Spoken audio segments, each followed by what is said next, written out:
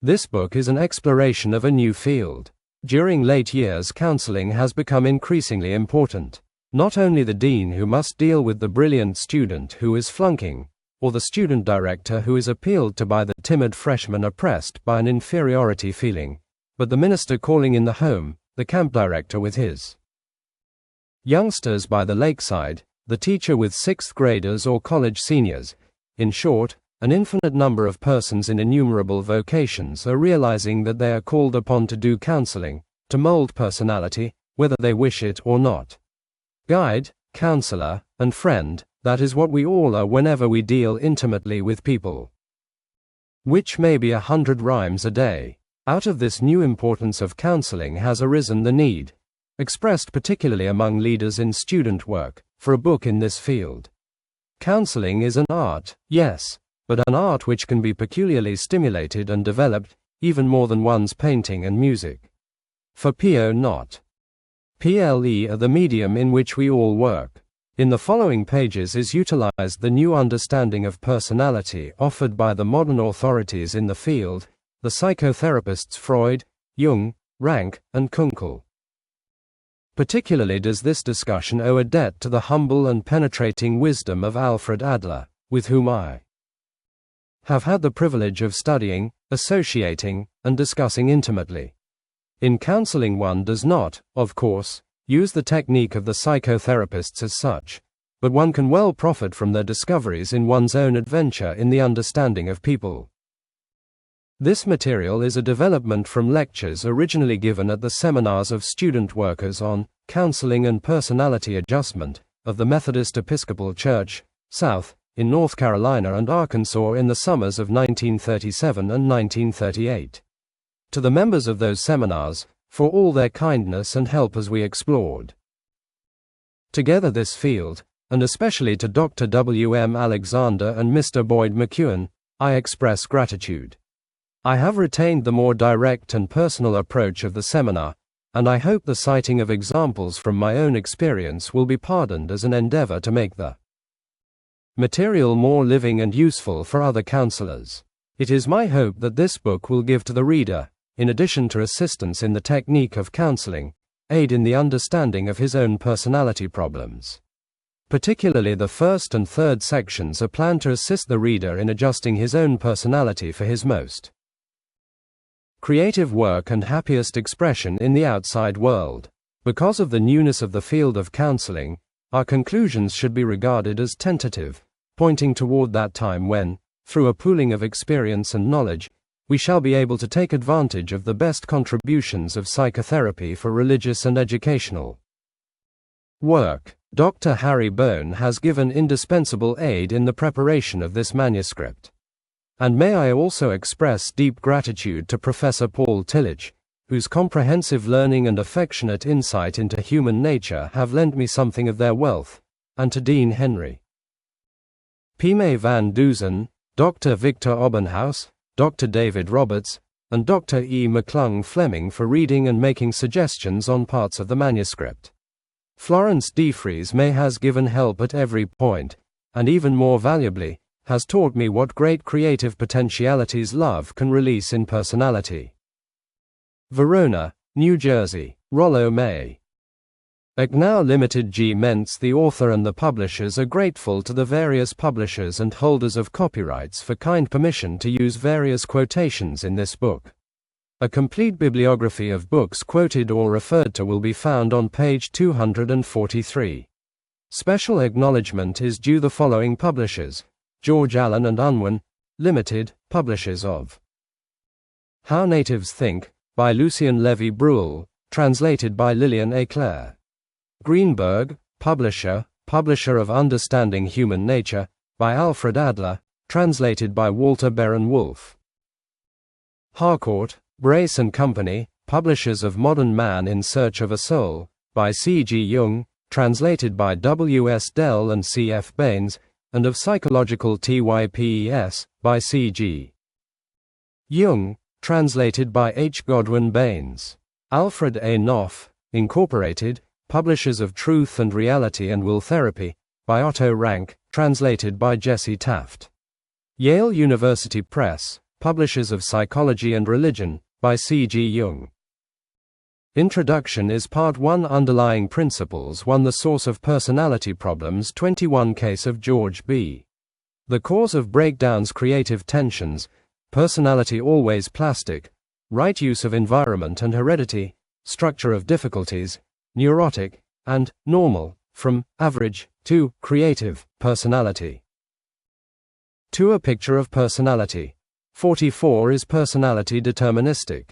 The genius of Freud. Freedom in personality, Otto Rank. And creative will. Individuality, contribution of Jung, the unconscious, social integration, Alfred Adler. And the inferiority feeling, religious tension, constructive guilt feeling.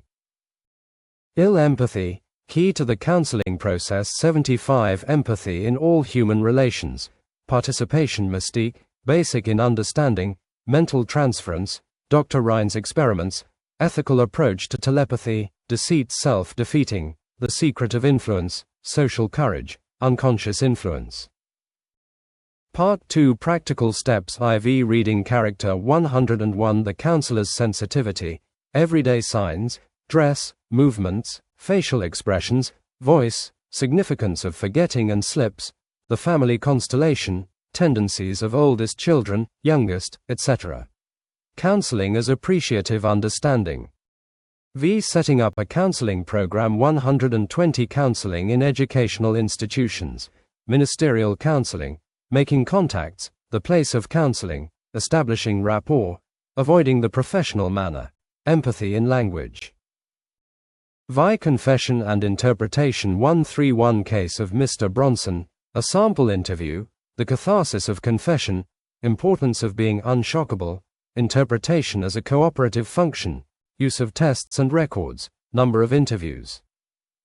7. The transforming of personality. 150. Uselessness of advice, the leaven of suggestion. Presenting constructive alternatives, creative function of understanding, empathetic influence, utilizing of suffering, mysterious creativity of life.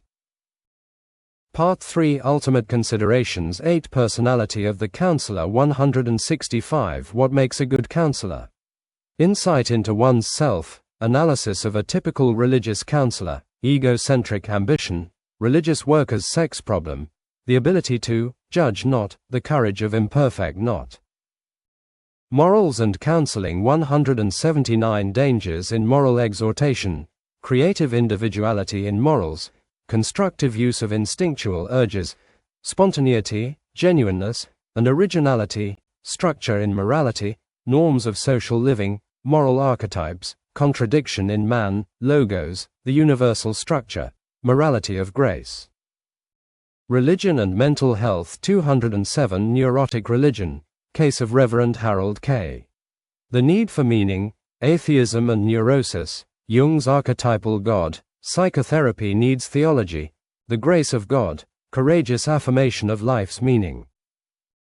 References and notes. 227. Bibliography. 243. /T, filled square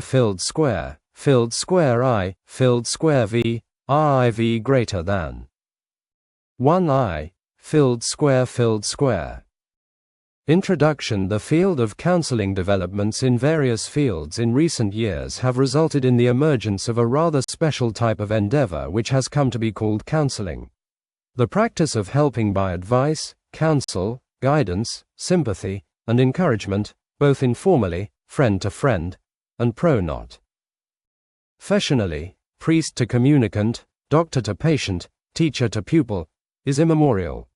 The essence of the contemporary practice of counseling lies in an attempt to make the act of helping more effective by basing it on such knowledge of human character, its making, unmaking, and remaking, as can be contributed by the various branches of contemporary psychology, that there is a special province for the counselor, who is properly equipped by temperament and training, is indicated by the urgent need of many people today for a kind of help which is not provided by the well-known specialties. To put it concretely, if one is physically ill, one needs a medical doctor. If one is ill with An illness or personality maladjustment that arises from both physical and mental causes one needs a psychiatrist, a medical doctor who specializes in nervous disorders and is also trained in psychotherapy. If one suffers from personality problems which are psychological and not due to any physical cause, a consulting psychologist or lay, non-not medical psychotherapist is indicated, in as far as one is immature or uninstructed. One needs schooling, an educator. The field of the counselor lies between those of the last two professions mentioned, and the counselor shares part of the equipment of each. The educator, secular or religious, deals with normal individuals and is concerned with the processes of growth and development, intellectual, moral, or religious. The consulting psychologist deals chiefly with corrective or re-educational problems in individuals who have become involved in serious difficulties of adjustment and who often require extended individual treatment. However, no categorical distinction can be made between the needs of individuals for education and for re-education, respectively. Remedial and disciplinary problems are statistically normal, part of the educator's routine, and the consulting psychologist makes more or less use of positive educational procedures according to the requirements of a given situation. The counselor deals with problems which are too complicated to be solved incidentally in the ordinary course of educational procedure, but not so serious as to require the particular specialized services of a consulting psychologist. As a matter of fact, there are many types of problems which might be handled by either a counselor or a consulting psychologist. In these cases, the relative unavailability of the latter, for financial or geographical reasons, enhances the need for qualified counselors. Counseling is less a profession than a technique or art which is to be employed as part of a more inclusive responsibility in those professions whose chief business is with persons, namely, in the work of doctors, teachers, principals, deans, pastors, religious workers, and social workers. Psychiatric social work is a branch of the latter profession that has established courses and standards of training in the science and art of helping persons which, it is hoped. Introduction. The field of counseling will soon be taken seriously by the other professions listed. Naturally, the possibilities of doing counseling in any of these professions depends upon the time available, the inclination, and the personality and information equipment of the individual. The present book is one of the few but growing number of those which are exploring an area of fundamental importance, the interrelation of Christianity and mental hygiene, and should be of value both to those who have and to those who have not taken courses of training in counseling. The author, who is well equipped for his task by his personal qualifications and his training and experience in the several fields pertinent to the discussions, is to be commended especially for certain features of his work. He has rightly neglected the specialized psychotherapeutic techniques which cannot be utilized by the counselor, but has drawn freely and discriminatingly from the various schools a number of conceptions which are of great value and fully applicable in counseling. He has kept close to his actual experience, and while this procedure sacrifices something in scope, it makes for sincerity and vital concreteness. Finally, he presents a number of ideas on the relation, theoretical and practical, of religion and psychology which are original and stimulating. Harry Bone, consulting psychologist, Nenjo, York City. Filled Square VI, 1 foot, 1 less than, filled square I, asterisk V1 asterisk, filled square, greater than I1 asterisk, IV, S asterisk, filled square, asterisk, greater than, T filled square I, T, 1 foot, 1 GS, filled square, Y. V. Part 1. Underlying Principles. The unexamined life is not worth living. Socrates saw that all the things one feared had nothing good or bad in them save as the mind was affected by them. Who understands himself and his emotions loves God, and the more so the more he understands himself and his emotions. Spinoza, a thing that is explained ceases to concern us. What did the god mean who gave the advice, "One know thyself," to Socrates? Did it perhaps imply, "Cease to be concerned about thyself. Become objective"? Nietzsche. Chapter: The Source of Personality Problems case of George B. George B. made an excellent impression upon me when he came into my office. He must have been over 6 feet in height, and his physique was unusually well proportioned and handsome. He shook my hand warmly, though a little too violently, and looked at me fixedly as he spoke in a slow, carefully controlled voice. His problem was a general unhappiness in college life. This was surprising, for to all superficial appearances George was the type which fits into campus life with eminent success. Now a sophomore, he was considering dropping out of college altogether. Concentration on his studies had become increasingly difficult for him during the past weeks, and a general nervousness had come upon him for some reason he could not understand. He had shifted his course from physical education to liberal arts, but this had not helped. The reason for this shift, George said, was the low morale of the faculty of the former department. He mentioned with particular disgust the coaches drinking beer on one of the trips of the minor team to which he belonged. In fact, George condemned the whole faculty, and he had written a paper to prove their inadequacy. As counselor, I permitted him, of course, to continue talking. He proceeded to explain to me his dissatisfaction. Also with the religious work on the campus, it lacked punch, to use his term. He expressed a desire to get into the student religious work and reform it, and at this moment his voice, which had previously been calm and controlled, quivered with emotion. He was, it became evident, a very religious individual in the ordinary sense of the term. I inquired about his friendships, an area which is always significant in personality maladjustments. George answered that he felt lonely on the campus. He did not like his roommate, a freshman who irritated him in all sorts of small ways, such as taking a long time getting ready for bed. George vowed he would get him over this vexatious habit if he had to punch him every night.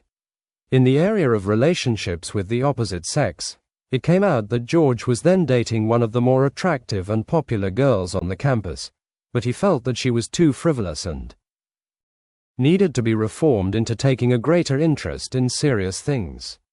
One of the highest-rating social fraternities had given him a bid to membership, a matter which he was considering at the time of these interviews. His scholastic average in college was only mediocre, although, he claimed, he forced himself to study very hard. This young man was clearly approaching a crisis in his personality development. During that very month his condition was growing worse. The tensions within his personality were becoming so great and troublesome that concentration on his studies was almost impossible, and he was finding difficulty in sleeping at night. His moods changed violently from exaltation, during which periods he greeted me with an indomitable smile and assured me buoyantly, "I'm on top of the world today," to deep depression, when I sometimes observed him wandering around the campus in a sort of daze. His physical condition became so poor that he was advised by college health officials to drop out of school for a complete rest. Here we have a condition which verges on what is commonly termed a nervous breakdown. Many of the items cited in the above description of George's case sound like trifles, but they are symptomatic of something more serious occurring underneath. He could have become definitely neurotic if he had kept on in the path we see him pursuing. The embryonic form of neurosis, indeed, is observable in this bare outline. How shall we deal with such personality difficulties? This general condition is not at all infrequently found on college campuses, it will be admitted, or in any groups of young people, or even adults for that matter. Shall we send George home for a rest? This would accomplish no permanent good. When he returned to some field of active life, the journey toward neurosis would be begun all over again, for the real causes in the form of unresolved personality tensions would still be present. Should the counselor endeavor calmly to reason the matter out, trying to persuade George that the college is not as bad as he thinks, and that everything can't be altogether out of joint, This would lead to an argument the result of which would only be to reinforce George's prejudices. No, the counselor must take the deeper approach of psychological understanding if he is to help in such a case. In endeavoring to understand George's personality pattern, and this is where the source of his difficulties is to be found, I learned that he was the second child following a daughter in a farming family in which considerable emphasis had been placed upon religious and ethical matters. His sister had attended this college before him and had set a fairly high record in campus achievement, the outstanding feature observable in George's personality is his tremendous ambition. This takes the form of a strong drive to dominate others, such as his roommate, his girl, and in fact even the college faculty. This ambition is understandable partly in connection with his excellent physique, which must have lent him much prestige in his pre-college years. It is also partly understandable, but here we must go cautiously, in his relation to his older sister. Second children often manifest an exaggerated ambition because of their early striving to keep up with or overtake the older child. This is particularly true of a boy following a girl, for the girl develops more rapidly in the early years. An exaggerated ambition such as in George's drive to dominate others is often connected fundamentally with an inferiority feeling. The individual feels himself deeply inferior, and therefore he strives to make himself superior by endeavoring to reform others and forcing them to conform to his standards. There are clear indications of George's having a strong inferiority feeling. We should expect him to express his urge to surpass others on the college athletic field, for physical education has been his main interest, but he has not succeeded in making any of the major college teams. He does not blame the coaches outright for this failure. The psychological processes are more subtle than that. He shifts the contest to the moral realm and proceeds to criticize the coaches for their beer drinking. This personality, unusually ambitious to begin with, demands much prestige but does not succeed in achieving it in the usual channels. But it can achieve it in the moral area, and so George proceeds to center his attention upon the faults of people around him. He criticizes the college faculty and sets out to reform everything from his girl to the campus religious program. This is his way of putting his ego on top. As Adler would say, George is very religious, but he is using his religion, as it is not uncommonly used, as an ego weapon rather than as a cause for unselfish devotion. Temporarily this little strategy succeeds. There is no denying that in his reforming zeal, George's ego ascends on its own scale of prestige. But the victory is poorly won, for his little successes in dominating will make him more antisocial, separate him the more from his group, such as his fellow students, the coaches, and his girl. And so what remnants of genuine prestige he now enjoys will steadily diminish. His inferiority feeling and basic insecurity will increase. He will need to strive the more desperately to dominate others, and his whole problem will steadily become worse. This is the vicious circle in which persons with severe personality problems become caught. No wonder George feels nervously tense and cannot sleep or concentrate. No wonder he must exert the special control over himself manifested in his slow actions and his very steady, self-conscious manner of speaking. The tension within his personality between inferiority feeling and exaggerated ambition will of course make impossible for him any happy and creative living. It is such internal tensions that cause nervous breakdowns, not simply overwork. George is caught in the vicious circle of egocentric ambition, and his personality difficulty will become steadily worse, unless clarifies are not taken, a clearing up of wrong attitudes occurs, until he breaks indefinite neurosis. For his girl, we can predict, will throw him over. To the extent that she has a normal and wholesome attitude toward life, she will not brook his reforming tendencies. We can also predict that he will not join the fraternity, for to do so would be to surrender the privilege of dominating people around him. In our counseling periods, I gradually pointed out to George these aspects of his personality pattern. At first he could not understand his selfish ambition or his urge to dominate others. He insisted he loved all people and wished to reform them for their own good. We cannot expect such an individual, incidentally, to understand immediately the egocentric nature of his little strategies, for if he did understand he would have to give up his egocentricity, and that is the last thing in the world he wishes to do. But in the meantime he was suffering, and through relating these sufferings to the mistakes in his personality pattern, we were able to turn the vicious circle of his battle for false prestige into a constructive circle.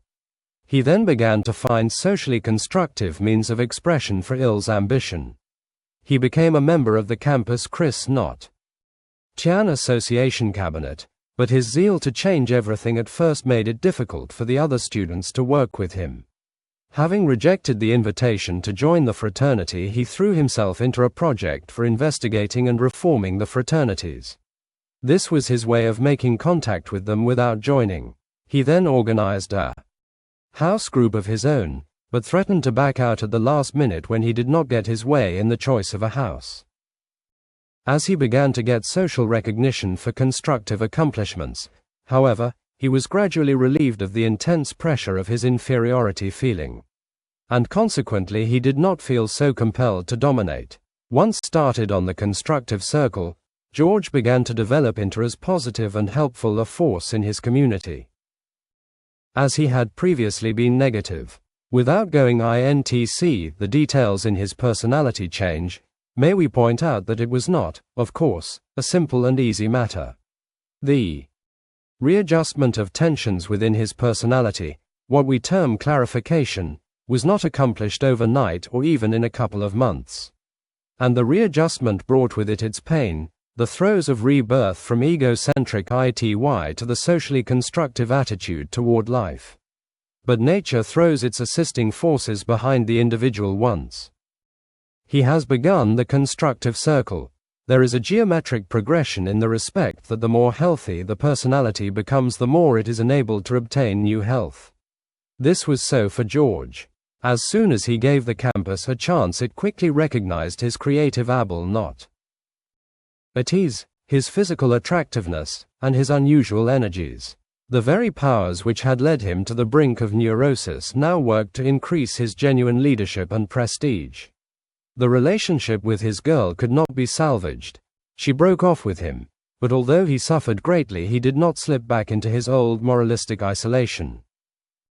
In the spring of the year, he was elected president of the College Christian Association, a position at which he worked hard, but still unsteadily and temperamentally.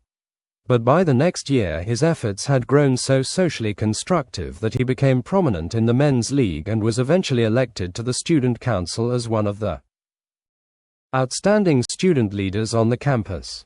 Creative tensions, what, then, is the source of personality difficulties? If George B. in this case had been sent home in a state of nervous collapse, people would have blamed his trouble on overwork.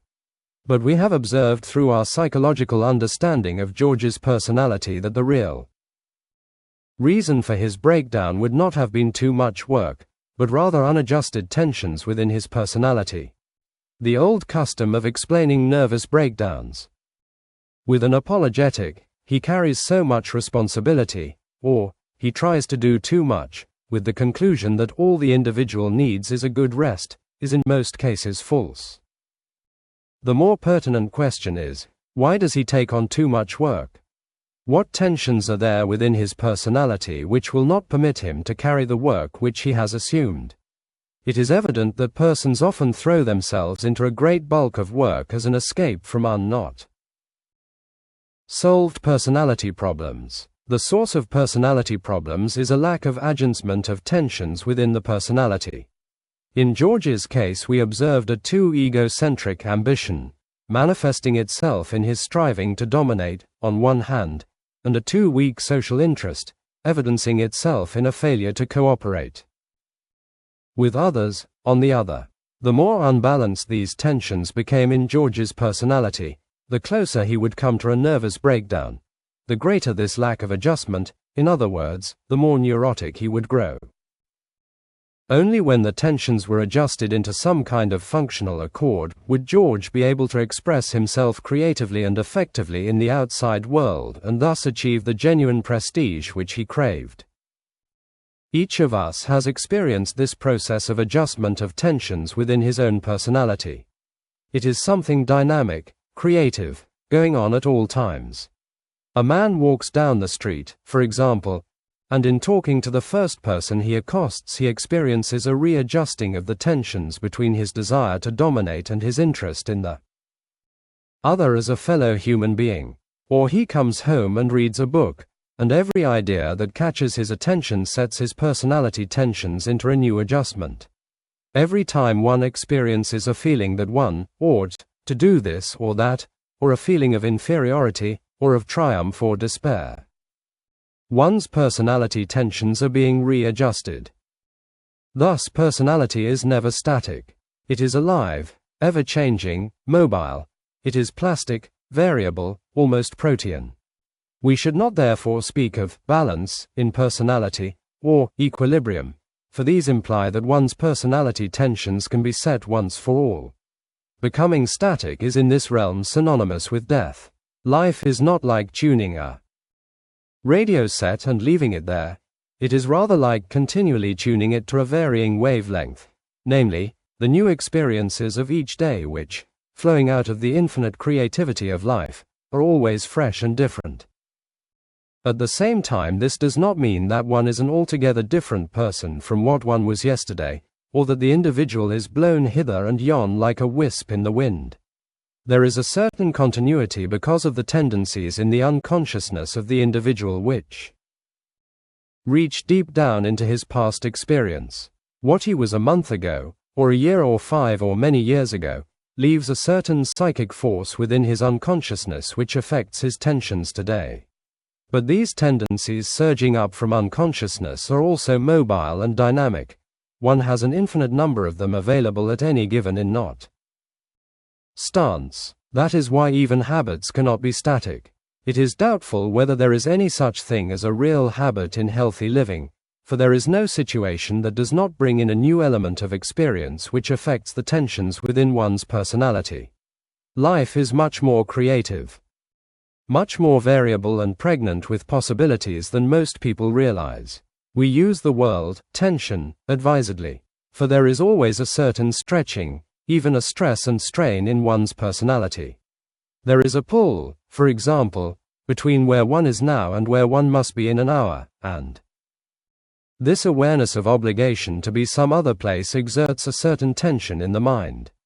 There is a tension between the work one did yesterday and the work one is to do tomorrow, and one carries this strain along from day to day as though bearing the burden of labor upon one's back.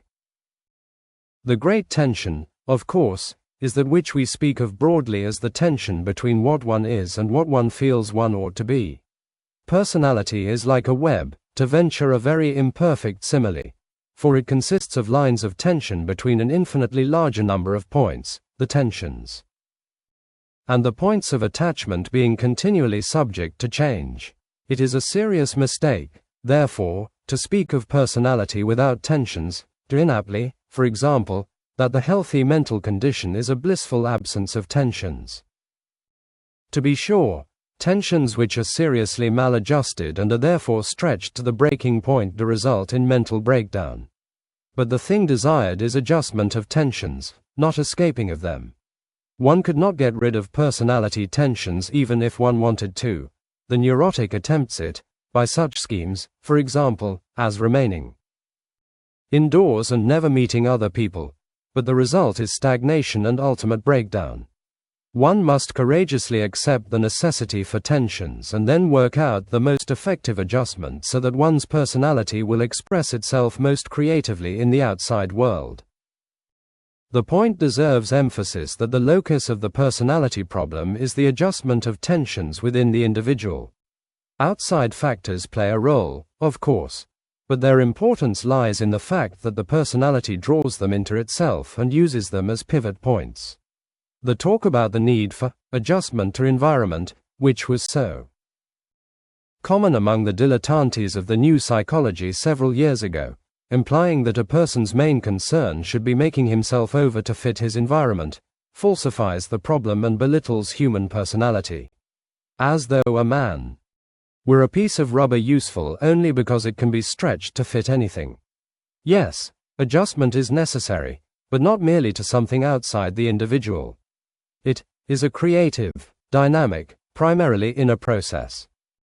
The counselor should guard against the counselee's tendency to shift his problem to some area outside himself, blaming, for example, someone in his environment. It was a wise young lady who once came to me with the statement, "I can't get along with my family. Tell me what is wrong with me." It is most fruitful for the counselor, though taking duly into consideration all environmental factors, to push the difficulty back to the tensions within the personality of the counselee. Even so apparently objective a factor as sex expression becomes important to personality because of the inward tensions it sets up. If it were only a question of man's expressing his sex urge in reality, expression equaling mental health and non-expression equaling neurosis, what a simple problem it would be. But sex causes personality difficulties, as Freud rightly points out, not to the extent that it is objectively expressed in reality, but according to how the individual takes this expression or lack of it. 1 of my counselees had previously gone to a professor to talk over his problem of general unhappiness and melancholy, and had been advised by the professor to go out and express himself sexually. The student experimented in the field but found that it made his difficulty all the worse. Libertinism and all other attempts to work out the problem entirely outside one's self can make the individual just as neurotic as ascetic repression. Freud makes it clear that the problem of sex is one of the adjusting of tensions within the personality, the tension of the sex urge, the social requirements as they appear to the individual, and the influence of moral training, all forming a none too simple situation. What is desired is a clarification of attitudes, which Freud seeks through psychoanalysis, and right behavior results from this. Something outside the individual is used, generally, as an occasion for the personality breakdown, such as a love affair, or a severe examination, or the death of a member of the family. Here is John Doe, let us say, who commits suicide when his sweetheart throws him over. People say, if only he had never met the woman, this would not have happened. Possibly, but probably not. For he carried neurotic behavior potentially within himself, and it would have come out in some form sooner or later. The significant area in regard to these tensions is within the personality, although the individual will be continually acting and reacting in his environment, using elements in it as pivotal points. George B., we remember, was angry at his roommate, but the roommate in the case was merely the most convenient pivotal point for his irritability, and we can be sure if the roommate had not been around, George would have used the maid or somebody else as a but for his irritability. The personality uses the points in her environment as nails on which to attach the end threads of tension.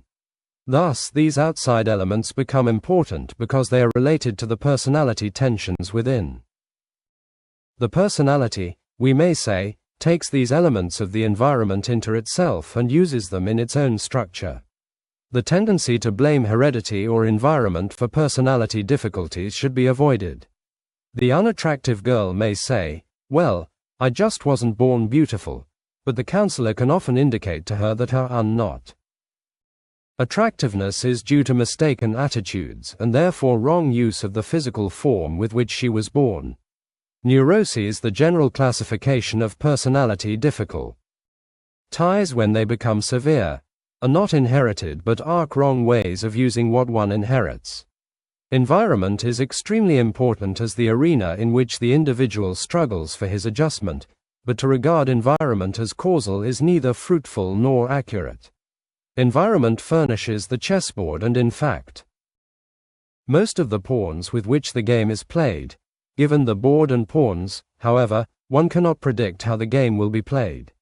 It is not within the scope of this book to delve into the very important question of the bearing of social conditions upon the individual's personality problems. Such diseases of society as unemployment, Economic insecurity of all sorts, fear of war and the social upheaval that follows war have a tremendous bearing upon the adjustment of individuals concerned. Spasmodic unemployment with its consequent continuous burden of insecurity increases the personality tensions with a severity the importance of which cannot be exaggerated. It is a truism to say that mental health and a healthy social order are intimately interdependent. Granting all this and more, it is still true, however, that the personality difficulty itself is a matter of adjustment of tensions within the individual, and the endeavor to locate it outside is to miss the point of the matter. 2. Be sure, unfavorable environments such as that of the child growing up in the slums make personality problems more likely. But it is a commonplace that two children growing up in poverty-stricken conditions may develop very differently. In fact, two children in the same home, thus beginning with almost identical heredity and almost identical environment, not only may, but as we discover, will develop into appreciably different types of personality. Heredity and environment set limits within which the individual does his developing. He who comes from a line of short ancestors need not expect to grow extraordinarily tall, but his physical health does not depend upon how tall he is. Personality health is a qualitative, not a quantitative matter. The mere changing of environment, although sometimes helpful, is not the essential need. A daughter away at college, for example, gets mixed up in an unfortunate love affair, and the parents remove her to another school. This may help temporarily, but the probability is that the girl will get into similar difficulties again unless some better adjustment of her personality has occurred in the meantime. They change their skies but not their minds, who fly across the seas, and personality problems are a question of changing one's mind. As counselors, we sometimes seek to effect a change in certain features of the environments of our counselees, particularly if they be children. In counseling with adults, the counselor will not suggest outright a change in the environment even though it appear advisable. He will rather aid the individual to understand himself in relation to the environment, and then the decision to change will come from the counselee himself. The changing of the vocational factor in the environment often comes into the picture. A person of a peculiarly artistic temperament will occasionally be caught in an occupation which makes the overcoming of his neurosis almost humanly impossible. It is within the counselor's province to assist individuals to discover their right vocations, but this kind of guidance, it should be remembered, is one degree removed from direct dealing with personality problems. Even beyond this, there will be the times when the counselor gives the individual specific help in finding a job, to one burdened with economic insecurity. Practical aid is at the moment more important than psychological understanding, but in these instances the counselor, strictly speaking, is dealing only indirectly with personality difficulties. When he deals with the personality problem itself, he does not permit the counselee to shift the responsibility to the environment, but aids the counselee to accept responsibility himself for his future and helps him to use his environment in the most creative way. A girl once came to me for counseling who had lived through the most unfavorable of environments. She had grown up in a stepmother's house with two step-aunts, a stepbrother and several other in-laws and grandparents, who had crowded her even out of her own bed. There had been continual quarreling in the house, and the adults naturally picked her, the stepchild, as a convenient butt for the expression of their rancor. He who thinks that environment makes the person would expect this girl to be, after 15 years of family torment, a cynical, suspicious, scheming misanthrope. But, as a matter of fact, she was an attractive, socially minded young woman, possessing more humor and gaiety than the other girls of her set. She had met her unhappy situation by developing a more than usual amount of humor and buoyancy.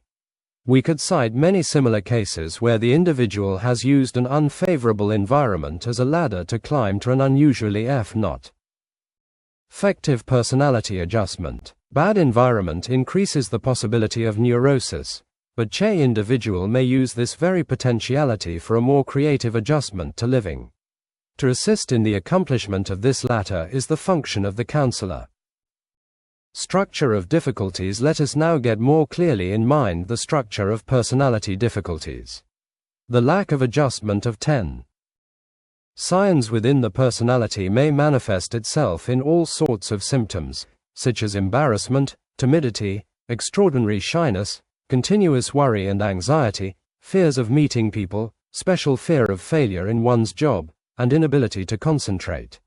Embarrassment, for example, is a sign that the tensions within the personality block each other, like two wrestlers who have such strong holds on each other that neither can move.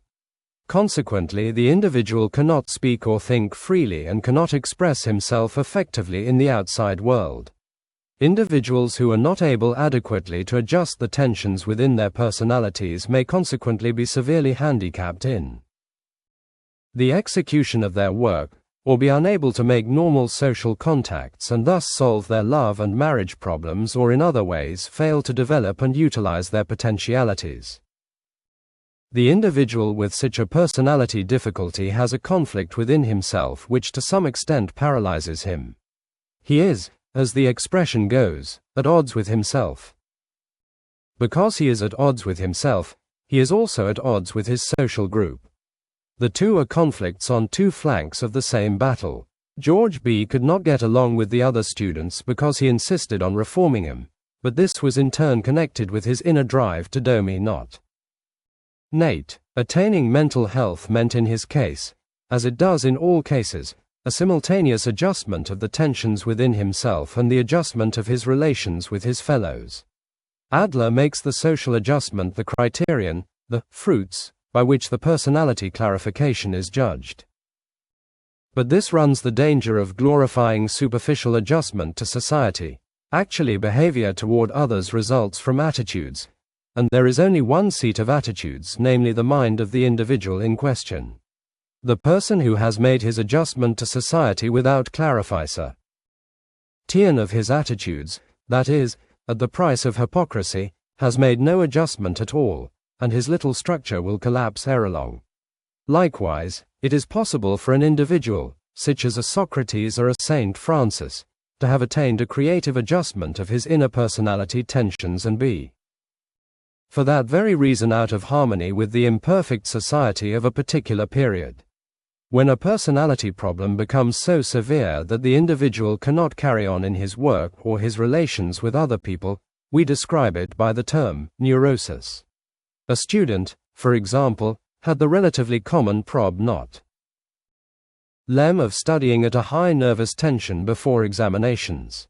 This grew more severe until he became sick the night before an examination and was excused, and he then developed the convenient neurotic scheme of falling sick before all examinations. A similar neurotic condition may be brought on by a severe emotional conflict which cannot be resolved by the individual.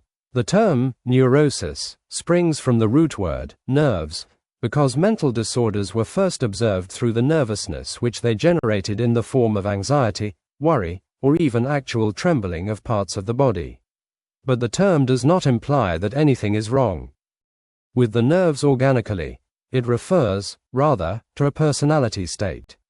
Psychosis is the term for that state of mental disorder more severe than neurosis, which includes those many forms of mental disease popularly lumped as insanity. Some psychoses are organic, such as those caused by disease attacking the tissues of the nervous system. Many are functional. It is outside the sphere of this book to discuss psychoses. The counselor does not, of course, attempt to deal with such conditions, and the particular value in being able to recognize psychotic conditions is that he can refer the individual to professional psychiatric care. Neuroses are functional in root, due, that is, to forms of behavior and mental attitudes rather than organic disorders. There may be concomitant organic factors.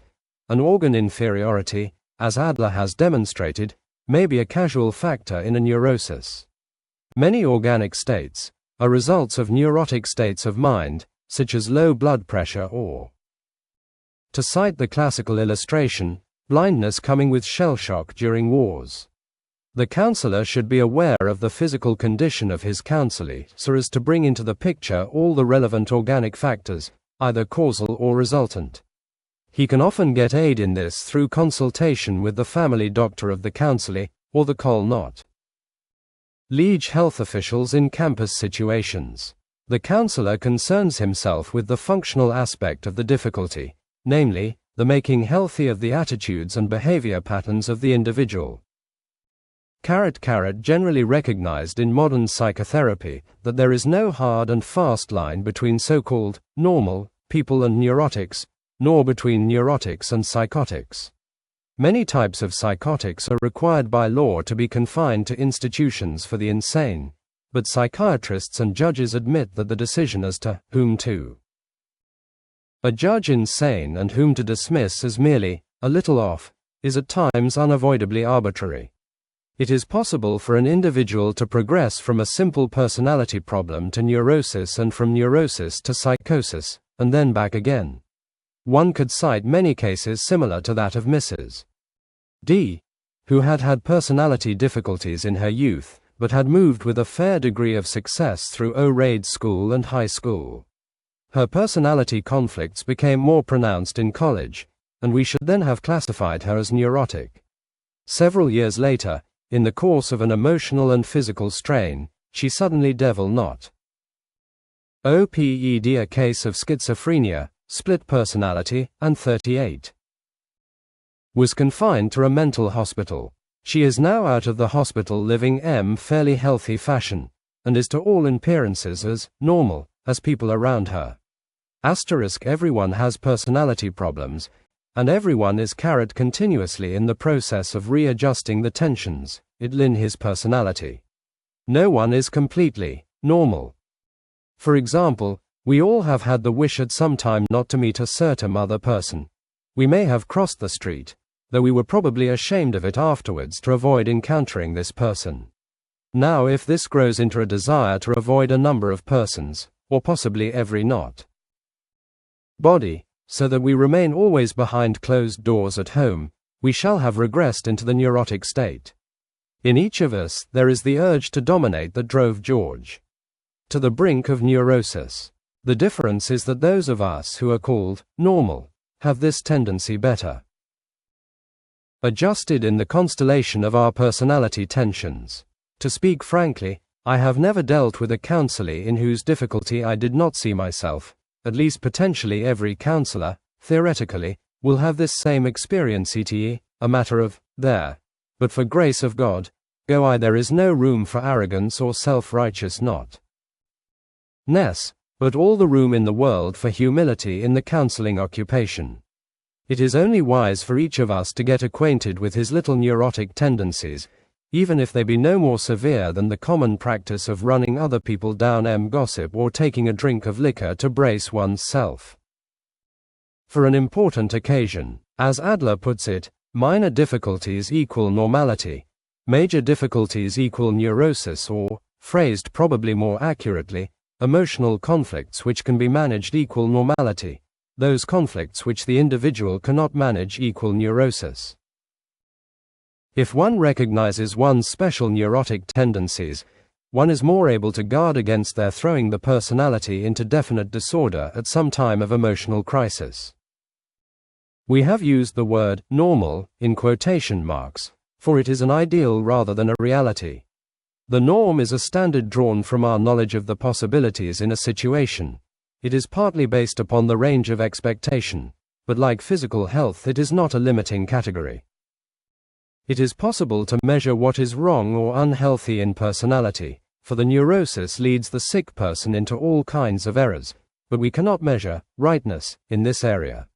We can only free the individual to develop according to his own unique form. Thus, being normal does not at all mean becoming static or average, or fitted into the same pigeonhole with everyone else. It means just the opposite of this. The norm for personality is in a sense the ideal, and it is based upon principles of creativity, such as freedom, individuality, and others which shall be discussed in the next chapter. The possibility of readjusting personality tensions is nature's greatest gift to man. For it means growth, development, fulfilling of one's potentialities. Readjustment of personality tensions is synonymous with creativity. The especially creative person is precisely he whose personality tensions are especially susceptible to adjustment. He is more sensitive and suffers more, but he enjoys greater possibilities.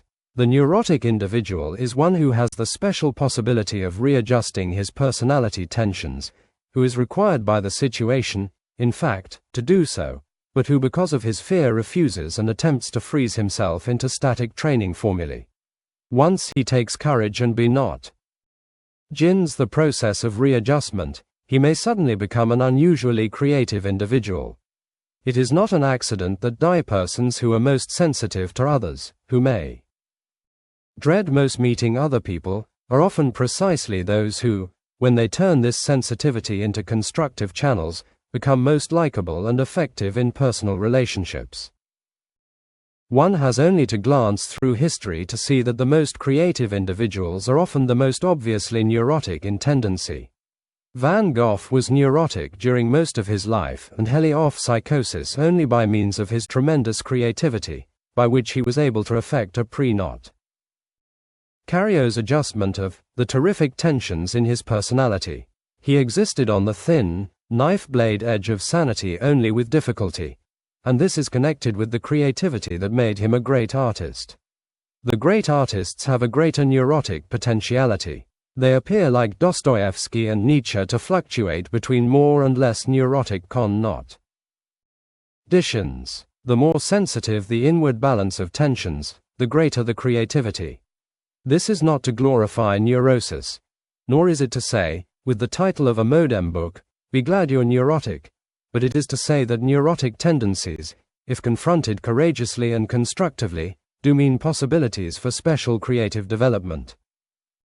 Each of us, then, can achieve a better adjustment of his personality tensions.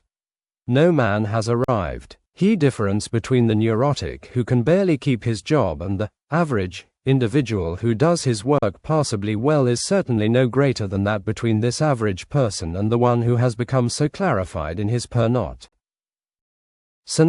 that he is able to take advantage of his creative possibilities and move rapidly up to increasingly influential and effective positions. The helping of these so-called normal people to a more creative adjustment is an important aspect of the work of the counselor.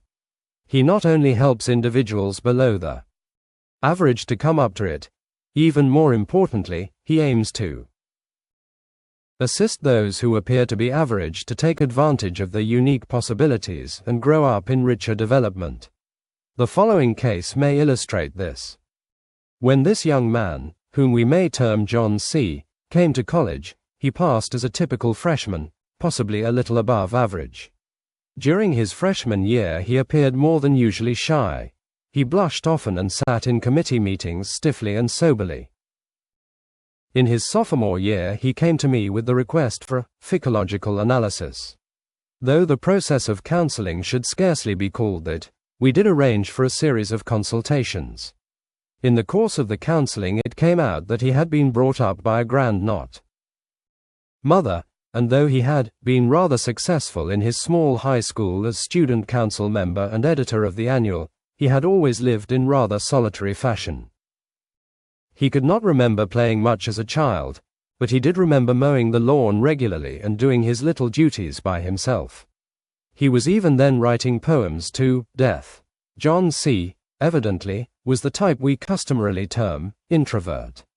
He had no satisfactory friendships with girls because of his shyness, which took the form of pronounced soberness when he was in social groups. He was distinctly intelligent, although his thought and speech moved slowly. His main interests were philosophy, religion, and the heavier forms of literature. So we see John C., a fairly normal person but tending on the whole to withdraw from life. He might have become a fairly good teacher. He probably never would have become so neurotic as to be confined to a mental hospital, but his personality was full of little inhibitions, and he had not become freed to develop his creative powers to anything like their full possibility.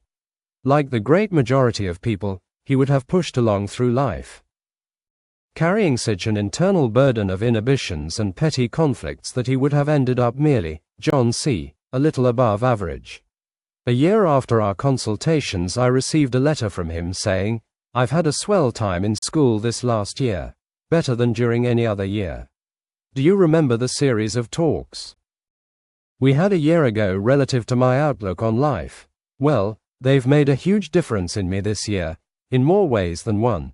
And though I still have my blue Mondays, I think I've taken some long strides in overcoming the deep-set egocentricity which was my great nemesis a year ago. I've dropped MANV of my prejudices and fears. I've crawled quite a ways out of my shell. Even Hank, who has been my roommate this year, has more than once remarked the general change he has noticed in me. And I am finding this matter of putting away childish things a heck of a lot of fun." When I next met him, he had been elected president of an important student organization and was in New York attending an intercollegiate conference and meeting influential people with zest and enjoyment. He appeared to have been freed, and his personality, like all freed personalities, was developing by geometric progression. H.A.P. Turley, A Picture of Personality. What is a man? Here our constructive discussion must begin, for the effectiveness of counseling with human beings depends upon our understanding of what those human beings really are. A man is more than his body, more than his job, more than his social position. These are but aspects through which he expresses himself. The totality of this expression is the external mirror of that inner structure which we call, somewhat vaguely, personality. European psychologists would use the term soul in this connection as a translation of psyche, but for us in America the word personality expresses more accurate not lie, no doubt, that basic nature of a human being which makes him a person. And so we must begin by determining a concept of personality. If the counselor neglects doing this consciously, he will do it nevertheless unconsciously, unwittingly, working on the assumption, for example, that his counselee should develop a personality just like his own, or like that of his particular hero, or like the personalia, ideal of his particular culture. The wise counselor will not leave this basic matter to the vagaries of his unconsciousness, but will consciously and reasonably draw up his picture of personality. For the sake of clarity, let us state our conclusion before we begin. Namely, that personality is characterized by freedom, individuality, social integration, and religious tension.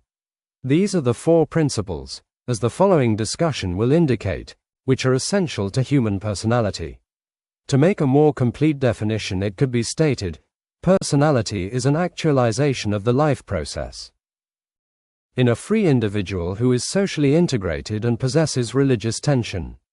In forming a picture of personality, we must consider the various pictures presented by the modern authorities in the field, the psychotherapists. Point 1. We begin with the most famous and original of them, Sigmund Freud. Point 2. Is personality deterministic? The deterministic picture of personality is represented most vividly and persuasively in Freudian psychoanalysis. Unquestionably, Freud will go down in history as one of the most influential thinkers of our century. He is a watershed in the history of man's endeavor to understand himself.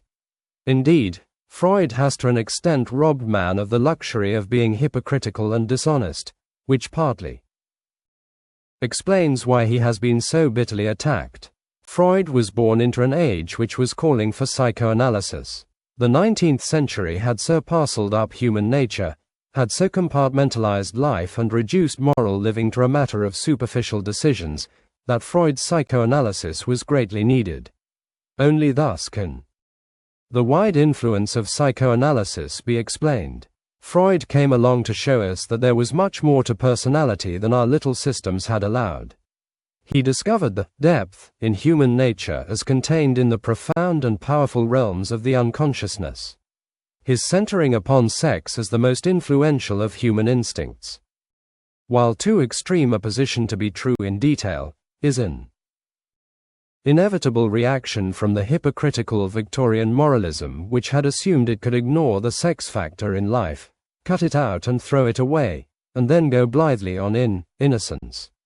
In his exploration among men's motives in the unconsciousness, Freud poked up much that was too ugly to be palatable to a generation which had tried to settle all questions in the immediate center of decision, shelving moral matters by the signing of cards and international problems by the signing of treaties. Freud showed us the ugly side of human nature. If anyone still believes that human nature does not have an ugly side, represented in primitive lusts and savage cruelties, let him merely look at the war-torn state of the modern world. Our narcissism has led us to condemn Freud as a purveyor of slander and smut, but it is only a great idealist, as the ex-apostle John R says, who could have given his life to the uncovering of so much dirt. Freud is an analytical genius, and he has invented a system for analyzing human personality, which he terms psychoanalysis, which teaches us as counselors much of value about the function of the human mind. Though we never, of course, use the system as such. Point 3. He observed that the adjustments within the individual's mind can be thrown into chaotic disorder by repressions. These repressions actually represent the individual's being dishonest with himself. The process is somewhat as follows: an instinctual urge pushes up from the id, the seething cauldron in the unconsciousness of desires and fears and instinctual tendencies and every sort of psychic content, and seeks expression in the outside world. But the on, which stands at the threshold of consciousness and meda atus between the id and the outside world, is aware of society's prohibitions against the expression of this particular desire, and so it resorts to some ruse to repress the desire. The ruse is a trick by which the ego says to itself, I don't want to express this desire anyway, or I'll do this instead. But the repression only means that the urge will come pushing out again in another form, this time in some neurotic symptoms such as anxiety or embarrassment or forgetfulness or even some serious form of psychosis. When a neurotic patient comes to take treatment with a Freudian psychoanalyst, the analyst sets him to verbalizing his mental associations, which means practically talking at random. During this confession, as it is termed, the analyst lies in wait for signs of a repression, such as the patient's hesitating at some crucial point or his forgetting or showing embarrassment. Such inhibitions or blockages indicate a disunity in the patient's mind, a lack of ready flow from the unconscious source of instinctual tendencies into the consciousness and thence into reality. These symptoms are buoys which indicate the existence of psychological conflicts underneath. Now it becomes the function of the analyst to trace down this conflict, to bring it out of the unconsciousness into plain sight, and, if it is serious, to relieve it by a process of psychological catharsis called abreaction. The end result is to disentangle the patient's mental snarls, to free him from his complex, and thus to re-establish some functional unity in his mind. This liberates him to work out some more satisfactory expression of his instinctual urges in reality. Or if expression is impossible, the patient at least is brought to accept consciously and frankly the necessity for renunciation. The central process of psychoanalysis consists of bringing the conflict out of the dark unconsciousness into the light of consciousness where it can be recognized and reasonably handled. Our usefulness, says Freud, consists in placing the unconscious by the conscious, in translating the unconscious into the conscious. For among the valuable contributions this system of psychoanalysis makes to our understanding of the human mind is, first, the insight it affords into the tremendous extent and potency of the realm of the unconscious. The exploration of this dark hinterland out of which arise the great forces and motives of life has placed our understanding of man on a much sounder basis. Psychoanalysis shows, also, that we must take much more into our consideration than the conscious ego. This poor general has a precarious time of it at best, being buffeted about by the not instinctual forces from the I.D., the outside world, and the superego, conscience. Living must therefore be oriented to far deeper levels than merely that of the conscious will. And finally, Freudian psychoanalysis proves that we can never succeed in the moral life by so simple a device as mere repression of every tendency which society or our own superego finds unpalatable.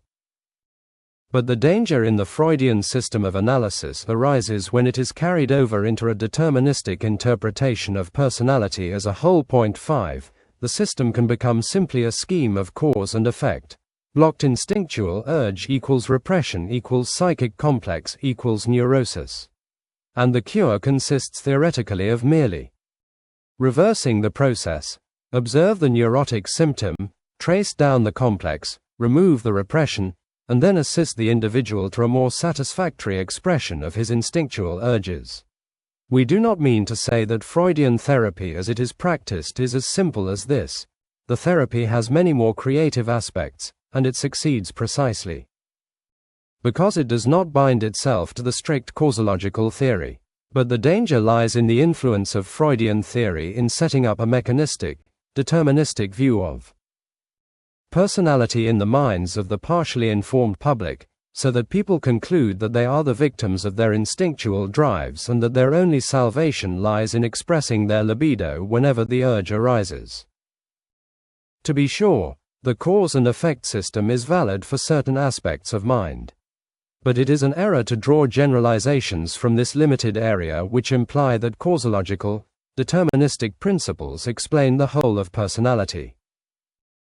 Freud is seduced by the handy, tangible systemization of natural science, and he uses it as a Procrustean bed on which he lays the human personality and forces it to fit.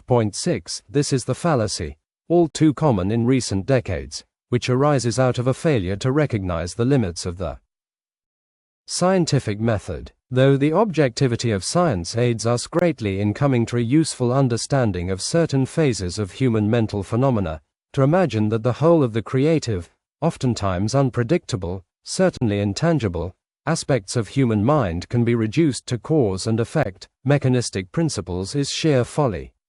Cons not. Quintly Freud's natural science psychology, as Rank calls it, is led astray in its theories of ultimate determinism in personality. If such a determinism is accepted, human responsibility is destroyed. The thief can say, as Kunkel points out, "Not I but my hunger stole the apple." What of purpose and freedom and creative decision on the part of the individual? These things are basic in personality as we shall observe below. As a matter of fact, one of the basic presuppositions in all psychotherapy is that the patient must sooner or later accept responsibility for himself. Therefore, personal determinism, which excuses him from responsibility, works in the end directly against his regaining mental health. Cause and effect determinism holds only for a limited area, namely, the area of the repression complex neurosis, and when the patient is freed from the complex, he becomes responsible for creatively working out his own future destiny. Neurotic persons, in my experience, are often precisely the ones who tend to hold a deterministic outlook on life. They seek to blame something else for their difficulties, their parents, or their childhood environment, or their associates. Anything, they seem to be pleading, so long as I am not to blame. This is understandable, for if they once admitted their own responsibility, they would be forced to take steps to overcome the neurosis. There are, of course, an infinite number of determining factors in any personality difficulty. But underneath all there lies in the individual's own autonomy a point of responsibility and possibility for creative development, and this is the significant factor. A middle-aged man, manager of a small business in a village, with whom I recently dealt, was in the habit of arguing determinism with great vehemence. He cited experiments with monkeys and every sort of far-fetched pseudo-scientific parallel, and seemed bent by hook or crook to prove that man was no more responsible for his actions than were Pavlov's dogs for the appearance of saliva in their mouths when the appropriate stimulus was Ivan. When a person argues as though his life depends on it incidentally, you may be sure that more than objective interest in truth lies behind his passion. He is probably trying to save his own neurotic scheme from disturbance. Surely enough, It turned out that this man had failed consistently in a number of jobs since graduating from college. He spoke of his college with embarrassment and then only to point out that college education does one lit tie good in life. This man, we may conclude, had to be leave in determinism so long as he failed in his own life. It was his excuse. It relieved him of the oppressive burden of his sense of failure. He was determined to be a determinist by his mistakes.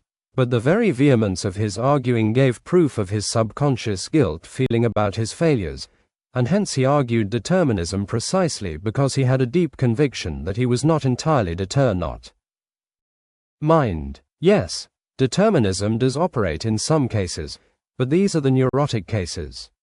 Neurosis means a surrendering of freedom, a giving of one's self over to rigid training formulae, and consequently the personality does become a machine at that point. But mental health means a regaining of one's sense of personal responsibility and hence of one's freedom. 2. Freedom in personality. Freedom is a basic principle, in fact a sine qua non, of personality. For it is by this characteristic that we separate human beings from animals, the human being having the ability to break the rigid chain of stimulus and response which enslaves animals. The healthy mind is able to hold different impulses in a state of undecided balance and finally to give the decision by which one of the impulses prevails. This possession of creative possibilities, which is synonymous with freedom, is the first presupposition of human personality. It is not our purpose here to delve into the philosophical proofs of human freedom, but only to point out that from the psychological point of view it is essential to believe in freedom in order to have an adequate picture of personality on which to do effective counseling. This ought not to be called freedom of the will, for that implies that a particular part of man is free, and it results in endless discussions about metaphysical determinism which get us nowhere. 7 Rather, a man possesses freedom as a quality of his total being. This is not to say, let it be remembered, that there are not an infinite number of determining influences playing upon the individual from all sides at all moments, many more determining forces than the last century with its emphasis on simple effort ever realized. But regardless of how many determining forces affect John Doe, there is in the end an element by which John Doe molds the materials of heredity and environment into his own unique pattern. Arguing against freedom only proves it the more firmly, for an argument, in fact any sort of reasonable discussion or even the asking of questions, presupposes section margin of freedom. Students often come to the counselor and defend a certain irresponsible point of view on the basis of smatterings of natural science to which they have been exposed sufficiently to see the force but not the limitations. If a personality problem is at stake, the counselor will not argue the question directly.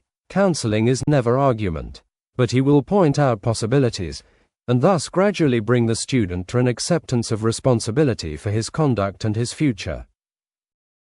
The psychotherapist Otto Rank has definitively explained the importance of freedom and responsibility in Psychotherapy. 8 Long one of Freud's closest associates, Rank was finally forced to break with the master because of Freud's refusal to admit the centrality of creative will in the psychoanalytic treatment. 9 Rank holds that in the loner last we must admit that the individual creates his own personality by creative willing, and that neurosis is due precisely to the fact that the patient cannot will constructively. 10 It is possible to grow in freedom. The more mentally healthy the person becomes, the more he is able to mold creatively the materials of life, and hence the more he has appropriated his potentiality of freedom. When the counselor, therefore, helps the counselee to overcome his personality difficulty, he has actually helped him to become more free. To summarize our first principle of personality, freedom, in the form of a guide for counseling, it is the junction of the counselor to lead the counselee to RT acceptance of responsibility for the conduct and outcome of his life. The counselor will show him how deep lie the roots of decision, how all previous experience and the forces of the unconscious must be reckoned with, but in the end he will aid the counselee to appropriate and use his possibilities of freedom. 3. Individuality in personality. The second principle, which is basic in personality, is individuality. The person who comes to the counselor with a personality problem has his difficulty because he cannot be himself, cannot, in other words, individuate. The neurotic type, Rank pertinently says, which we all represent, to a certain extent, suffers from the fact that he cannot accept team self, cannot endure himself, and will have it otherwise. 11. For in the end, the person has only himself through which to live and face the world. If he cannot be himself, he certainly cannot assume any other self, no matter how greatly he may wish to do so. His self is different from every 7 other self. It is unique, and healthiness of mind depends upon his accepting this uniqueness. Consider the infinite variety in persons. A crowd in Times Square appears to move like a stream of marbles, each one wearing the same weary poker face, but look beneath dye protective mask and how wonderfully vary. Gated and unique are the aspects of each individual. The counselor will be continually amazed by the uniqueness and originality of each story told him. Sometimes after a fatiguing series of interviews, I find myself subconsciously assuming that I must have met all possible types of persons and that the next one will be only a boring repetition. But scarcely has this next one progressed a few sentences in his story till I realize that here is an exciting novel I have never read. One is overcome in wonder at God's resourcefulness in creating them, male and female, and everyone different. The counselor feels like crying with the psalm not ist, when one consider thy heavens, the work of thy fingers. What is man, for thou hast made him but little lower than God, and crownest him with glory and honor. It is this uniqueness of each person that we as counselors seek to preserve. The function of the not seller is to help the counselee be what God intended him to be. The mistakes in life occur when the individual tries to act some other role than his own. The student who inveterately says the wrong thing at social functions is not to be pigeonholed as inherently tactless. He may be possessed of an inner fear which makes him try to act a role that is not his, and of course the result is blunder. Many instances of young people slipping into loose sexual practices are to be understood as a result of their fear of being themselves and their consequent desperate clutching at another role. It is often after the party where she has not been a social success that a girl makes her sexual mistakes. Getting drunk, it is obvious, is a form of escaping one's self. When a young TN gets half tight before a party, he arranging things so that he will not have to be himself. The party. The pertinent question is not, why is he so evil as to drink? But rather, why does he feel he has to flee from himself? It follows that we should set up a social program for our young people in which they can be themselves and get satisfaction from it. Such social functions would be the best kind of exercise in personality health. It is self-evident that psychotherapy works fundamentally on this principle of individuality. Rank explains it as the aim of his method. To say it in one word, the aim is self-development. This is, the person is to develop himself into that which he is. 12. The definitive statement on the subject of individual not ity comes from the renowned Swiss psychologist, C.G. Jung. His work, entitled Psychological Types, was so pertinent to modern needs that his terms, introvert and extrovert, have become common parlance. The extrovert is that type of individual who lives in such a way as to correspond with objective conditions, or demands that origi not nate outside himself. He tends, like the businessman or soldier, to emphasize activity. 13. The introvert, on the other hand, is oriented primarily to subjective data. Poets and philosophers and lovers of scientific research tend to fall in this category. There is, of course, no hard and fast line. We all have more or less introvertive and extrovertive tendencies. Jung realizes that his system, WTICH, he develops much more intricately than here indicated, is simply a frame of reference which gives very general pointer readings. It is neither right nor fruitful to pigeonhole people. Jung himself, significantly, is the psychotherapist who most emphasizes individuality. It is helpful if we keep a very pliable frame of categories for reference, but let it be remembered that in the end there must be a unique category for every individual. In America, there is a tendency to identify extroversion with personality health and introversion with illness. We Americans tend to be extroverts because of our pioneer, activist background and our present preoccupation with business and industry, linked with an underemphasis, especially in the past, on cultural pursuits. This is the mischievous error of assuming that our particular type is the only healthy type. The youth who is essentially the artist, or the reflective philosopher, or the devotee of scientific research may be made psychologically unhealthy by being pushed into the position of a commercial salesman.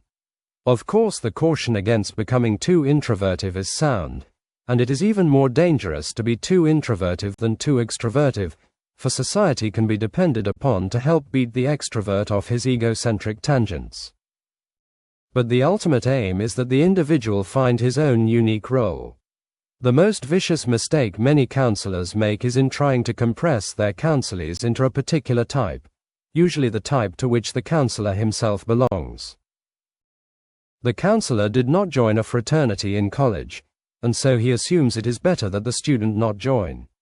The professor studied his undergraduate head off, and so he may advise the sophomore to let up on social activities and plunge into his books.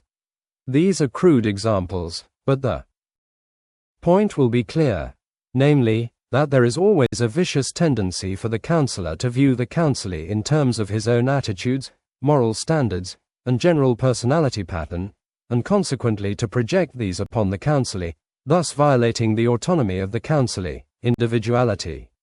The technique of unmasking and guarding against this tendency will be discussed in a later chapter. There is good ground, then, for the advice so often bandied about, be yourself. But it does little good simply to tell the person to be himself, for the trouble is precisely that he does not know which self he really is. The counselee often feels within himself a number of dieting selves, and to tell him merely to be himself is, to make confusion worse confounded. He must first find himself, and this is where the counselor comes in. The counselor's function is to help the counselee find what Aristotle speaks of as entelechia, the unique form in the acorn which destines it to grow into an oak. Each of us carries his own life form, says Jung, an indeterminable form which cannot be superseded by another. 14 This life form, the real self, reaches into depths in the individual's mind far below ordinary consciousness.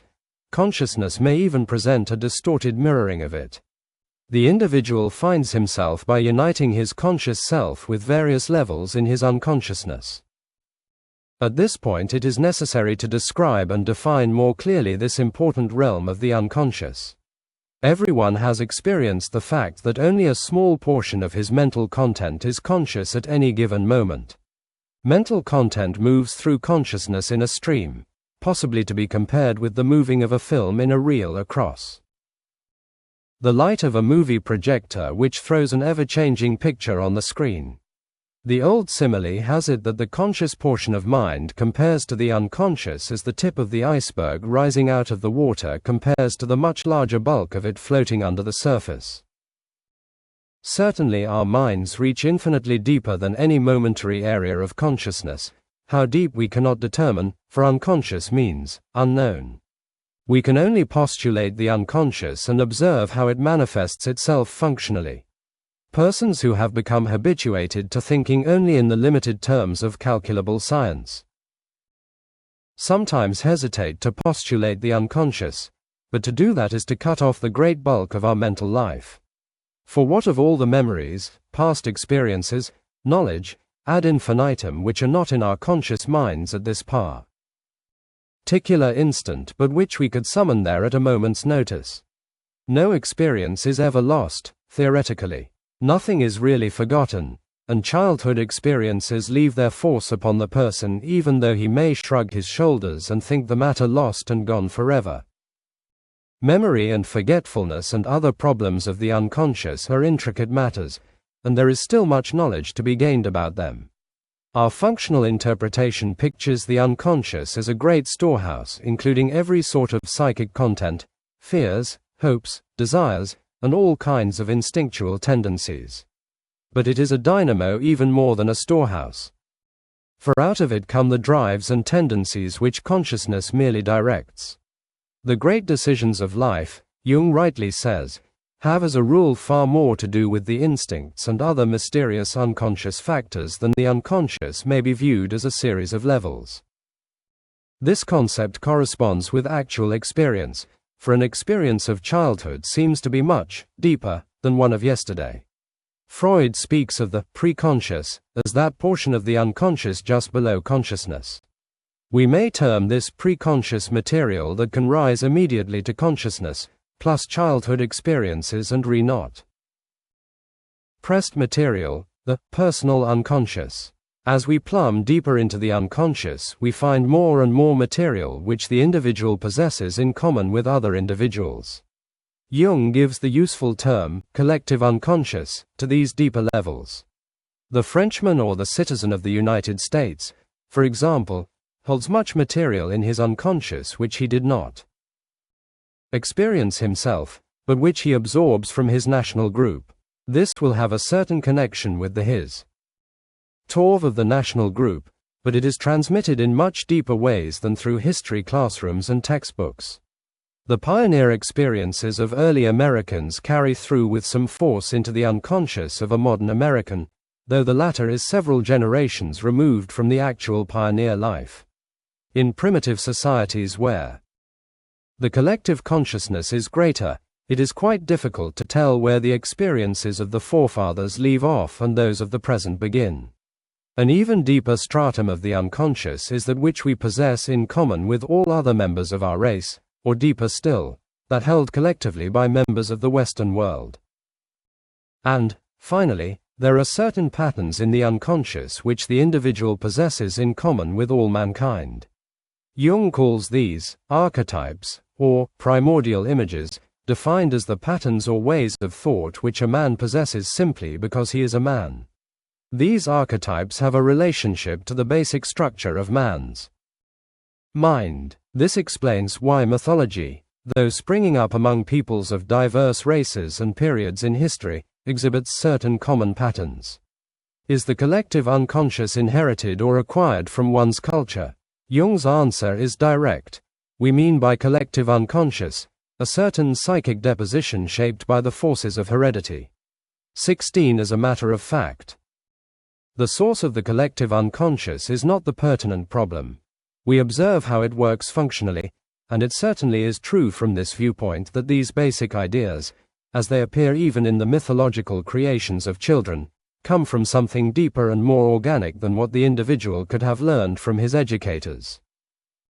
Specific ideas, of course, are acquired from one's environment, and we are not arguing here that all human ideas are innate.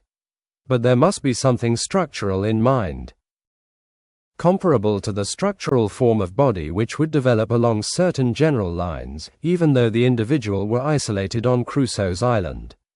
Plato was wrestling with this same difficult problem of describing the function of the collective unconscious when he explained, mythologically, that man is born with certain ideas which carry over from his previous existence in heaven. And Sir Plato held knowledge to be a reminiscence or a process of tapping what is already deep in one's unconscious. 17 Great poetry and art and philosophy and religion spring out of this collective unconscious of humanity. The great artist, like Aeschylus or Dante or Shakespeare, taps these deep levels of human sorrow and joy and fear and hope, and serves as an artesian well through which eternal patterns spring into expression. 18 A classic in literature or art is the expression of psychic images which the individual possesses in common with all other men. A classic is thus universal. It is archetypal. In a later section we shall discuss the implications of the locating of religion in the collective unconscious. Here let us only note that conscience is given a new validity. Conscience is something more than a residue of one's parents' teachings, more than an expression of social solidarity. It reaches far back into the mysterious sources of our being.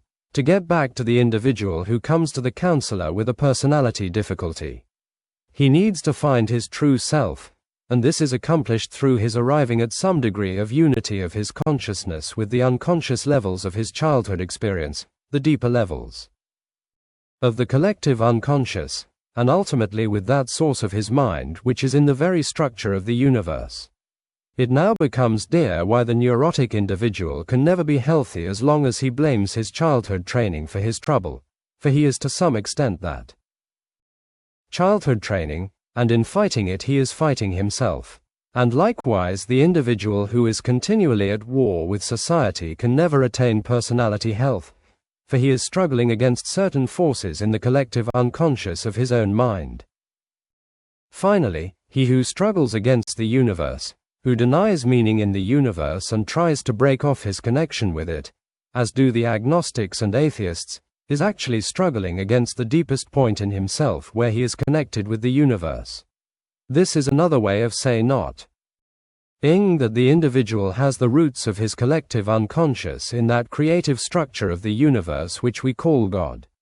The genuine atheist would logically exhibit neurotic tendencies, as we find to be actually the case in real instances, for in dueling against God, he is actually stabbing the rapier into the deepest portions of his own soul. Discussion of this important matter must be reserved for the final chapter.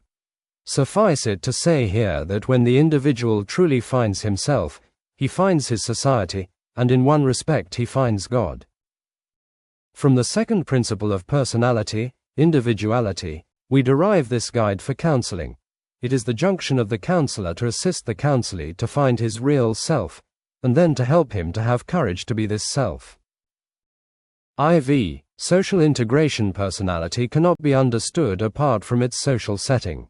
For this social setting, the community of other persons, gives personality a world without which it would have no meaning. The social setting furnishes the pegs to which personality attaches the lines of tension of its web, to carry through the simile of the last chapter. We know this to be true in our own experience, for each of us uses other persons as pivot points. We pivot around our enemies as well as around our friends.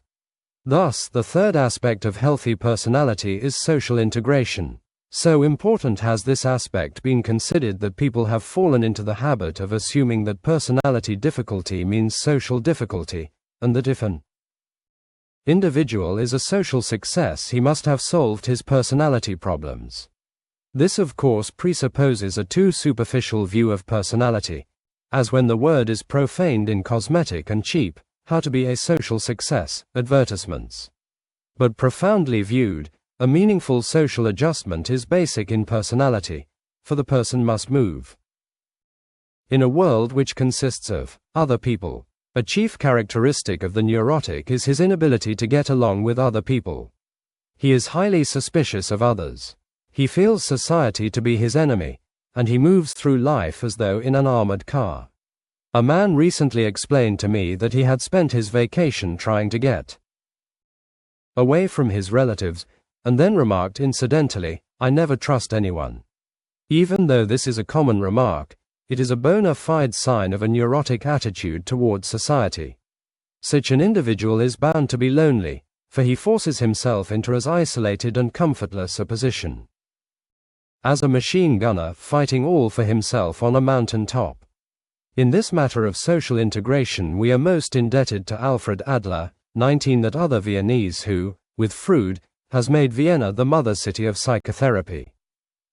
Dr. Adler noticed in his early psychological work in the first years of this century that the neurotic is especially characterized by his inability to make connections with other people and the social world. Adler observed, too, that no one can separate himself from his social group and remain healthy, for the very structure of his personality is dependent upon the community. The child would not have been born except for a social act on the part of its parents, and it could not have survived a day without the care of the family.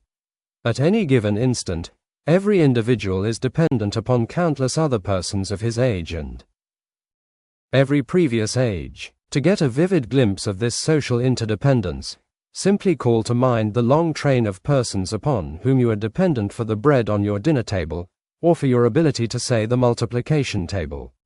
YVE live in a social constellation in which every individual is dependent upon every other individual, just as the stars in the solar constellations hang upon the lines of gravitational force emanating from every other heavenly body. In fact, this web of interdependence theoretically includes every individual who lives or ever lived. Even though a person may deny this interdependence and fight against it like Nietzsche, he is still dependent on it in the very act of attacking it. The sense of interdependence is continually cropping up out of the collective unconscious of the misanthropic individual when he refuses to admit it consciously. Adler calls this interdependence the love and logic which bind us all together. As opposed to Freud's concept of sex libido, Adler sees the dynamic force in the individual as a striving for power.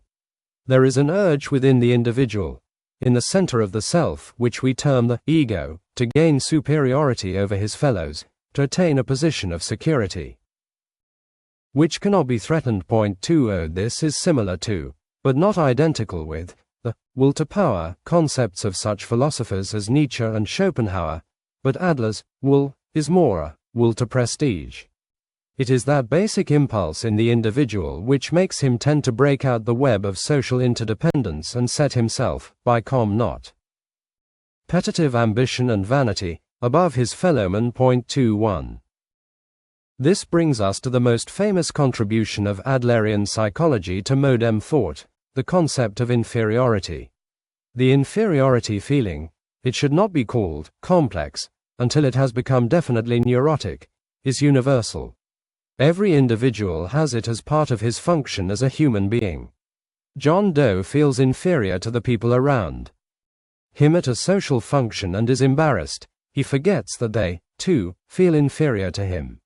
The Browns feel inferior to the Joneses across the street, and hence the great striving to keep up with the Joneses.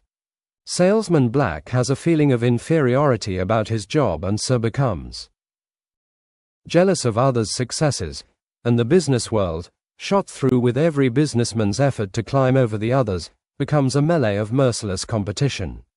We have observed in the previous chapter how the strong inferiority feeling in George B. threw his personality tensions out of adjustment and led to his striving to dominate all others. It is surprising what Olympian forms the inferiority feeling assumes. The dog who is afraid, Aesop would say, is the one who barks most ferociously. This universal inferiority feeling has its roots in the real inferiority of the infant, who sees the adults around him walking and lifting things and exerting power which he lacks.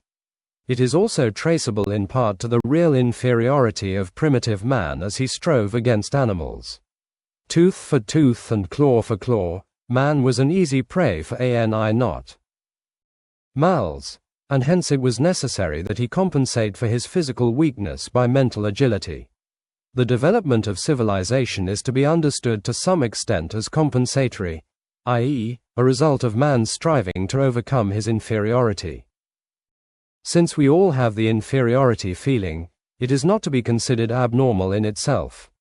Indeed, coupled with the will to prestige, it furnishes us with our main source of motive power. The problem is to utilize this power, not in anti-social striving which destroys the social constellation, but in constructive effort which contributes to the well-being of our fellows. But an exaggerated inferiority feeling leads to neurotic behavior because it gives the ego an abnormally strong striving for power.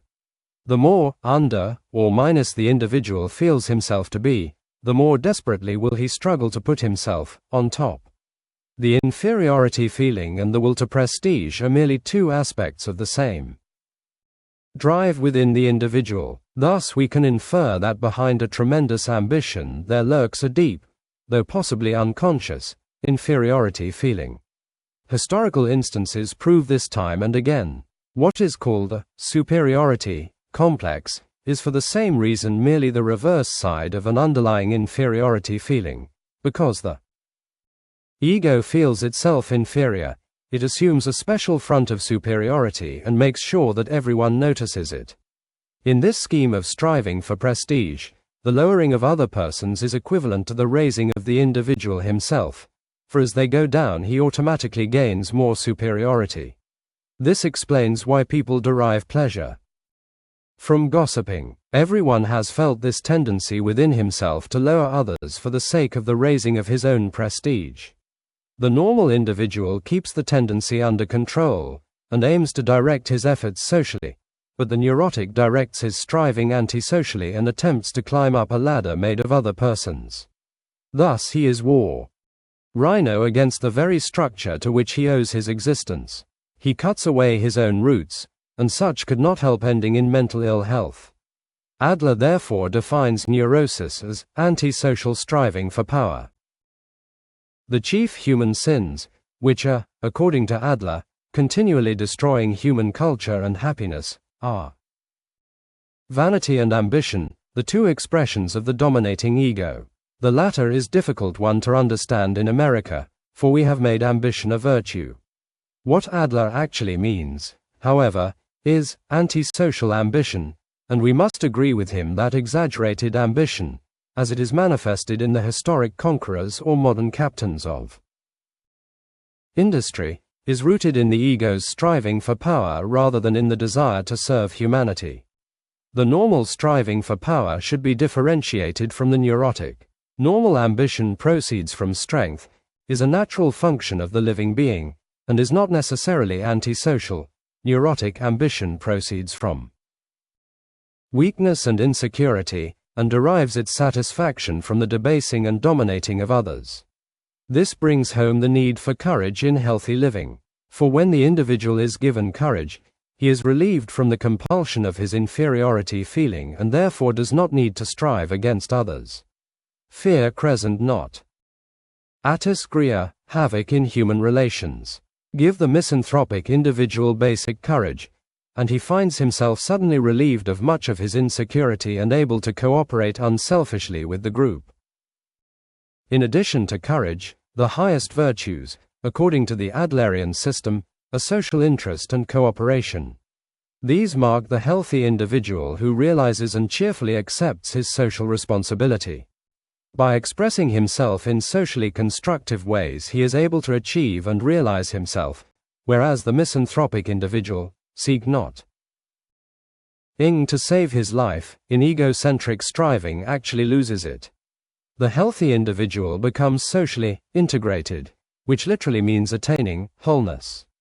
He renews his primordial position as an organic part of community. Thus he is relieved from neurotic anxieties and little fears and inhibitions. Only that individual can go through life without anxiety, says Adler, who is conscious of belonging to the fellowship of man. 22. Does the second aspect of personality, individuality, militate against social integration? Not ideally. As Shakespeare puts it, to thine own self be true, and it must follow, as the night the day, thou canst not then be false to any man. Superficially, it is true, there may be a tension between individuality and social integration. To get along with one's neighbors, one often has to inhibit certain superficial expressions of individuality. But more profoundly speaking, there is not the incompatibility between individuality and social living that people often assume. In the collective unconscious, we are united with our fellows even within ourselves. Point 23. It is true that there is an egocentric element in man which makes it very difficult for him to be genuinely social, as will be discussed later. But this egocentric element also destroys his unity within himself. Practically speaking, counselors will find that the more socially not grated the counselee becomes, the more, on the whole, he will realize his unique individuality. From the third principle of personality, social integration, we derive this guide for counseling. It is the counselor's junction to assist the counselee to a cheerful acceptance of his social responsibility, to give him courage. Vicic will release him from the compulsion of his inferiority feeling, and to help him to direct his striving towards socially constructive ends. Versus religious tension. Earlier in this chapter, we have spoken of the psychoanalytic view that mental illness consists of a disunity m. the mind of the patient and the psychological conflicts which follow from this.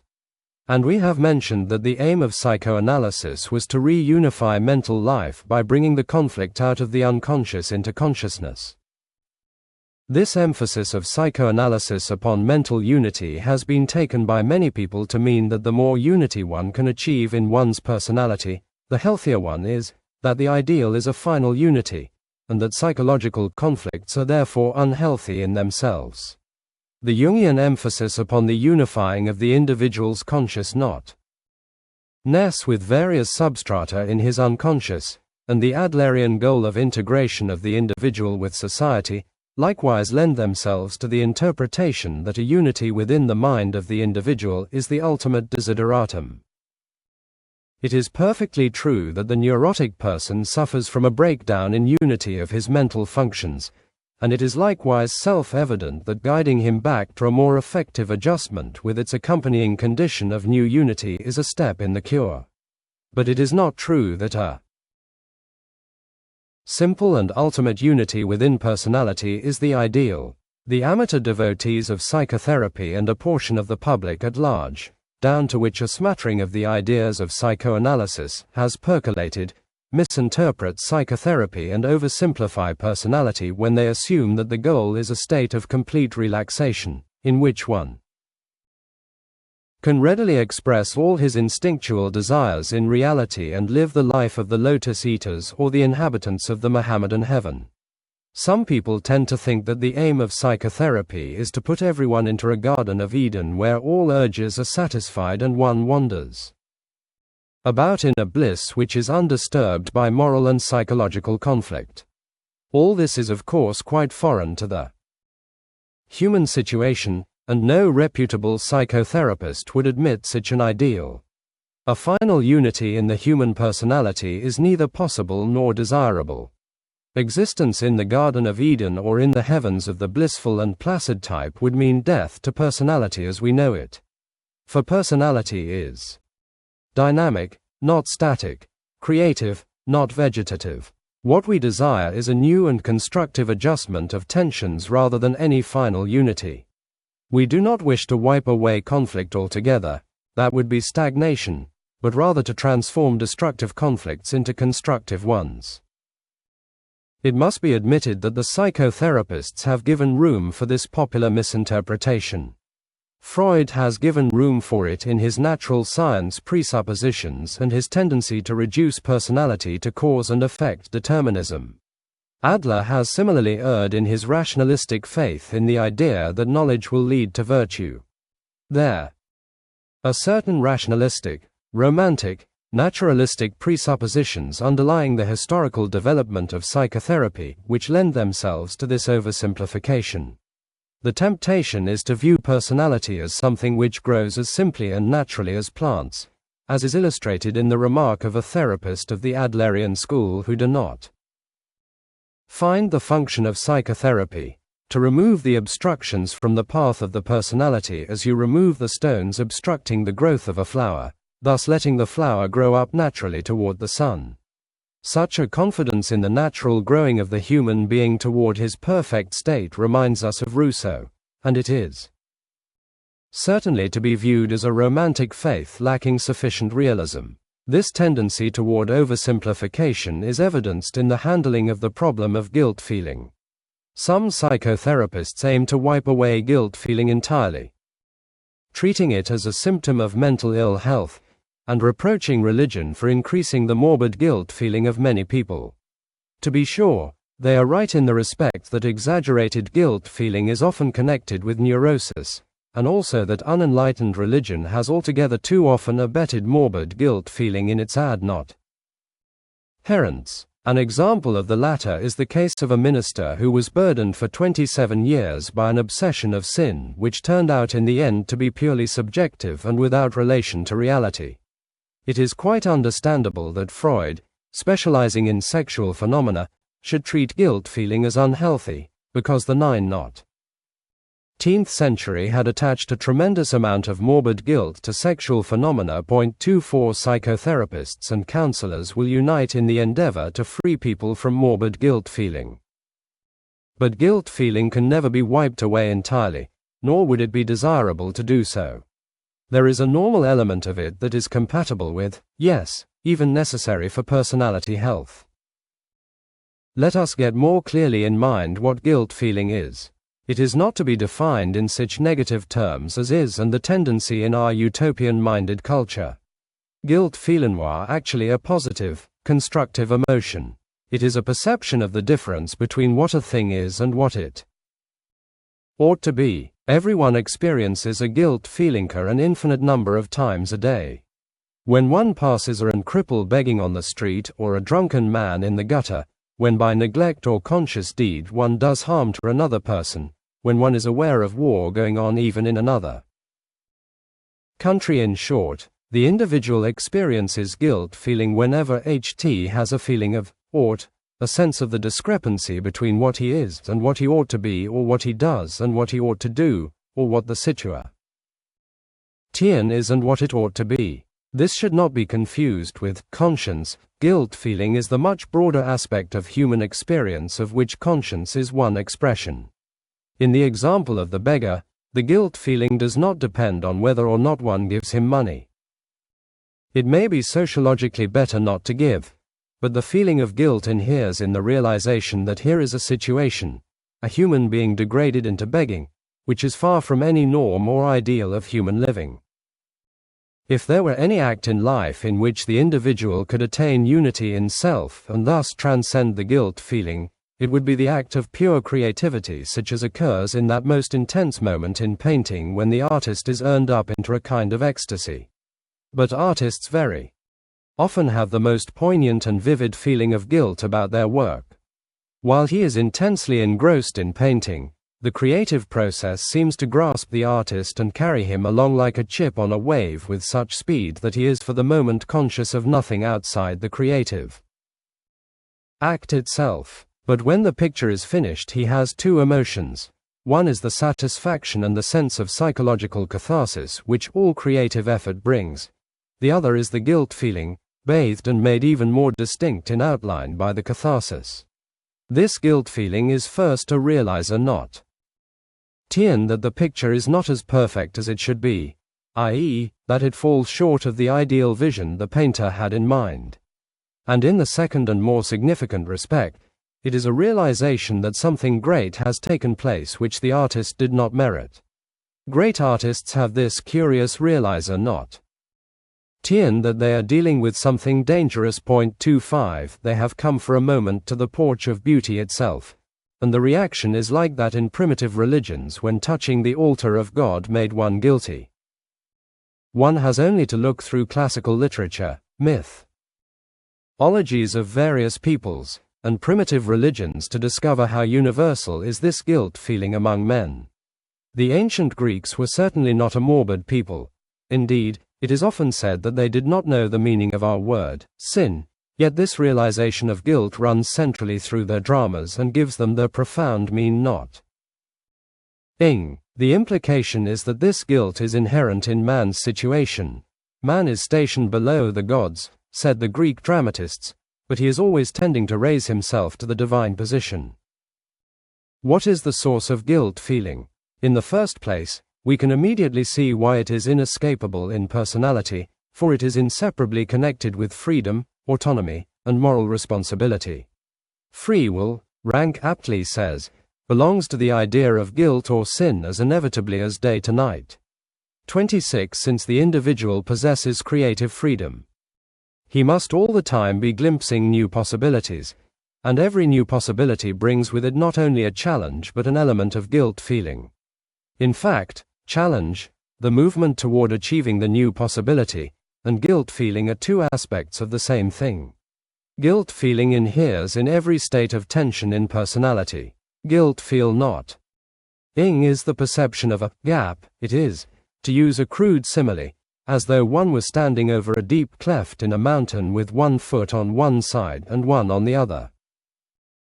Poets and philosophers and theologians have wrestled through the ages with the problem of explaining this curious guilt feeling in the depths of man's being. Some have concluded that its source lies in the gap between perfection and man's imperfect state. Man wants to paint a perfect picture or write a perfect poem, for example.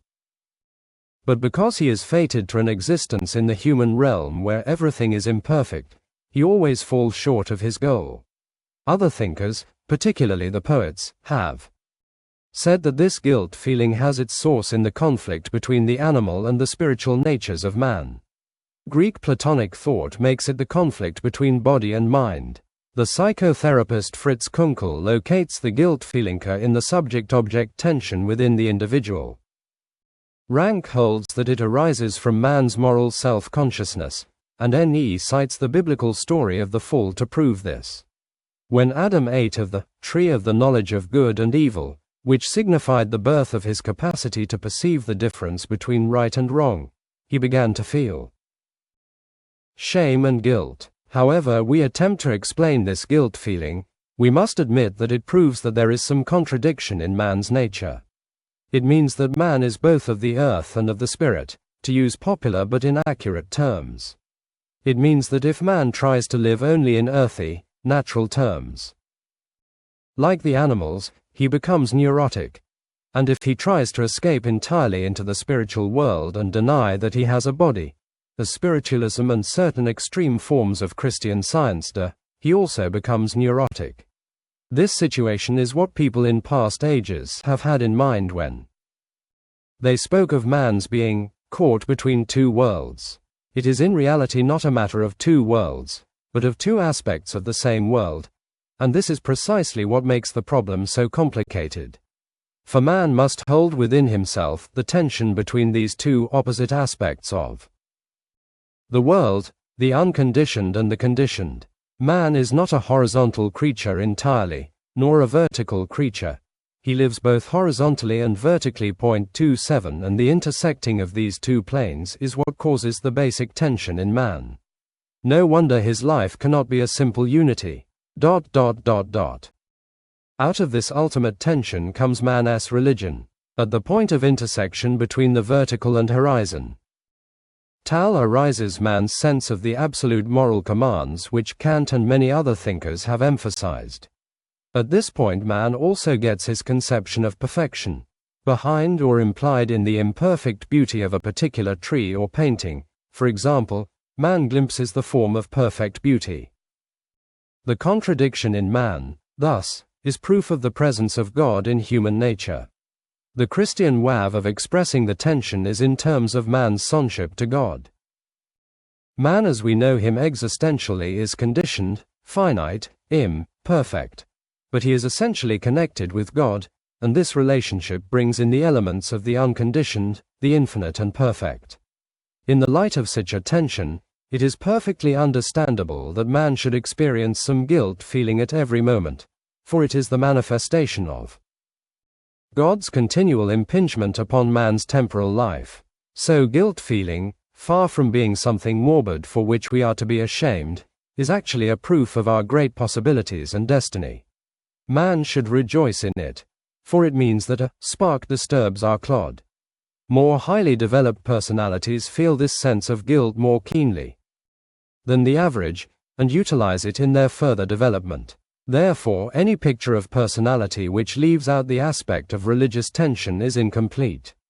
Purely naturalistic psychotherapies will always be inadequate.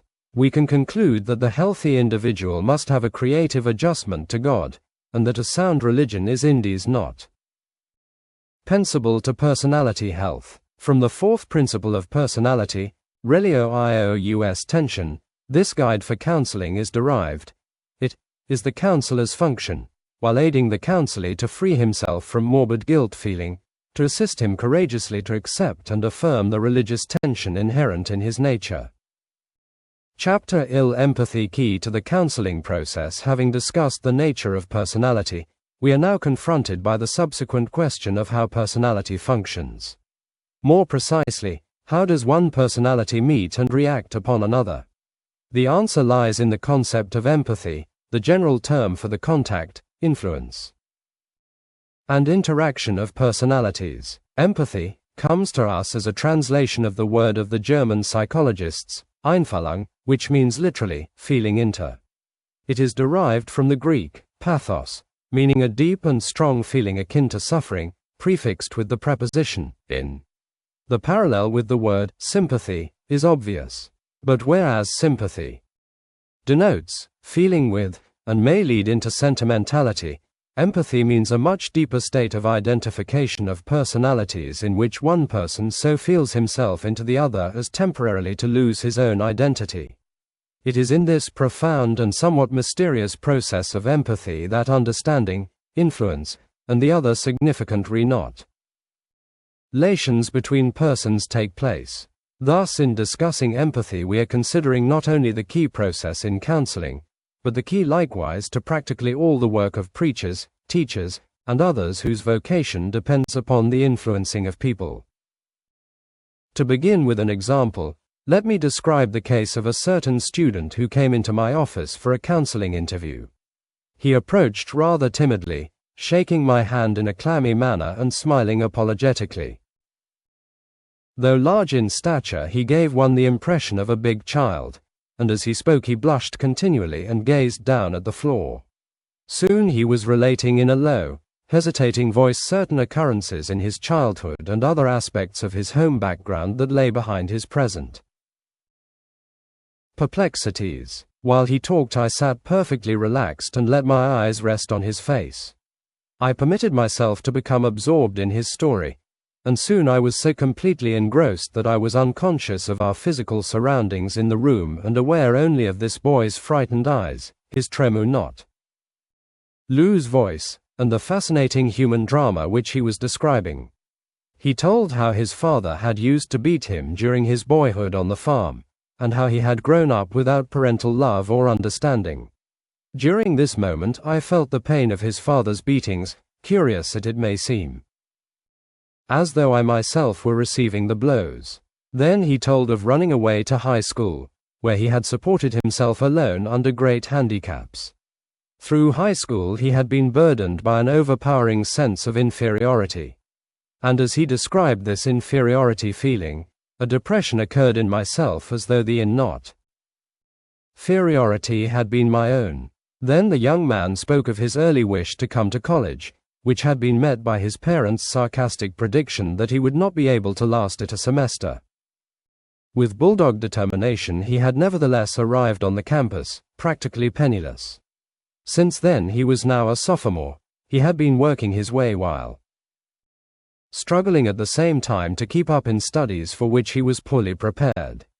Speaking then of his college experience, he described the shyness and inferiority feeling which continued to oppress him and the loneliness that he suffered even in the midst of the hurly-burly of campus life.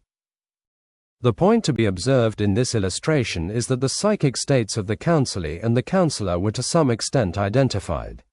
As counselor, I had become so absorbed in his story that his emotions had become my emotions.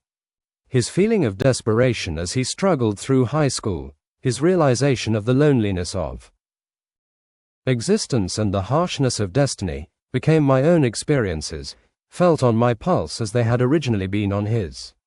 And when he concluded by stating his determination to stick it out at college if it killed him, I felt a certain exhilaration as though this resolution had been made by MV own will. This partial identification was so real that if I had spoken aloud my voice would no doubt have partaken of the hesitant, quavering quality of his. The conclusion is forced upon us that the ego or psychic state of the counselor had temporarily become merged with that of the counselee.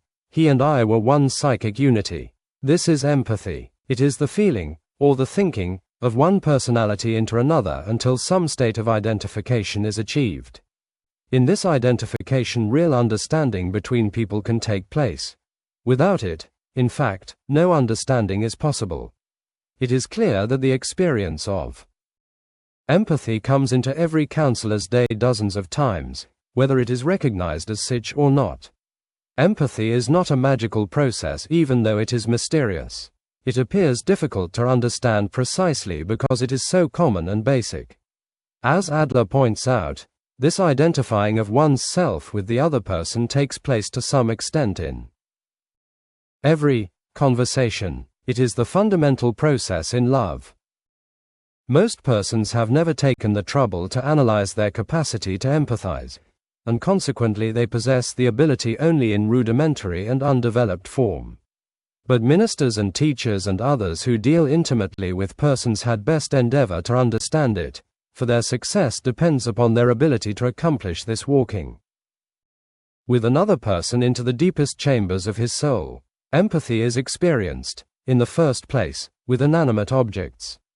The bowler sways in the direction he wishes the ball to roll as though he could influence it with his own body.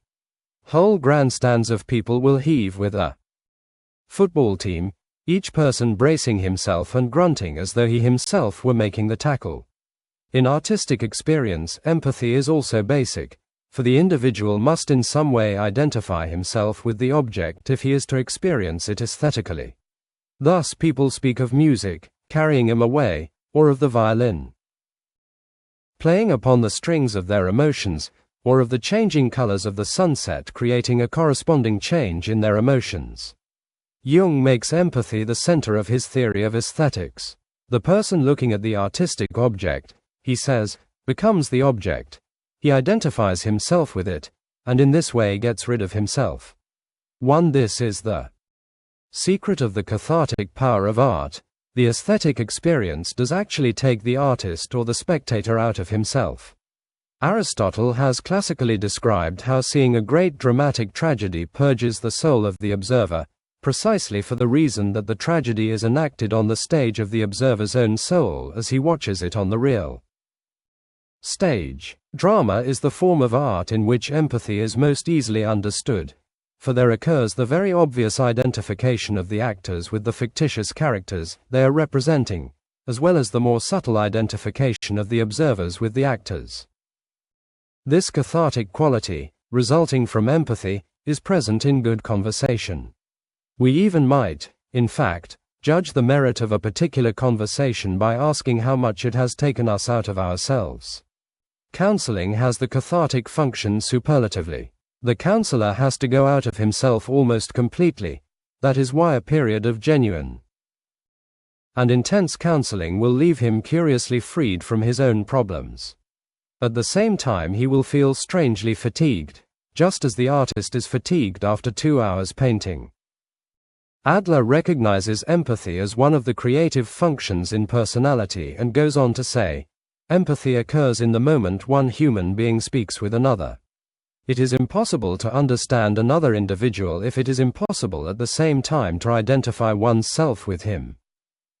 If we seek for the origin of this ability to act and feel as if we were someone else, we can find it in the existence of an inborn social feeling. This is, as a matter of fact, a cosmic feeling and a reflection of the connectedness of the whole cosmos which lives in us. It is an inescapable characteristic of being a human being. Jung describes the nurging process here involved, both the counselor and the counselee being changed. The meeting of two personalities is like the contact of two chemical substances. If there is any reaction, both are transformed. We should expect the doctor to have an influence on the patient in every effective psychic treatment, but this influence can only take place when he, too, is affected by the patient. 3. The original source of the capacity for empathy is found, so far as we can determine, in the ability of primi-not tive peoples to identify themselves with each other and with their community and totem. This is termed partachi. Patient mystique. Lévi Breuil, the great French anthropologist who has pursued this subject with particular depth, says that the primitive people identify themselves with each other in such a complete way as to produce a community of essence and a continuum of spiritual powers. A certain community of being is thus not immediately felt, not only between members of the same totemic family, but between all entities of any kind whatsoever which form part of the same class and are linked together in mystic fellowship. 4. The child feels the effect of what its parents eat, and the hunter away in the forest is influenced by what his wife eats or does back in the village. This may seem a far cry from our modern individuality in civilization, but as a matter of fact it is not so. Our assumption that persons can isolate themselves and live their own lives is superficial and illusory. It is a result of the exaggerated attempt to be rational and apply logical separations to life. That man, even in civilization, is a creature of very collective modes of thought and behavior is proven in modern nationalistic trends. If we had earlier recognized this, we should not now be confronted with such demonic exaggerations of collective psychology as appear in the totalitarian states. Participation in other persons or objects gives us an understanding of them which is far more intimate and meaningful than mere scientific analysis or empirical observation. For understanding, be it of things as different as a rubber ball and a period of history, actually means this identification of subjective and objective resulting in a new condition which transcends them both. Lévi-Brühl adds that this is particularly true in the matter of our knowledge of God. We can never arrive at an understanding of God through purely rational, logical methods. The individual must himself participate in God. The C.U.S. Thoman's 7 term for this method is faith. Lévi-Brühl describes it more fully as direct and intimate contact with the essence of being, by intuition, interpenetration, the mutual communion of subject and object, full participation and immanence, in short, that which Plotinus has described as ecstasy. 6 to KNOV the meaning of beauty or love or any of the so-called values of life, we must let ourselves participate in them. Thus, experiencing them, we shall know them, on our pulse, as Keats puts it. It is sheer folly to think that another person can be known by analysis or formulae. Here understanding as participation comes into its own.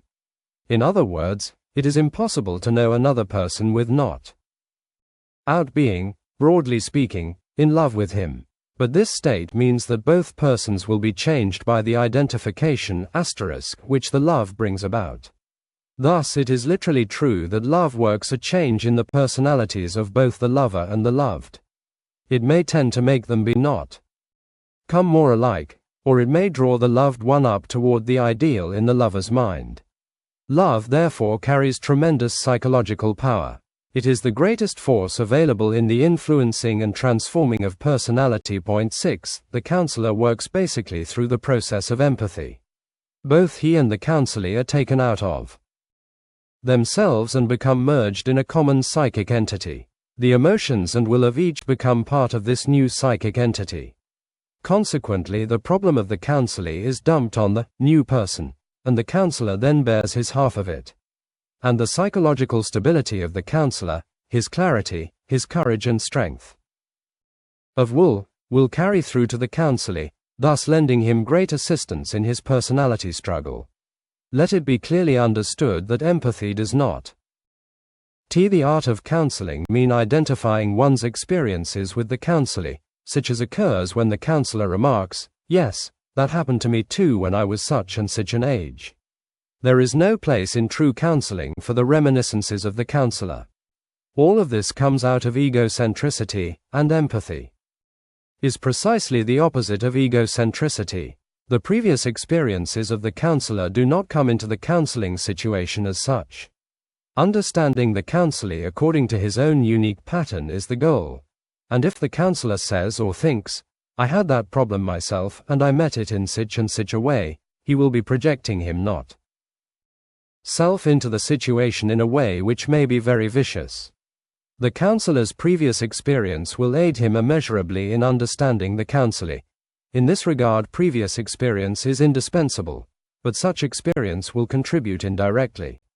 At the moment of the counseling situation, it would be theoretically well if the counselor forgot he ever had any experiences of his own. His function is to give himself up, be almost a tabula rasa, surrender himself to the empathetic situation. Mental transference. The question arises concerning the connection between empathy and mental telepathy, or other special aspects of psychical transference. Mental telepathy denotes a transfer of ideas between persons by means beyond our known senses. It would appear, then, to have clear affinities with the empathetic process. Empathy is the general term for all participation of one personality in the psychic state of another, and the hypothesis of telepathy refers to one aspect of this participation. The proof of the existence of empathy does not depend on the ultimate substantiation of mental telepathy, for the former occurs, as we have indicated above, in such everyday phenomena as conversation and simple human understanding. But if telepathy is scientifically proven, as it may in some future time be, we shall have a very vivid and cogent illustration of one aspect of the participation of personalities in each other. Dr. J. B. Rhine's highly significant experiments in clairvoyance and telepathy have recently been published, making available to us the results of probably the most far-reaching experiments in the field of extrasensory perception in all history. 7 Through careful experimental research for 7 years, Dr. Rhine has amassed results from hundreds of thousands of tests held under conditions the scientific objectivity of which is, it appears, unimpeachable. The results have been termed amazing. They clearly prove that so far as these tests were concerned, something was operative over and above the perception of the 5 senses. This gives evidence, states Dr. Rhine, for the X-0 instance of extrasensory perception which seems to be a normal part of the integral system of mind. 8 This perception seems to be of a non-physical character, not a sixth sense, or any physical sense at all. We are not able on the basis of this evidence to conclude anything final in regard to the existence of telepathy, even though Dr. Rhine's comprehensive work has so far withstood the attacks of mathematicians and psychologists. This matter is in the field of experimental science, and here the intelligent approach is to suspend judgment, awaiting further experimentation and the acceptance of the theory on the part of authorities. There is no denying, however, that Dr. Rhine's experiments have made impossible any easy denial of the possibilities of telepathy and have weighted the balance of judgment in favor of thought transference. The most significant observation to be made in these experiments, from our point of view, is that the conditions under which telepathy apparently worked best are precisely those conditions which make for effective empathy.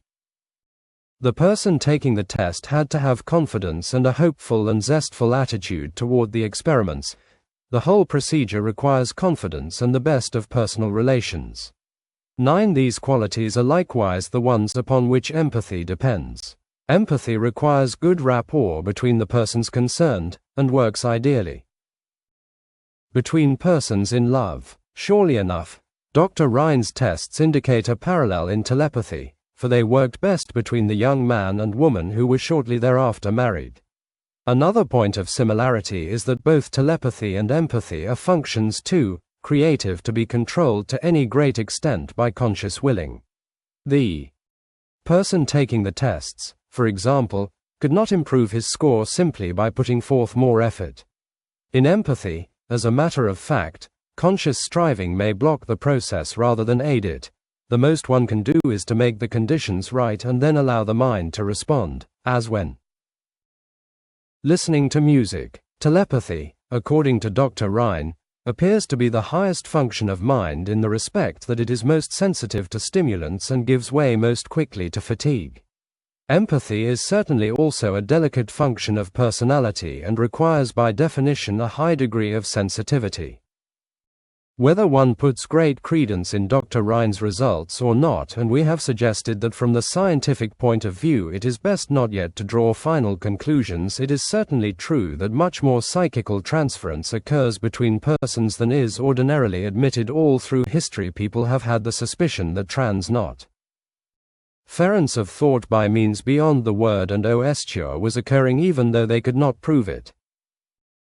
Freud remarks that this is particularly true between children and parents, in which regard a number of instances of telepathy have been, he believes, adequately substantiated. 10 The source of the telepathic processes, Freud suggests, may be a communal mind among persons similar to that prevailing among insects, this possibly being the archaic original method of communication between human beings. It would be a serious and unnecessary hindrance to our understanding of human personality if we were to close NNRRMNDS to the possibility of psychical transference simply because experimental science has not yet amassed sufficient data in the field. As a matter of fact, the very hypotheses science eventually proves experimentally are often truths which were stated centuries earlier by philosophers and intuitive psychologists, such as the atomic theory. The fruitful point of view is, we suggest, the frank admission that much communication and understanding occurs between persons by means of subtler and more not tangible than the word or gesture. This understanding in general is empathy, and the specific methods of communication, physical or psychical, are to be regarded as various aspects or instruments of empathy. Much communication occurs between persons by means of little gestures of which they are not aware, by the almost imperceptible variations in the expression of the face, by faint winces at unpleasant thoughts and a slight leertiner of the countenance at pleasing ideas. The facial expression, varying through an infinite number of new nuances, reflects the inner thoughts for him who can read, and muscular activity even in the form of posture and the TW Kehenuf fingers is an expression of inner mental states. People read much more of this non-vocal expression of their fellows than they realize. Where physical transfer ends of thought leaves off and non-physical begins, we are not now in a position to state. May I relate an experience of my own, which will be common to most people, to illustrate another approach to our question. Often when talking to another person I have a curious suspicion that he is reading more of my thoughts than I am telling him in words. With this suspicion I experience a moment of fright. Then I ask myself, why should I be afraid he will know what is going on in my mind? I proceed to remind myself that I really have nothing to keep hidden from him. He may read my thoughts if he wishes, and in fact I am quite willing to assist him with the spoken word on any matter about which he may inquire. The point to be noticed is that by this little psychological device I am able to be more honest with the other person. I am able, that is, to give up to some extent the little game of deceit which all human beings play with each other most of the time. And I give up the deceit by the means, curiously enough, of a hypothesis of mental telepathy, assuming that the other can read my mind and that there is therefore no point in keeping anything from him. Psychical transference thus has its ethical side in practical living. It means honesty. If people could read each other's minds, lying would be no longer possible. Honesty would be not only the best but the only policy, for deception would be impossible. The deeper one penetrates into psychological understanding, the more difficult it becomes to lie. One still tends to deceive others in such universal ways as putting his best foot forward, but psychological insight springs up at the very moment to remind him that there really is no ultimate value in always keeping the best front up. This understanding unmasks the tendencies towards self-deceit, and it discloses the real motive behind the false rationalization which one's vanity attempts. It might conceivably be true, as some uninstructed persons seem to fear, that psychological understanding would empower vicious individuals to be the more demonic and unscrupulous, for the V would have learned subtler techniques of twisting others to their will. But this is mostly a bogey. On the whole, it is true that understanding of depth psychology tends to remove the possibility of dishonesty and thus force one into greater honesty.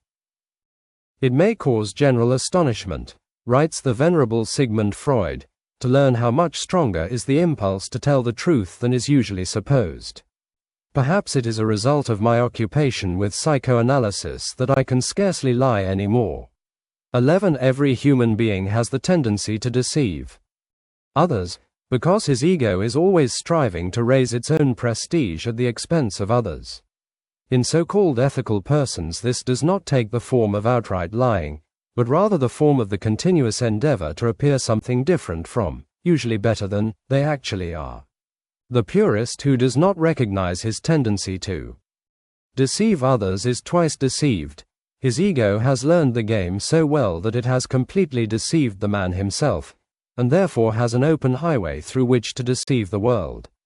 Human motives always have more or less of the ego bias, and this with its consequent tendency to deceive others must be recognized before one is in a position to move toward greater honesty. This is why good people who do not admit their evil tendencies may be more evil, as Jesus so often pointed out, than bad people who do recognize their failings. Deceit of others and self-deceit go hand in hand. In fact, if a person did not deceive himself to some degree, he 87 could not long continue to deceive others, for he would recognize the folly of the trick. Both kinds of deceit may succeed temporarily, but only to fail the more disastrously in the end, precisely because they are deceit. The more penetrating one's insight into the deep workings of personality, the more one is convinced of the uselessness of trying to fool either oneself or others. Let us analyze an instance of so-called harmless deceit, the notorious and common white lie. Mrs. Brown, say, invites Mrs. DeWitt to dinner. For some reason the latter does not wish to attend. She may send any of the stock excuses from the death of a relative to the pressure of a previous engagement. Supposing that Mrs. DeWitt is an individual without particular understanding of human nature, she will assume that Mrs. Brown has believed her white lie, and she will let the whole matter drop. We have a right to suppose, however, that Mrs. Brown suspects the other's deceit. We do not often hear of people not suspecting each other's deceit, because there are certain psychological reasons why the deceived individual does not wish to admit the fact. In this illustration, Mrs. Brown would not publicly mention her suspicion. She would probably not even say anything about it to her husband. In fact, she might even refuse to admit it to herself. For enter not taining the suspicion would mean recognizing that Mrs. DeWitt did not wish to dine at her house, and this would be an intolerable blow to her vanity. So she would suppress her suspicion into her subconscious. For vanity being queen, Mrs. Brown prefers to bask in her self-deceit, rather than to face the truth. This suppression might come out in the form of embarrassment at her next social dinner. In any case, it would not make for healthy personality. The constructive approach Mrs. Brown should have taken would consist of the frank admission of her suspicions and an honest asking of herself the real reason underlying Mrs. DeWitt's wish to stay away. Then she would be in a position to turn her attention to correcting the mistakes which had created a disturbance in the relationship. Frankly recognizing the situation, though it would temporarily lower Brown's ego prestige, would not necessarily result in her developing an inferiority complex, for she would realize that all human relationships fall short of perfection and that one can best recognize this imperfection and be fitted thereby to make the relationships more nearly perfect. Sometimes an individual is troubled by the fact that he tends, apparently without being able to prevent it, to think uncomplimentary things about the person with whom he is talking. The same process of running the other down is occurring on the other side, and consequently the thoughts each reads in the other's mind are not very palatable. Perhaps the individual will say on experiencing this, "I think so and so dislikes me," but more often he will not mention his suspicion. It is best to admit the suspicion if one feels it, but as a matter of fact the mistrust is not in this case an accurate interpretation of the situation. 4. We have here not a matter of one person disliking the other, but simply the juxtaposition of egos, each of which is striving for the prestige and superiority in the relationship. It is very difficult for the ego to accept a position of inferiority. If the person actually does feel inferior, he will resort to running the other down, in his own estimation, in order to elevate himself. The more the competition, the more the jealousy or envy between two persons, the more will the one seek to push down the other. You have had the experience, no doubt, of suddenly realizing in the course of a conversation that you have been subconsciously asking yourself, "What can I find wrong with this person?" You were probably angry with yourself on realizing gossipy, you had become. But the pertinent question is, why should I have to disparage the other? Which means, What inferiority feeling is there in myself that should make me strive to pull him down in order to raise myself? Mental transference consists not only of negative, hostile ideas, but can as well carry a positive, friendly content. When talking with a loved individual, one senses affirmative, complementary attitudes in the mind of the other. This is basic in the building up of love. People could not fall in love without making use of the process of empathy. All through history, lovers have been convinced that much more communication was occurring between them than merely the spoken word or the physical expression. Trust and confidence and other aspects of good rapport increase the effectiveness of empathy. Empathy works best of all between persons in love. Here is a condition of identification of psychic states that goes on day after day, until it becomes literally impossible to draw a demarcation where the personality of one leaves off and that of the other begins. Hostility, competition, and antagonism decrease the possibilities of empathy. Continued negative attitudes make empathy, even simple understanding, finally impossible between the persons concerned. One cannot understand one's enemy so long as he is one's enemy. Thus, though empathy is a means of the transfer of both hostile and friendly attitudes between people, the former breaks down the connections and progressively destroys the possibilities of empathy, while the latter increasingly strengthens the attachment. The secret of successful personal relations is the use of empathy in this constructive, affirmative, friendly, and upbuilding form. In conclusion, may we state that the counselor and counselee may fruitfully assume that such mental transference takes place, and that there is therefore no room for anything but honesty. This means frankly that each will sense what the other is thinking, so there is no point wasting time trying to deceive each other. They can as not. So may that their minds and hearts are as open to view as though they were placed on the table between them. This assumption means a breaking down of barriers. There is no place for pretense.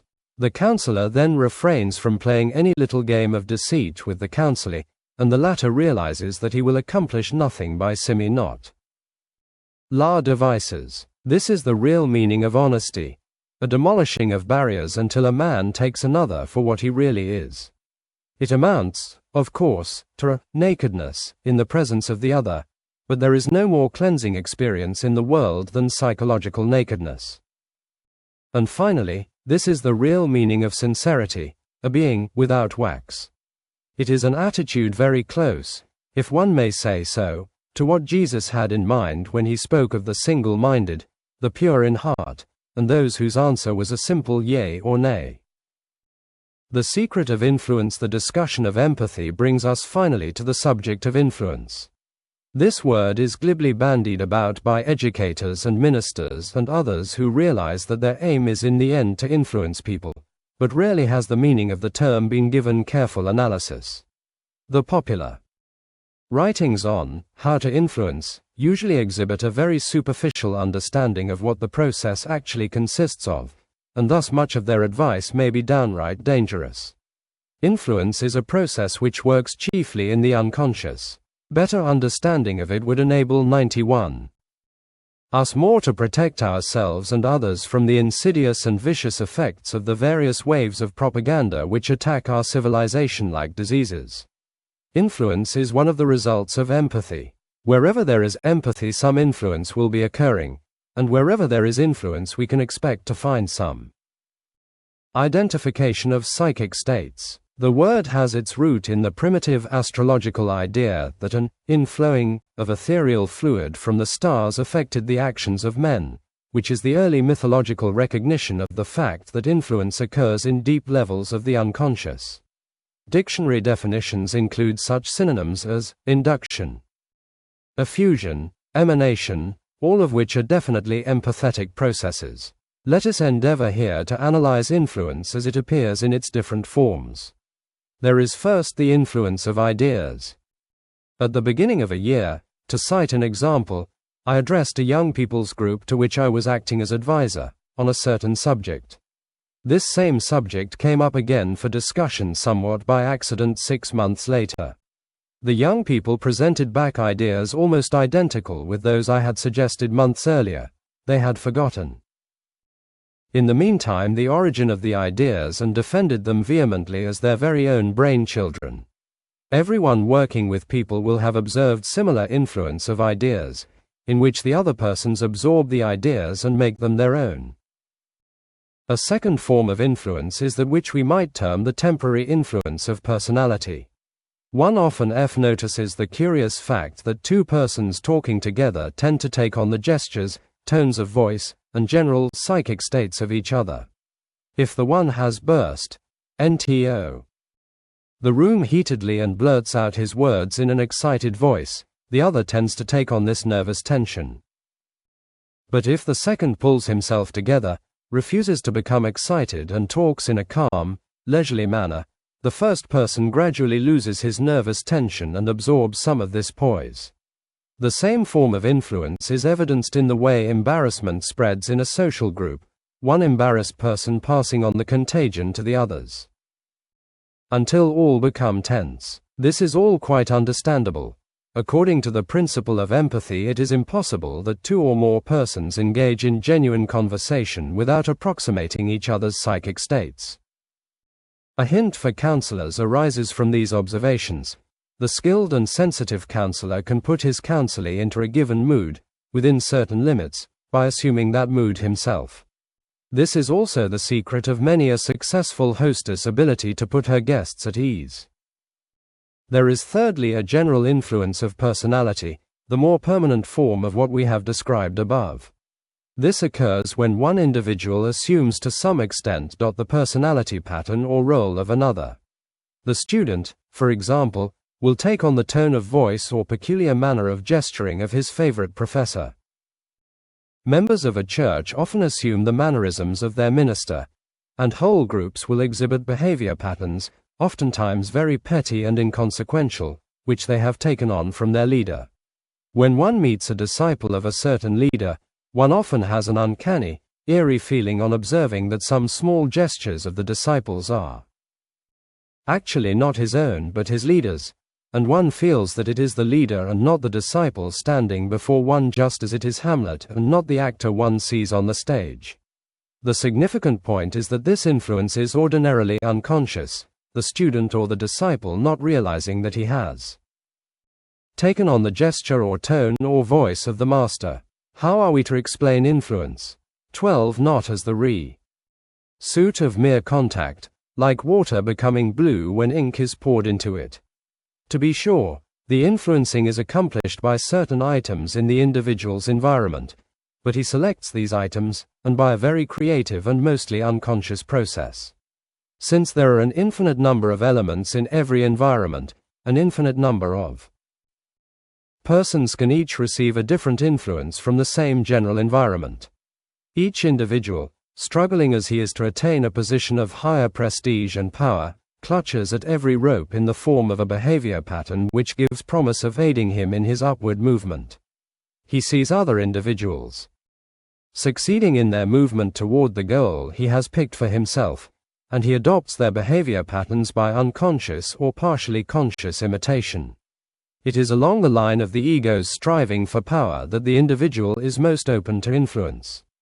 It is the vain person, for example, who is attracted by the lipstick and become beau to full quickly advertisements, and the sickly child may take as his hero the policeman or the famous general who possesses the great power he desires but does not have. When one person takes another as his ideal, we may assume that he wishes to attain the goal achieved by the other.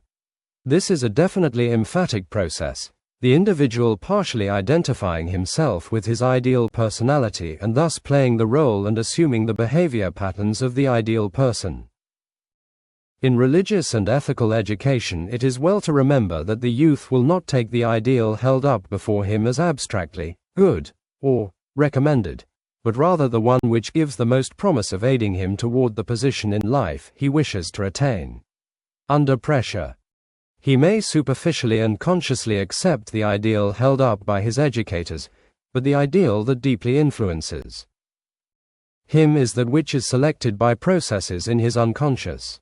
and the assuming of a different conscious ideal may militate against the unity of his personality development and make for hypocrisy. 13 Empathetic identification on the part of the young person with some more ideal character is an entirely legitimate and efficacious method of ethical education, but it will come as an unconscious byproduct of the identity of goals.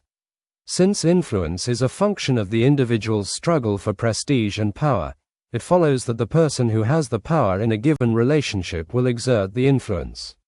In personal terms, this power means social or not age, which follows from such qualities as stability, maturity, and other aspects of clarification. It is the person in a given situation with the greater social courage who exerts the influence, and the person of lesser social courage who accepts it. Ordinarily, of course, the counselor holds the prestige by virtue of his position as well as personality, and therefore exerts the major part of the influence in the counseling situation. But if he is fatigued or for some other reason his courage is depressed, the tables may be turned. He may find himself assuming the mood of the counselee and permitting the other to direct the interview. In such case, the counselee is counseling the counselor, and the latter had best leave off the attempt to counsel until his courage has been restored. The truth factor enters, of course, into any explanation of influence, particularly in respect to the influence of ideas. If the young people in the first example above had not believed the ideas true, they would not have accepted them. Uncritical observers, however, are inclined to overweight the truth factor, assuming that it is the only not tant explanation of influence. Tell people the truth, they say, and that is all that is necessary. Unfortunately, our world is not so ideal. Groups are able to make themselves believe almost any piece of nonsense if it is in line with their ego's triving. Truth is still on the scaffold. Witness its mutilation in European fascistic countries. The public wants to be fooled, observes Adler, whom nobody could accuse of being a cynic, and we might add that individuals allow themselves to be persuaded of an obvious untruth because it raises their prestige to believe it. It is true that the individual must believe in the truth of the idea that is influencing him, but he is able to go through a good many gymnastics of rationalization to accomplish this. Convincingness depends only partially, it is safe to conclude, upon the objective truth of the proposition at hand. When we analyze a case of some pronounced influence, our question is not why the one person had the power to influence the other, but rather what tendencies were there in the mind of the other, probably in his unconscious, which made him so ready to be influenced. There must exist some unconscious readiness to believe, some predisposition toward the influence.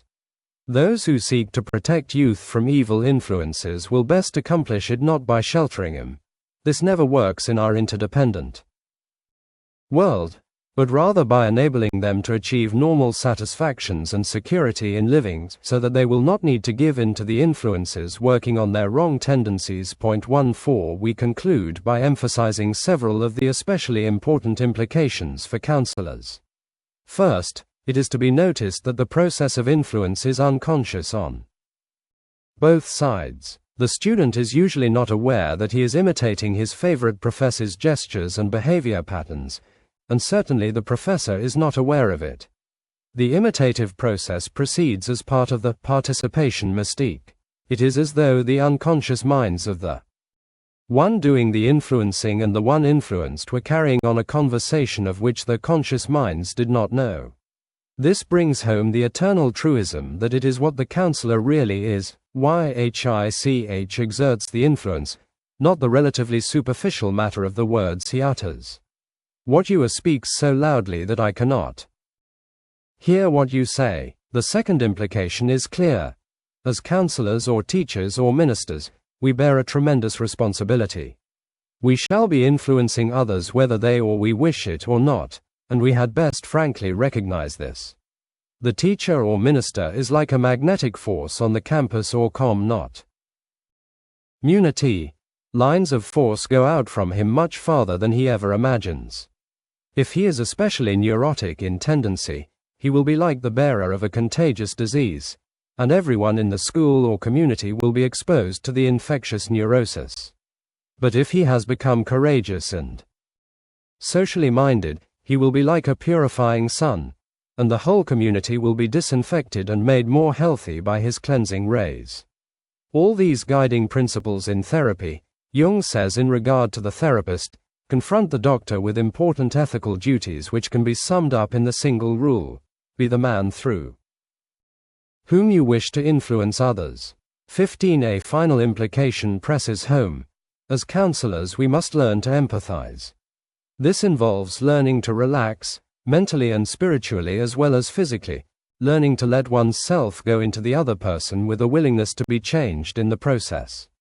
It is a dying to one's self in order to live with others. It is the great giving up of one's self, losing one's own personality temporarily and then finding it 100-fold richer in the other person. Accept a grain of wheat fall into the earth and die. Quote, J. F. 1. Filled square, T filled square, greater than. Part 2. Practical steps. The longer L live, the more do human beings appear to be fascinating and full of interest. Foolish and clever, mean and almost saintly, diversely unhappy, they are all dear to my heart. It seems to me that L do not properly understand them, and my soul is filled with an inextinguishable interest in them. Many of them whom L knew are dead. L, am afraid that except me there is no one who will tell their story as one would like to do and dare not. It will seem as though such men had never existed on earth at all. The people one am most fond of are those who are not quite achieved, who are not very wise, a little mad, possessed. The people of a sound mind have little interest for me. The achieved man, the one perfect like an umbrella, does not appeal to me. I am called and doomed, you see, to describe, and what could one say of an umbrella but that it is of no worth on a sunny day? A man, slightly possessed, is not only more agreeable to me, he is altogether more plausible, more in harmony with the general tune of life, a phenomena not unfathomed yet, and fantastic, which makes it at the same time so confoundedly interesting. Maxim Gorky, 2 Stories, The Dial, September, 1927, pp. 197-98. Q. Hap Triv. Reading character. The counselor's distinguishing mark is his great sensitivity to people, sensitivity to their hopes and fears and personality tensions. Particularly, the counselor is sensitive to all the little expressions of character, such as tone of voice, posture, facial expression, even dress and the apt not apparently accidental movements of the body. And so he learns to read character, not nearly so simply as the proverbial open book, but like a traveler going through a new country, finding everything new and interesting and trying to understand. Everything about the person adds its stroke to the painting of his personality picture. Nothing, not even the smallest movement or change in expression, is meaningless or accidental. The inner personality is continually expressing itself in voice and gesture and dress, and the only question is the counselor's ability to perceive these expressions and sense something of their meaning. The personality pattern shows itself in an individual's every activity. It may be very obvious in his external expressions, as, for instance, the way he looks at another person, his manner of shaking hands, or of speaking. His whole personality may give an indelible impression, one way or not other, which we sense almost intuitively. In this chapter we shall list a number of guiding points for the reading of character. Point 2, but first a caution must be stated. These expressions of character mean something slightly different with every individual, and hence the counselor should be very tentative in drawing conclusions. The matter is somewhat paradoxical, for though every gesture or facial expression is significant, it is the symptom, like the buoy on the water's surface, which leads in every case to a unique personality pattern, and hence the gestures and expressions of any two persons are never to be interpreted in exactly the same way. We may here state a general caution for counselors. Hypotheses about an individual's personality pattern are to be made only from a constellation of many different factors. posture and tone of voice, position in the family, the particular problem the individual describes, relations to friends and to the opposite sex, success or failure in work. All of these and many more are pointer readings which indicate something, but no one in itself is sufficient basis for a conclusion. No 2 or 3 or 4, in fact, are sufficient. Only when one has a number of pointer readings indicating much the same thing can one begin to set up hypotheses. The approach of the counselee gives the counselor a first glimpse into his character. A firm, steady step indicates courage, whereas a hesitant step, telling that the individual has to renew his resolution at every moment, indicates timidity and a general desire to withdraw from this interview. My counseling office in a recent college party not. Tian happened to be at the end of a hall, and merely hearing the student walk down this hall and knock on my door gave me an impression of what he was going to be like. One student, for example, would come a few steps down the hall, pause a moment, and then proceed a few steps further. On arriving at the door, he would knock in that apologetic way of one who hopes no one is in.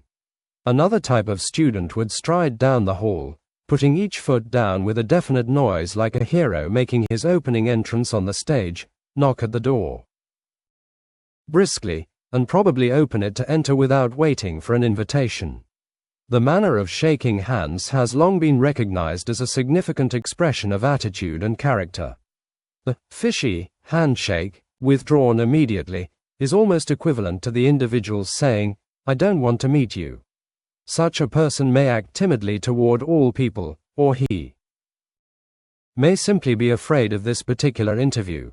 The rough, strong handshake, in which the other person grips one's hand like a vice and pumps it enthusiastically as though to impress one that he is a direct descendant of sturdy pioneer stock and in general a he-man, may be merely an effort to compensate for some deep inferiority. Feeling. The handshake is a symbol of union between persons, and it is a sign of personality health when it expresses genuine friendliness, interest in the other person, and a readiness to give. The significance of dress is proverbial, and human beings, perhaps we should add women in particular, have schooled themselves for many a century in reading the meaning of dress. It is not true that clothes make the man, but it is true that details of attire give important hints about the attitudes of the person wearing the cloth. In court, Freud explains this from the psychotherapeutic point of degree view. Of equal significance to the physician and worthy of his observation is everything that one does with his clothing, often without noticing it. Every change in the customary attire, every little negligence, such as an unfastened button, every trace of exposure means to express something that the wearer of the apparel does not wish to say directly. Usually he is entirely unconscious of it. 3. Slovenliness of dress, the need of a haircut, broken shoelaces, and so on, tell us things the meaning of which no one can mistake. On the other hand, the person who is too meticulous about attire, who keeps his fingernails filed perfectly and his necktie always straight, is apt at the same time to have a too great care for details in other realms of his living. Many individuals who develop what we term in a later chapter the religious or compulsion neurosis exhibit in their dress this exaggerated desire that everything be perfectly neat and tidy and above reproach. The girl who paints her fingernails luridly, or the one who rouges to excess, is telling us by this means that she wants our attention. Either she does not receive enough genuine social attention or she has been pampered into not manding too much, and in either case the painting should be approached, not as an evil in itself, but as a symptom of deeper maladjustments in the girl's personality. Counselees who are particularly anxious about the interview often pay special attention to their attire before coming. When a woman counselee, for example, arrives obviously primped for the occasion, the counselor can infer that she has been anticipating this interview and is concerned with it. Of course, her primping may indicate a subjective, probably unconscious, interest in the counselor, and it then becomes even more important that he read the meaning of her careful grooming in order to guard against the subjective element in the interview. The individual who comes carelessly dressed to a party is telling us by the same token that he does not care much about the group at the party, and a habitual lack of care for one's appearance indicates a general lack of interest in other people. Reading the meaning of distances is another help toward understanding individuals. If the counselee takes a chair near the counselor, we can infer a friendly attitude on his part, whereas sitting farther away indicates the existence of a barrier. This is Adler's interpretation of the meaning of distances, which I should call a sort of geom knot. Try of love. Friendliness and interest and other aspects of love are indicated by a movement toward, whereas hate and the negative emotions are shown in movements away from.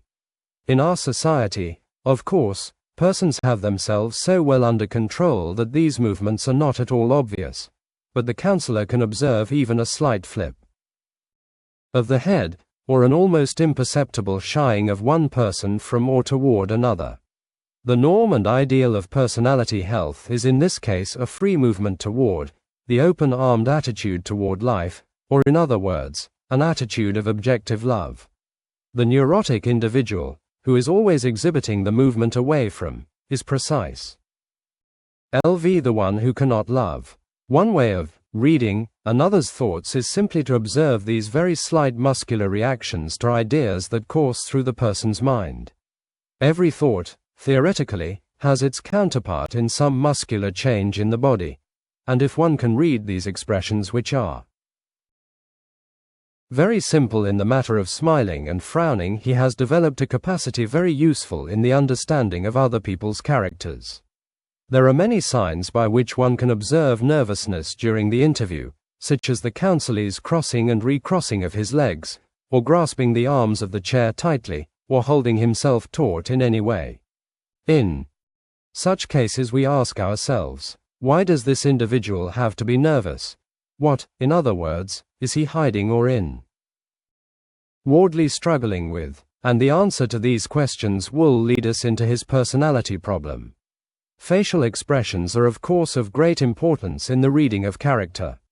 Most human beings have developed the ability to read with some accuracy the meaning of the spontaneous facial expressions of their associates. But they ordinarily find it impossible to see through a feigned expression. The counselor should be able to read joy and pain and fear as expressed in a person's face, but on the other hand, he should also be able to detect pain even though the individual puts on a mask of happiness, or fear even though the other simulates poise and ease. The person who is always smiling is probably exhibiting a false optimism.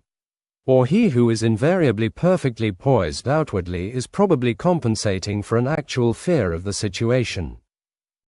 One have been interested in observing the characteristics of the faces of neurotics, in photographs and in person, and I shall offer here some of my observations, which may be suggestive though they are not at all to be considered final rules.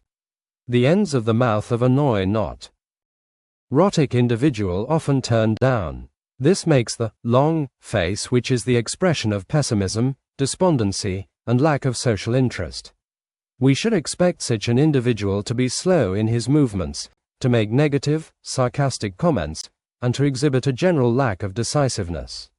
The eyes of neurotics are often taut and held more widely open than normal, which is the general expression of the frightened individual. The color of many neurotics is pallid and sickly. This is quite understandable, for the neurotic attitude means a general lowering of vitality, and the person tends to become actually sick physically because of his mental turmoil. The neurotic expression seems to be verve similar to the expression all of us wear in moments of great fatigue, or even fright or worry. Dostoevsky, keen student of human nature that he was, has APTLV observed, one can recognize a person's character much better by his laughter than by a boring psychological examination. For it is significant that the neurotic individual finds it very difficult to laugh. He can sneer or be sardonic and ironic and leer like the villains in the old-style dramas, for in these expressions, the comers of the mouth still turn down, but he cannot genuinely laugh. True laughter is the expression of mental health. It is an invitation to friendliness, a true proof of the open-armed attitude toward life. The tone of voice can tell us much, for there is music in a voice which expresses as definite a mental and spiritual attitude as a piece of symphonic music. Oftentimes one can tell merely by the tone of voice what a speaker means even if he uses no known words. Sincerity is shown in a clear voice, courage in a steady one, and an interest in people in the voice that is so distinct that no one can escape contact with it. Certainly the individual who mouths his words or talks so quietly that you must strain to hear him does not want to make contact with you. Nervousness and emotional turmoil are shown most clearly in the voice. If the counselee speaks slowly and with great control, like George B. in the case in the first chapter, we can infer that special psychological tensions exist in his mind. We have already noted how repressions and inhibitions can be tracked down by observing at what words the individual hesitates or gets confused or repeats himself. Or if the counselee protests too much, we may doubt whether he actually believes what he is saying. By this overstressing of the point he gives proof of the existence in his own unconsciousness of doubts as to the truth of his statement, proof that he is trying to persuade himself as well as the listener. With his customary astuteness, Freud points out that when a writer or speaker uses an involved and roundabout style, we may rightly ask what he is trying to put over on us. For honesty in speech means directness, and he who labors the point or exhibits a nervous voice or employs indirection may be trying to attack us from the rear. Forgetting and slips. It is not within our purpose to delve deeply into those most fascinating and rewarding subjects, memory and forgetting, and slips of speech, and faulty actions, for the counselor does not deal directly with these expressions of his counselee's unconsciousness. But he should, however, possess some general intelligence concerning the meaning of such phenomena if he is to understand human nature at all profoundly. One does not forget by accident. The hostess who remarks to the guest, "Oh, I'm so sorry.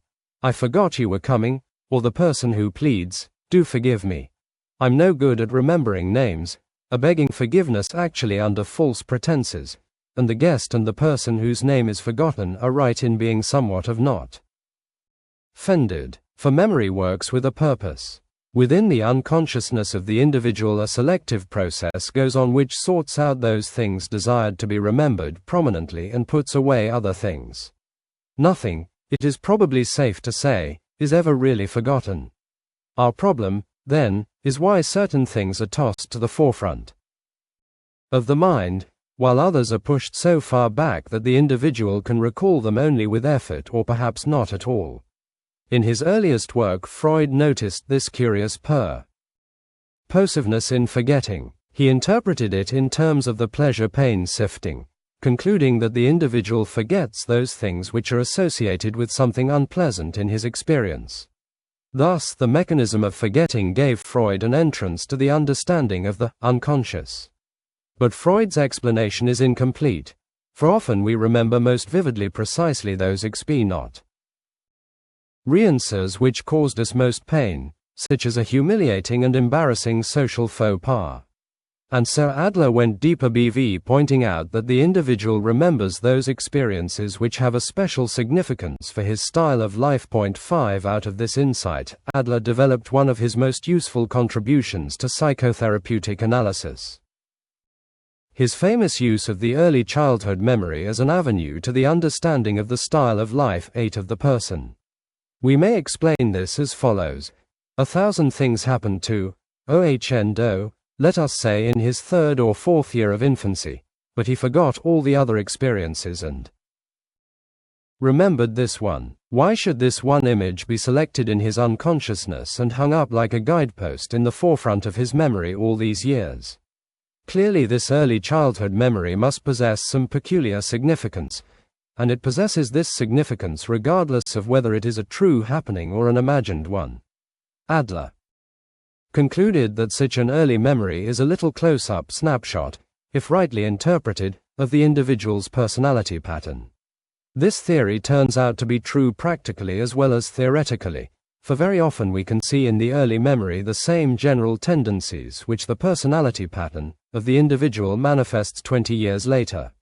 The understanding of the early memories can be of value to counselors, as will be pointed out in the next chapter, given sufficient tentativeness and caution in interpretation.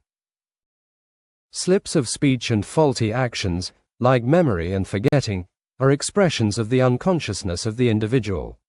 In these phenomena, the unconscious material springs into expression in spite of the conscious censorship. It gets by the watchdog in a sudden leap. It has become common banter nowadays to interpret one's not Panion's slips of speech, and to amuse a parlor group by psycho-scandalizing people on the basis of these slips.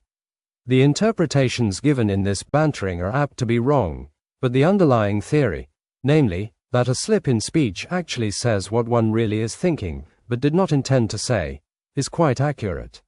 We have all had experiences similar to that of a friend of mine who was introducing a line of sorority girls to a very notable person when one approached bedecked in an impossibly large hat. My friend, much to her horror and the amusement of the group, introduced her as Miss Hat. One could recount such stories endlessly, but we shall merely point out the basic consideration that all slips of speech and faulty actions are to be viewed as having a meaning, even though that meaning may be too recondite for the uninitiated to discover. The boy loses his school books, but not his fishing equipment. The student forgets his appointment with the professor, but his date with the new blonde sophomore never. The housewife who is constantly misplacing or losing her keys, it has been aptly observed, has never become reconciled to the position of being a housewife. 7. The interpretation of some phenomena in this field is not particularly difficult, and in such cases the counselor can justifiably use his observations. For example, if an individual is continually tardy for appointments or forgets them entirely, we are justified in hypothesizing that in high unconsciousness there exists an attitude of hesitancy, a tendency to withdraw from the subject in question. Or if a person continually forgets names, we may rightly infer that he lacks adequate social interest. The common remark, "I've never been any good at remembering names," might be translated into the more truthful, "I'm not particularly interested in people." In all of these generalizer notions there will appear many exceptions, but the generalization possesses some validity nevertheless, and will be useful to the skillful and cautious counselor. The reader who wishes to delve more deeply into this most fascinating area of memory and slips and faulty actions will find an abundance of material. 8. Here let us merely point out that though the counselor does not use these phenomena like the psychotherapist as means of prying into the unconsciousness of the individual, he may with great profit aim to be intelligent about their meaning and thus increase his general understanding of human nature. Sometimes he will be able to interpret this meaning more often not. In this realm he is interested in observing intelligently rather than in drawing conclusions. The family constellation we have another valuable guide to the understanding of an individual's personality pattern, namely, the position in his family in which he grew up. It is quite understandable that this family position should be very significant, for the person spends his first years, the most formative ones, almost entirely at the mercy of his family. The main lines of his personality pattern are laid down very early in life, some psychologists say as early as the 3rd year of infancy, and later character depends on the way he uses this original pattern. In our endeavor to understand any person, it is therefore essential that we look to his position in the family constellation. Fortunately, we are able to discover some general tendencies connected with certain positions in the family constellation. 9. The oldest child in a family tends to have a prominent sense of responsibility. He has enjoyed the entire love and solicitude of his parents during his first years, and this has lent him a certain stability. He also has been entrusted with responsibility from his earliest days, probably having been called upon to help the mother in little tasks and even in the bringing up of the other children. He has likely been the recipient of the parents' confidences and a sharer in their planning to a much great degree than the other children. The oldest child thus tends to uphold law and order, be conservative and a lover of stability. We may think of him allegorically as trying to get back to that original state of the first years of infancy when he was the king, sitting alone on the throne. Of his parents' affections. This favored position of the eldest has long been recognized in folk customs in the tradition of passing the crown or the aristocratic title or even the peasant's plot of land down to the eldest son.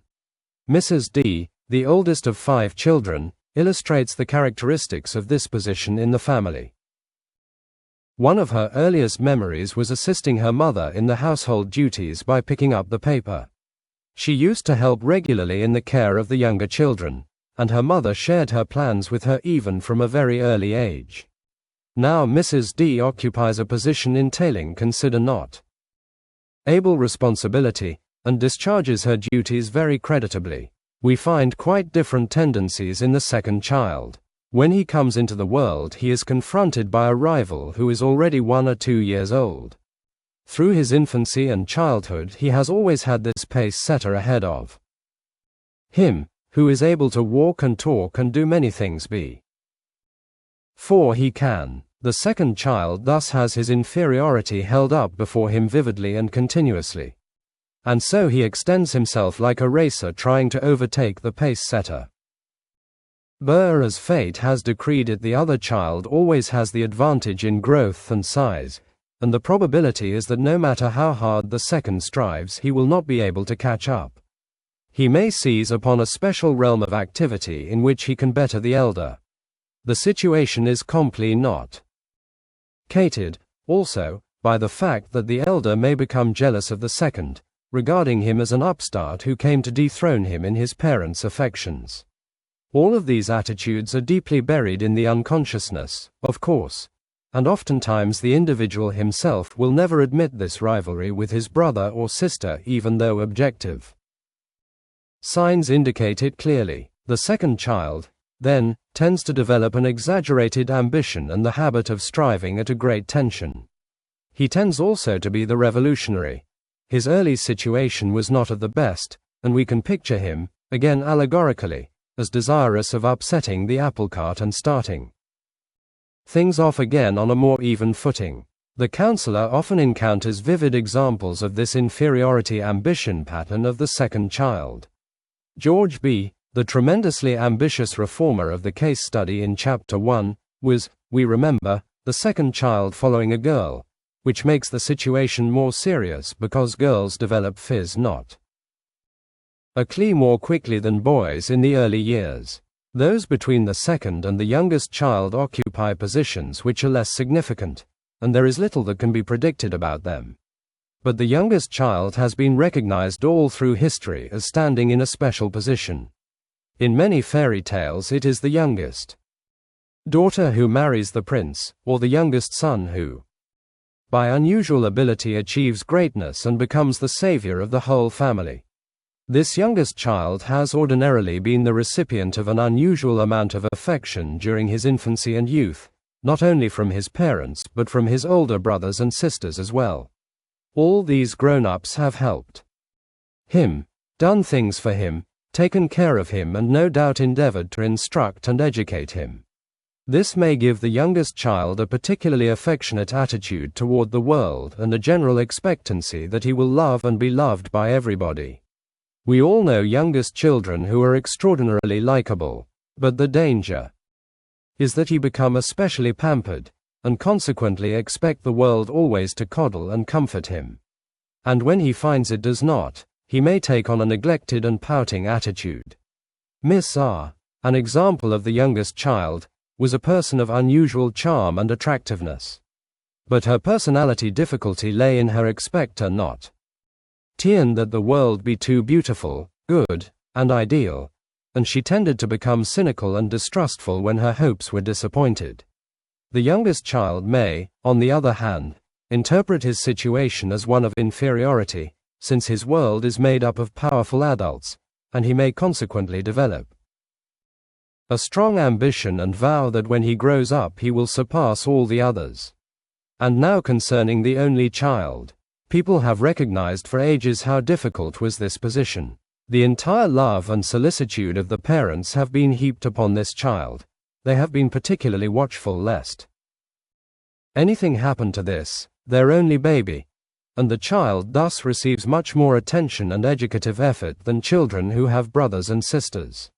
This only child, too, does not have the experience of social contacts, of learning to live with other individuals, which children of larger families receive. All of this means that this child has the degree most likelihood of being pampered and thereby developing a demanding and dependent attitude toward life. He may expect the world to come to him, as indeed his infant's world did. And when it does not, he may secretly feel he has been betrayed, and take on a resentful and uncourageous attitude toward life. The picture facing the only child is not, however, entirely black. He has greater possibilities for development than other children, for he has been the recipient of the combined educative efforts of both his parents, and he will have had more opportunities for self-development. Greater dangers, in the case of the only child as in all personality development, go hand in hand with greater possibilities. Miss Helen M. was an only child. Until she was 27, her parents had made most of her decisions. Her father had showered her with affection, but had been dominating at the same time, and her earliest memory was of his spanking her all the way home after she had got lost. We note here a mistake that parents often make, that of bestowing an unusual affection on the child and yet disciplining it severely at the same time, both of which tend to spoil it. Such parents are especially strict and severe with the child because they see the danger in their loving it too much, then return to it with great affection to balance disciplining, and so on until the poor child does not know what to make of his strange world. When Miss Helen M. went away to college, she was troubled by an oppressive inferiority feeling, although she was actually very attractive. We observe here that the inferiority feel not is not an index of one's actual inferiority, but a special interpretation the individual makes of his situation. In many cases it is merely a technique by which one separates one's self from one's social group. Miss M. had difficulty making contacts with other students on the campus, and consequently kept up her practice of running home frequently.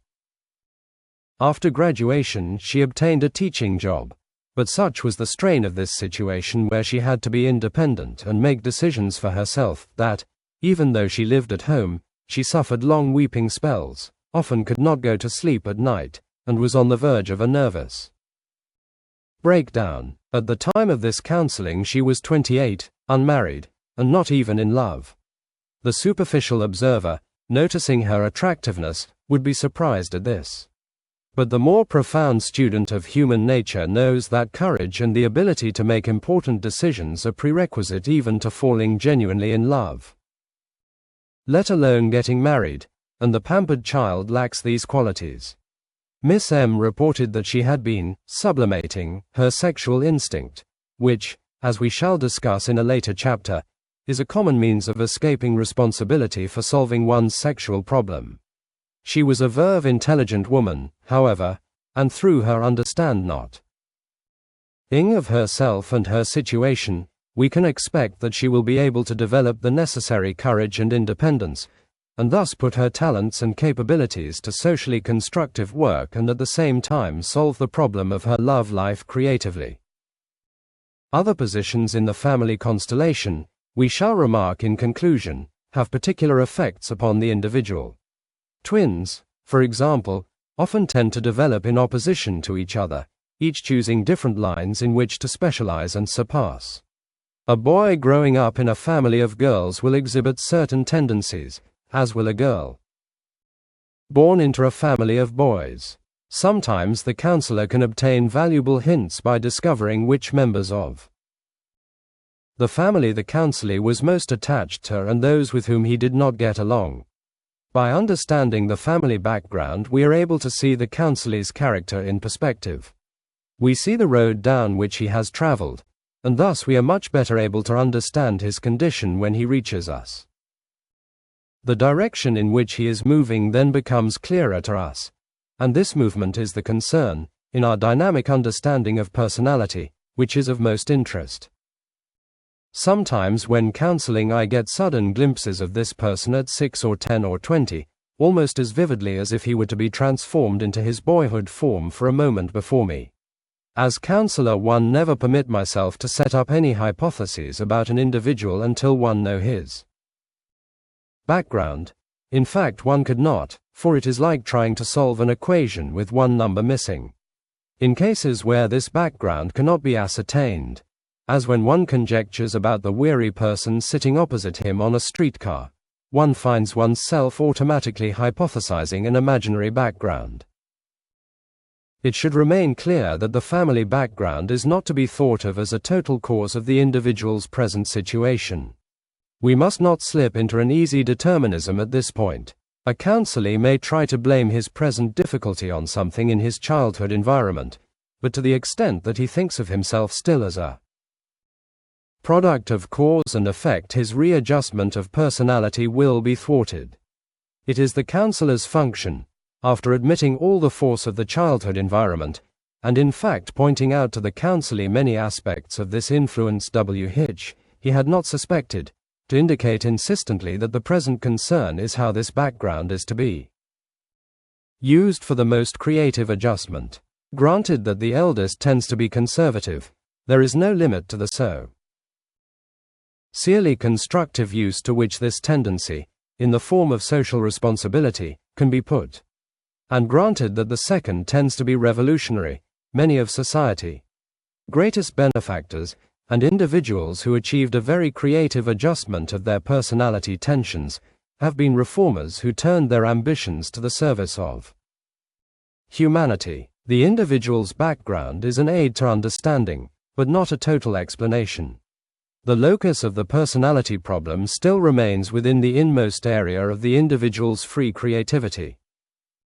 As you have been reading this chapter, you have no doubt been feeling that many of the observations were far-fetched and possibly even a little dangerous. So we shall conclude as we began, with the caution that hypotheses about an individual's personality pattern are to be drawn only from a constellation of many different factors. All the considerations we have been describing, the counselee's posture, his manner of speaking, his family position, his early childhood memory, what he now forgets or the slips in speech he commits, the nature of his present problem, all of these tell something to the alert counselor. When a majority of these pointer readings indicate the same thing, the counselor can begin to set up a hypothesis, but not before. We use the term hypothesis advisedly, because one never draws final conclusions when dealing with a personality. The material is not that static. One have found it advisable to juggle the observations about in my mind, putting off the forming of a hypothesis until suddenly the facts fall into line as though by themselves. The purpose of this chapter has been to sensitize the counselor. We do not wish to outfit him with a set of rules, heaven forbid. We wish rather to help him to become alert to the infinite number of ways of feeling out, actor, and to render him so sensitive to people that this reading, shall we say appreciating, of their characters becomes second nature. To every generalization offered above, there are all kinds of exceptions. Our discussion has aimed to suggest and stimulate rather than to codify. And there are thousands of ways of understanding character which we have not even touched upon. It is our hope that the counselor will endeavor to explore these ways by himself. To understand people, that is the counselor's job. Is there danger in this emphasis upon reading other people's character? Will they object, as is sometimes argued, if you continually study them? Of course, if you go about it like one peeking into another's private room. This sort of analysis is directly opposite to what we have been talking about. It is actually done because the analyst wishes to set himself above other people by means of getting their number.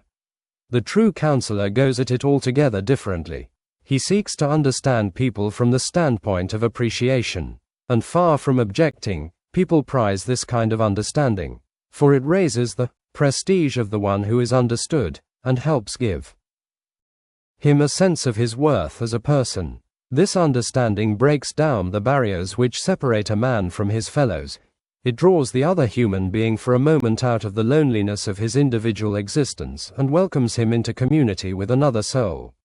It is like in not viing the traveler in from his snowy and chilly journey to warm himself for an hour before the fire on another's hearth. Such understanding, it is not too much to say, is the most objective form of love. That is why there is always a tendency on the part of the counselee to feel some love toward the counselor, this person, who understands me. There are few gifts that one person can give to another in Tin's world as rich as understanding. Chapter 5: Setting up a counseling program. Generally speaking, counseling is done everywhere. At a football game, on the street car, during an evening walk across the campus after a committee meeting, in short, everywhere that people meet. For in every human contact some molding of personality occurs, and this, after all, is the fruit of counseling. We could state this definition: personal counseling is any deep understanding between persons which results in the changing of personality. Thus, counseling is a matter of degree, and one cannot strictly classify some relationships as counseling and others as not. It is not an 8-hour-a-day job, not an activity that one performs in his office and then leaves as a carpenter does his tools. W7 Hen the whistle blows. But it is still true that setting up a specific counseling program in terms of offices and hours will serve to direct this counseling attitude into its most fruitful channels. We therefore shall describe here some aspects of specific counseling programs which are already established in various institutions and could serve as models for programs in other institutions. The particular form of program depends always on the local situation, of course, and so what follows is to be treated as suggestive rather than ready-made or exhaustive. Let us first consider educational situations. Every college has certain administrative officers, such as deans or personnel directors, whose job consists to a great extent of specific counseling. The good dean or personnel officer, from this point of view, is not only one who possesses the ability to gain and hold the confidence of students, which is a sine qua non, but one who also knows and can apply the underlying principles of counseling in order to avoid both the scylla of being merely an advice giver and the Charybdis of being only a likable fellow. Many educational institutions have a corps of picked faculty members, serving under the leadership of one of these administrative officers, as student advisors, or freshman advisors. This is theoretically an excellent system. If perfected, it would be one of the most effective means of handling the problem of counseling students. But in practice it often falls woefully short of its possibilities because, first, the faculty participants do not have adequate time to give to student interviews. It is only fair, and certainly ex not pedient, that their curricular and other academic burdens be sufficiently lightened to allow them this necessary time. And in the second place, it is essential, if this system is to work effectively, that the faculty members be given some training in counseling principles, for a simple desire to help, even though very valuable, does not make one able to meet the situation. Some colleges solve this problem by having a specialist in counseling come to the campus and lead several training meetings of the faculty advisors. If this is not practicable, it will be possible in some cases to hold such training meetings under the leadership of members of the college psychology and sociology departments. Occasionally favored institutions have a trained counselor or psychological consultant on the staff, who, in addition possibly to other duties, devotes himself directly to the promoting of personality health among students. This is almost the ideal. The time will no doubt come when every university of pretensions will have such a staff member. For in our student groups, it may as well be admitted, we are continually confronted by individuals who need specific psychological help, and that in more concentrated fashion than the dean or faculty advisor is able to give. High intellectual development, a tendency to separate thought from experience, the sex problem accentuated by a postponement of marriage, all the adjustments connected with maturation, These features and others of the typical campus increase the neurosis potential and make personality problems more to be expected. An educational institution could thus perform a most valuable serve not to its students by placing on its staff a counselor, whose purpose it would be not only to help students meet specific difficulties, but to assist them in every way to adjust their personalities more creatively. There is a caution to be added, however. The work of this counselor or psychological consultant should not be such as to be branded on the campus as pathological. The apprehension sometimes expressed that having a strictly psychiatric emphasis on the campus might create problems in addition to solving them is well founded. If a student has definite psychotic tendencies, he should be referred to a practicing psychiatrist. But the chief emphasis of the counselor should be on personality health, and he should be considered by students as a positive influence on the campus rather than one who deals merely in ill health. Giving the counselor some other functions in the college program, such as the teaching of one course, often helps in establishing this desired reputation. Almost every professor, quite apart from his advisor status, is called upon to act the role of counselor dozens of times a week. Students' curricular problems, and social, economic, and even sex and matrimonial problems often fall into his lap. Thus, a great opportunity for significant help is open to the professor who has the counseling attitude and knows something of basic counseling principles. The counseling approach is of great value in the classroom. In fact, the whole teaching procedure, it can be asserted, is most effective when approached with an understanding of personality and its empathetic functions. Significant teaching requires empathy, for only thus does the professor's mind meet the students in a fructifying intellectual experience.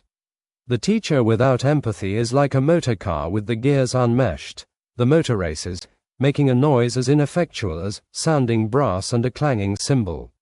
Knowledge may go from mind to mind through relatively impersonal means, but we should all admit that the more significant kind of knowledge is that in which there is a mutual participation, a partial identification of the minds of teacher and student.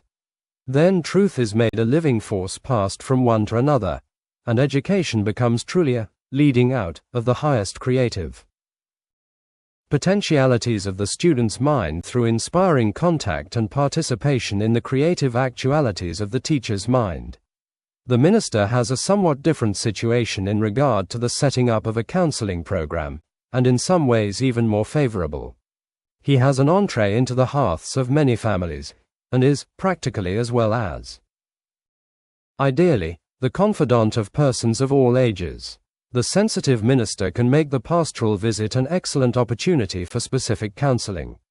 But he will need here so to direct the conversation that it not be wasted on incidentals, but pierce to the heart of the problems of the individuals concerned. The pastoral visit can lead to individuals calling on the minister with their problems, which is a more advantageous setup for counseling.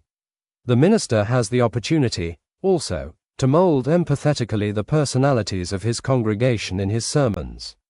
A sermon working on the principle of empathy is one which is so filled with understanding of the people concerned that it moves into their minds and hearts and lifts them rather than driving them by exhortation. It is not like a proclamation handed down from above, which anyone may take or leave. It is, if one may say so, a sort of rising of the minister and people all together. The truth the minister thus expresses is fructifying, and the people reach out for it because it represents their highest and deepest yearnings. In this case, the seeds are sown on fertile ground because the sensitive preacher so well understands the people to whom he ministers.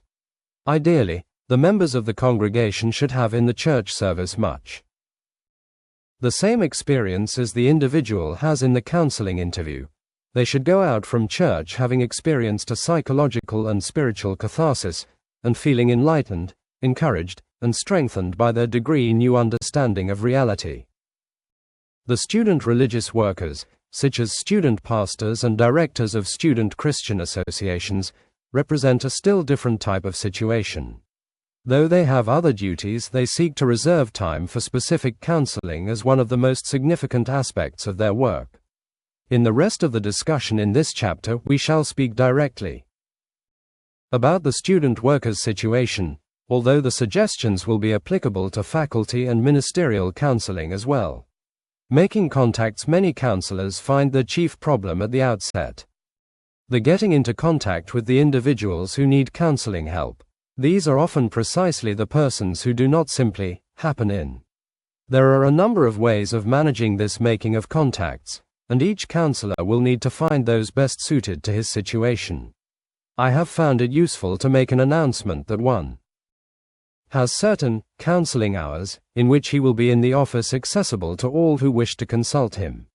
This puts a professional touch to the matter and disseminates the idea that one is prepared to do counseling. The student director, for example, may have a short article run in the college paper announcing his counseling hours and mentioning that he is trained in counseling. And he may have faculty JN members suggest to students with personality difficulties that they interview him. Such publicity should be unassuming and without fanfare. One's reputation as a counselor grows on the basis of the fruits of his work, not on the loudness of the blowing of trumpets. The most significant advertising that a counselor may receive is by word of mouth of those he has counseled.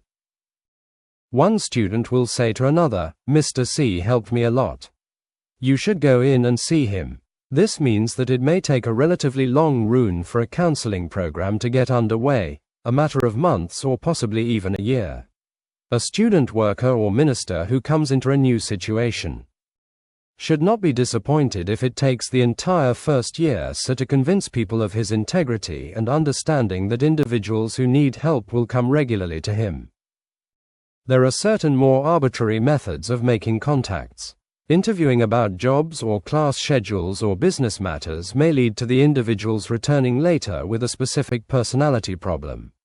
At a college where I was directing student religious work, one instituted a system of interviewing every fifth man on the campus to get information regarding campus attitudes, and the openings for personal counseling that resulted were unlimited.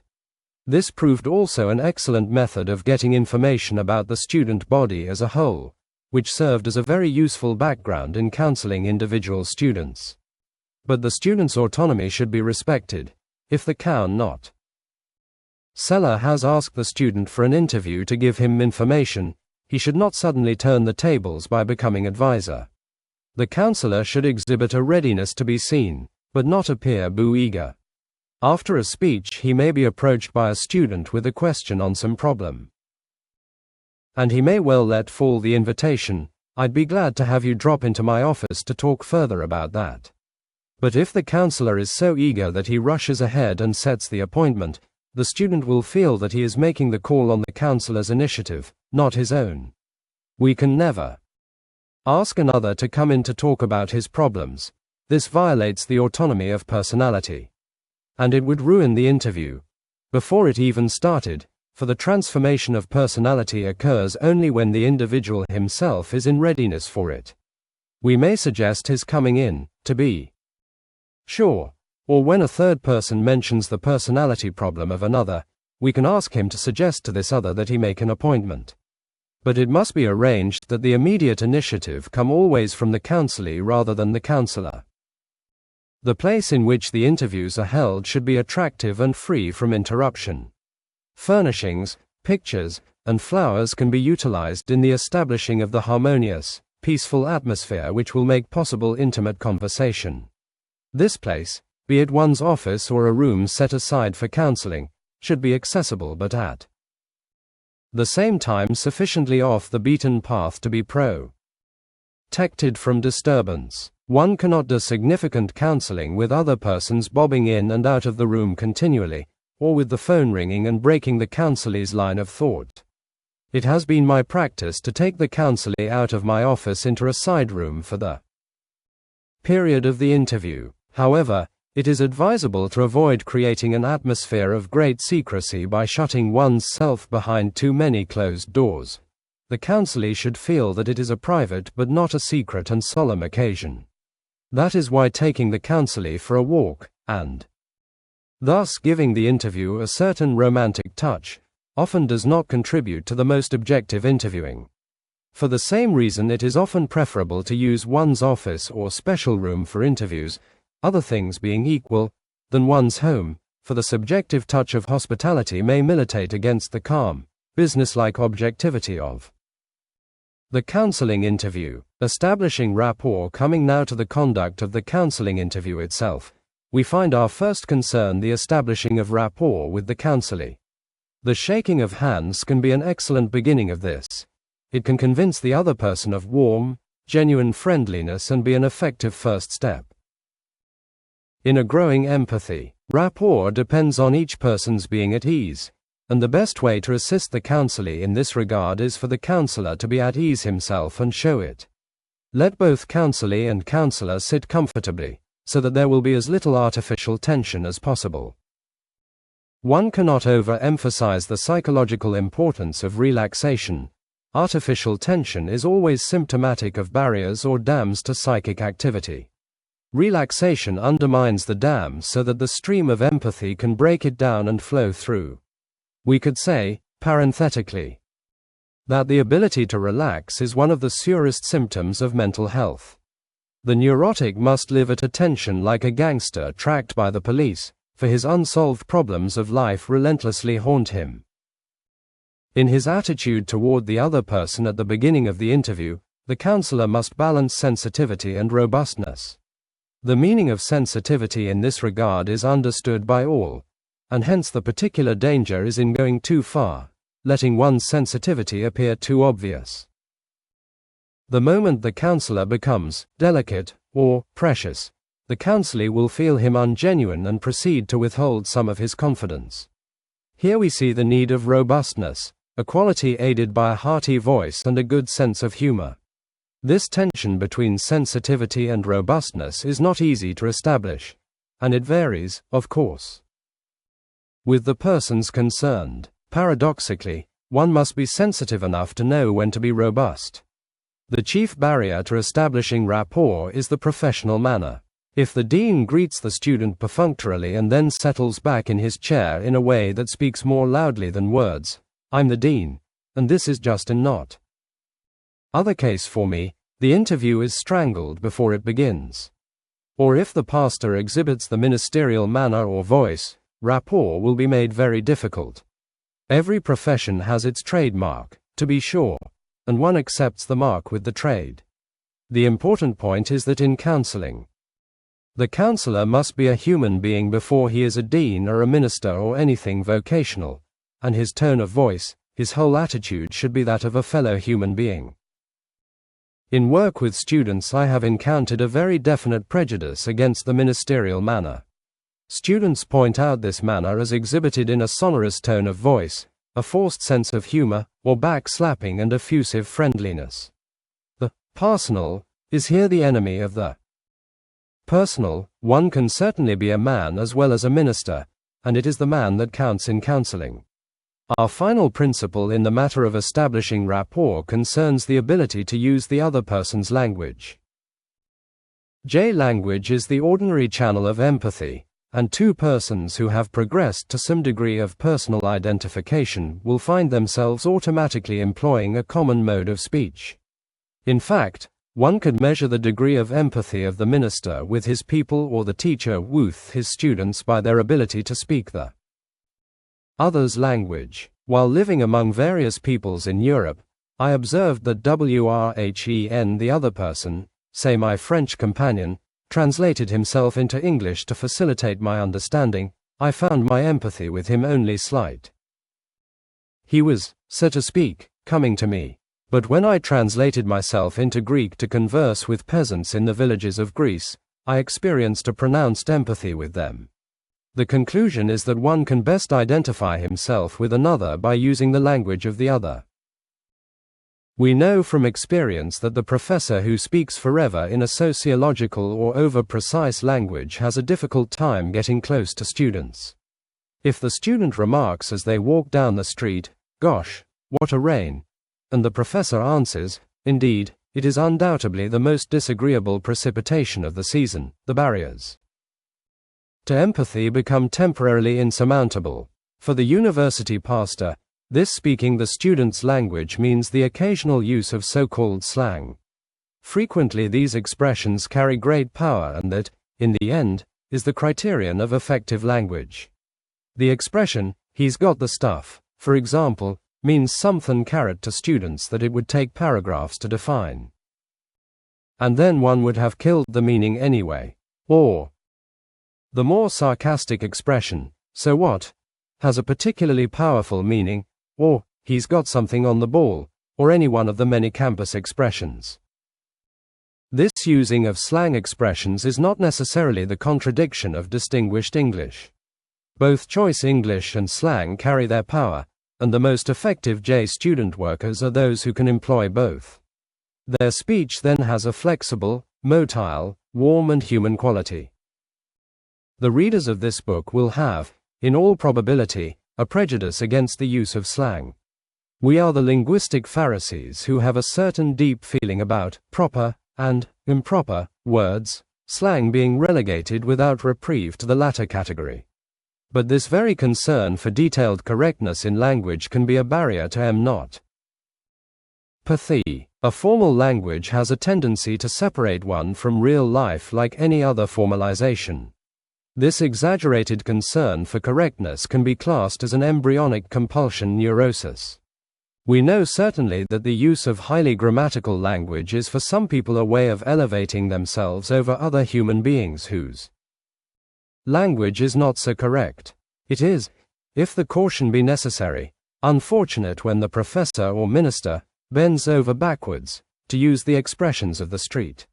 We have all smiled to ourselves at the alumnus who acts more fresh than the freshman, or the father who endeavors to be younger than his son. All of this is not what we are talking about. This is actually ungenuine, and a product of the individual's egoistic striving for recognition rather than true empathy. Empathy means the mutual influence of personalities, and therefore in the process of empathy not only will the student counselor take on the powerful expressions of the students, but they, in their turn, will absorb his larger and more carefully chosen vocabulary. Chapter 5L Confession and Interpretation. Contact having been made with the counselee, and rapport having been established, we now find ourselves the central stage of the interview, the concession. This stage consists of the counselees talking it out. It is the piece de resistance of both counseling and psychotherapy. So not important, in fact, is the confession that counselors can well hold themselves to the practice initiated by the psychotherapists, namely, that of reserving at least 2/3 of every hour for talking on the part of the counselee.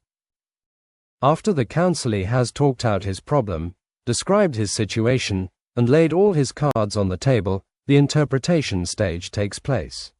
During this period both counselee and counselor survey the facts that have been brought to light and endeavor to discover through them the personality pattern of the counselee, wherein lie the sources of his maladjustment. Interpretation is a function of both counselor and counselee working together. In the confession stage, the counselee occupies the limelight and does practically all the talking. But in the interpretation, the counselor becomes increasingly prominent, first merely by asking leading questions, then by offering suggestive insights, and finally, by his empathetic influence upon the counselee. Probably the most fruitful approach will be to illustrate the confession and interpretation stages by narrating an actual interview. I shall therefore describe a 2-hour interview, in condensed form, using as much as possible the exact words of the counselee and counselor. This case is selected because the counselee in question was particularly intelligent, and therefore the interpretation could not proceed without waste of time. But for that very reason the case is not to be regarded as typical, for most counselees will require a much slower process. At the end of the narration we shall sum up and examine the more important points emerging in the interview. Mr. Bronson, as we shall term our counselee, was a college instructor in philosophy of religion. When he came for counseling I noticed that he was an attractive, intelligent-appearing young man. He shook my hand cordially and exhibited a very friendly attitude. We exchanged a few sentences and then without the customary procrastinator not. Tien, Mr. Bronson went immediately into his problem. Bronson, I am troubled by the fact that one always work at a great tension. I can't seem to relax. When I let up at all, I get sick. It's rather strange. The second day of every vacation I feel myself all done out, and have to go to bed with a cold or something of the sort. He laughs. Counselor, well, that's interesting. Tell me more about it. Bronson, it seems as though I must always have something driving me, something compelling me to keep at my work. If I don't have this strong outside compulsion, I just slump altogether.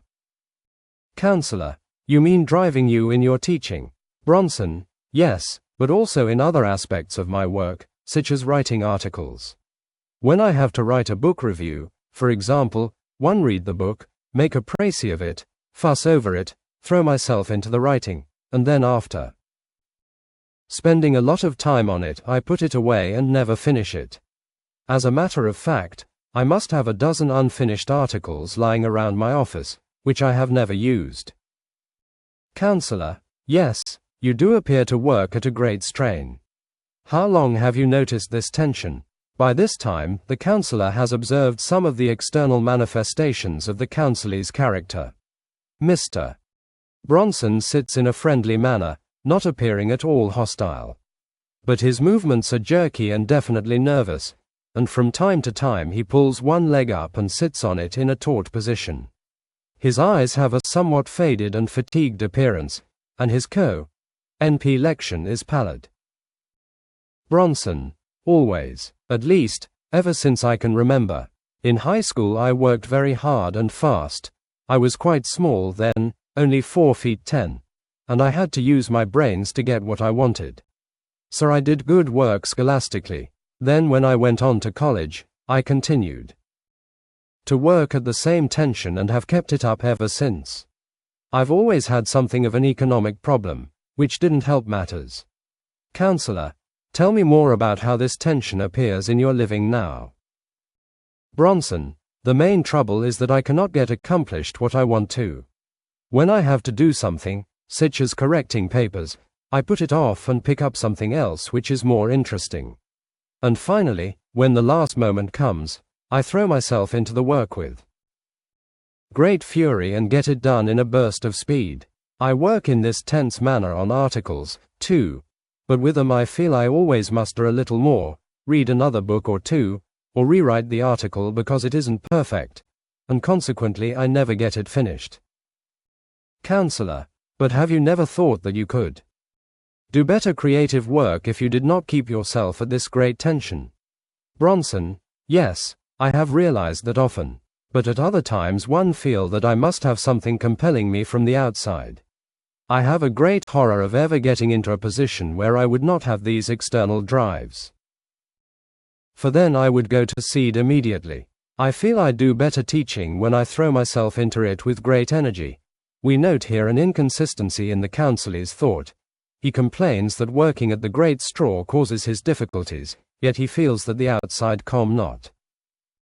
Pulsions are useful, and he appears desirous of retaining them. This inconsistency shows us that the tensions of which he complains are really symptoms of some maladjustment deeper in his personality. His statement that he works better under strain is not to be taken at its face value, for he would be forced to rationalize the matter in some such way as this. But it's pretty hard on me. The night before T gave my first lecture in philosophy I didn't sleep a wink. And it was the same the night before I substituted for Professor Brown in his lecture, and I was terribly nervous and upset in the class even though I knew all the students. We observe from the material so far that Mr. Bronson is not particularly abnormal. He occupies a good position and is what the world calls a successful young man. But he is potentially neurotic and could slip into neurosis at any time the pressure was sufficient, as we shall see below. More important, we notice that his personality difficulty is distinctly inhibiting his creative accomplishment. In this respect he clearly needs to be liberated. The counselor's purpose in this case, then, is to help Mr. Bronson to readjust his personality tensions so that first, the possibility of his going neurotic in the future will be lowered, and second, his creative powers will be freed. Counselor: have you ever had a breakdown under these strains? Bronson: yes, when one was a senior in college I had a nervous collapse. One had just got engaged, and that made me strive all the harder. Suddenly I went off into a son of dream V state. One couldn't study, couldn't do anything. They sent me with my sister down to the ocean, where we stayed for 3 months. I was in a comatic state. One went to sleep, woke up, but did practically nothing else. But finally I came back to college and finished out the year. Another time. Here Mr. Bronson begins to laugh. Once L had a Turnbull time. One was phoned one night to take a fairly imponent Bible class on the following morning. One didn't know much about the subject, but one couldn't get out of it. One stayed up all night, all MV muscles taut and my body as nervous as could be, drinking coffee and trying to look over some notes. But I got nothing done. Next morning one got on the bus in a fuddle, scarcely knowing what one was doing. I felt a strange pain at the base of my brain, as though something were going wrong. While riding the bus I looked across at the Jersey shore and felt a strong desire, he emphasizes the point, honestly, a pull that was almost too strong to be resisted, to take the train to Jersey and escape the whole thing. Counselor, laughing: well, you did get pretty close to the line. Bronson, also laughing: yes, I know that's the way people go crazy. If I'd waked up in California and not known how I got there, they'd have locked me up in the asylum for sure. But I didn't go to Jersey. When I got to the class one saw it consisted of a bunch of old ladies whom nobody should be afraid of, and so I walked in and got off some old drivel. But, boy, that was an experience. So far the interview consists entirely of confession. The counselee merely talking it out. This goes on much longer than is here recorded. Now the counselor must elicit certain necessary information from the counselee. Counselor: what is your age, Mr. Bronson? And tell me something, if you will, about your family and your position in it. Bronson: I am 26. 1 am the second child in our family, my sister being 2 years older. My father is a minister. The counselee also gives the information that he married at 20 and has had entirely happy relations with his wife. Evidently the sex factor does not play a prominent role in this maladjustment. Counselor: you appear to have a tremendously strong ambition. This marks the beginning of the stage of interpretation. The counselor will now seek to point out various relationships in the personality in the endeavor to find the underlying pattern. Bronson: yes, I am very ambitious. I have always worked very hard to succeed. Counselor: now we know that an exaggerated ambition, when the individual is not able to let up his striving, is very often connected with some deep inferiority feeling. Bronson, interrupting: I certainly have had an inferiority complex. It was connected with my being so small in high school, and I had to strive hard to make a place for myself. And, also, I've always associated with people older than I was. In school I was always a couple of years ahead of the boys my age. Counselor: do you know what your position in the family indicates? Bronson does not. So the counselor explains briefly how the second child tends to develop a prominent ambition, and that this is accentuated when the older child is a girl. Bronson: yes, this seems to fit my case perfectly. When I was very young I can remember always trying to outdo my sister. She was rather sickly, so that made it easier. I raised such a fuss when she went to school that my parents were forced to put me in school also, though I was only 4 at the time. One of the reasons I studied so hard was to get ahead of my sister. It is clear that Mr. Bronson is unusually objective about himself, and is able to grasp quickly the meaning of the relationships which the counselor points out. This, of course, expedites the counseling process. Counselor: can you tell me an early childhood not? Ori. He briefly explains the significance of such memories. Bronson: why, yes. I guess I was about 2 or 3 when this happened. I was pushed to the fair in a little cart in which I rode backwards. While we were at the fair, the pole of the cart broke and the man who worked for us had to carry me all the way home. I also remember a dream which I had many years ago. It clung so vividly to my mind that it seems like an early memory. I dreamt I was climbing up into the attic of our house on a ladder. When I got to the top rung, a monkey jumped out of a green box in the attic and scared me, and I fell down the ladder. He laughs. The counselor by this time sees the outlines of the personality pattern, and he explains his hypothesis to the counselee. Counselor, that early memory doesn't help us much, but the dream is very interesting. We can now see some rather distinct things about your personality pattern, Mr. Bronson. Let me sum them up. You work at a great tension, you said, which keeps you under a nervous strain and interferes with your creative accomplishment. We agreed that this great tension was really the expression of an exaggerated ambition, and that this ambition was not connected with your inferiority feeling. Your position in the family fits into this picture, and that dream gives us some hints, too. You remember, you climbed up the ladder to the top, and then fell. Have you always been afraid of falling, or let us say, of failing? Bronson, why, yes, as a matter of fact I have been. Very much so. So far Mr. Bronson's personality pattern does not present anything particularly unique. It is the getter-al inferiority ambition neurotic symptom form. Now the counselor must push the interpretation deeper to discover the unique aspects of this pattern and the consequent neurotic tendency. Counselor, why should you be afraid of failure? Bronson, I don't know. One never have failed in any outstanding matter, but one always fear I will.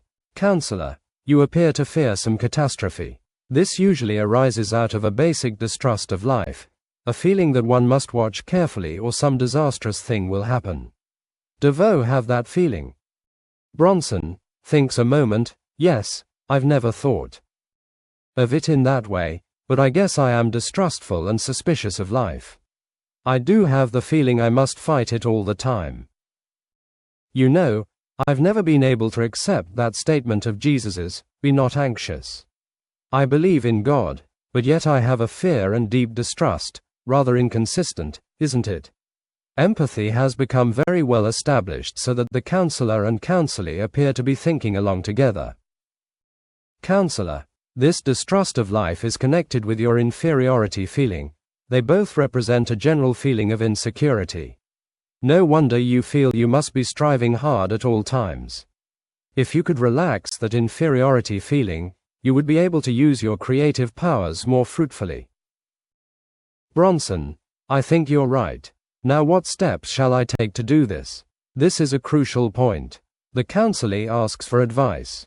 If the counselor succumbs to the temptation, with its implicit flattery, and gives advice, or even specific instructions, he short-circuits the process and thwarts the real personality readjustment of the counselee, as will be explained in the next chapter.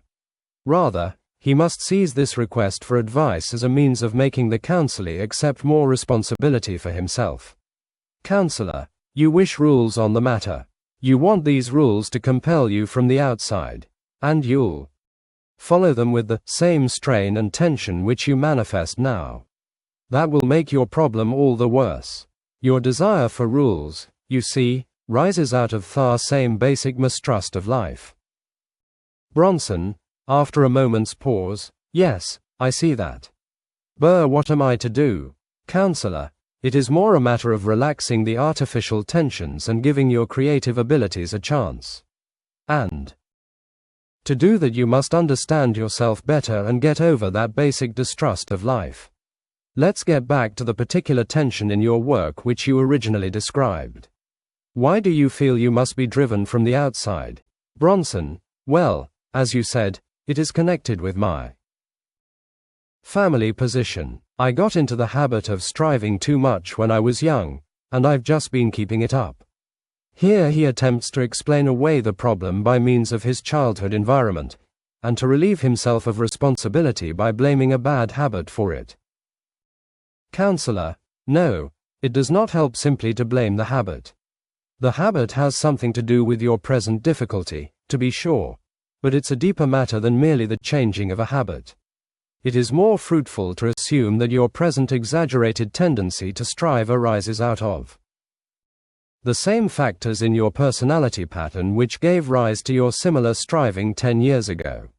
And what we need to understand is those factors. A pause. The counselee has reached a T-N-P-O-R-A-R-Y impasse. The matter goes deeper than he had expected.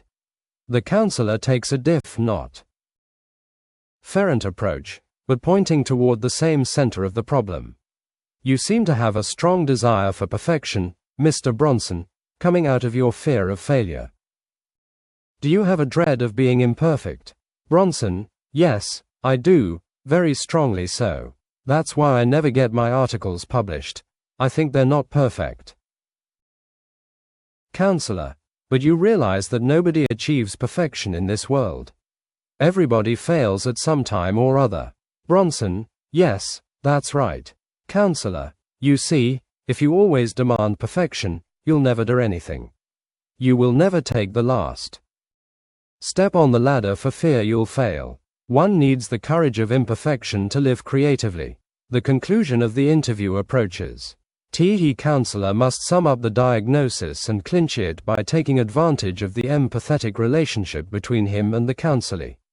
Counselor, leaning forward and looking directly at the counselee: Bronson: why do you distrust life? Bronson: I don't know. But the more I think about it, the more I realize that I have always had this special feeling of insecurity and suspicion. Counselor: we can understand this suspicion and distrust of life as coming out of your inferiority feeling, which was accentuated by your small size in your youth and your family position. But you are no longer inferior. You occupy a good position and certainly enjoy more security than $T people in the world.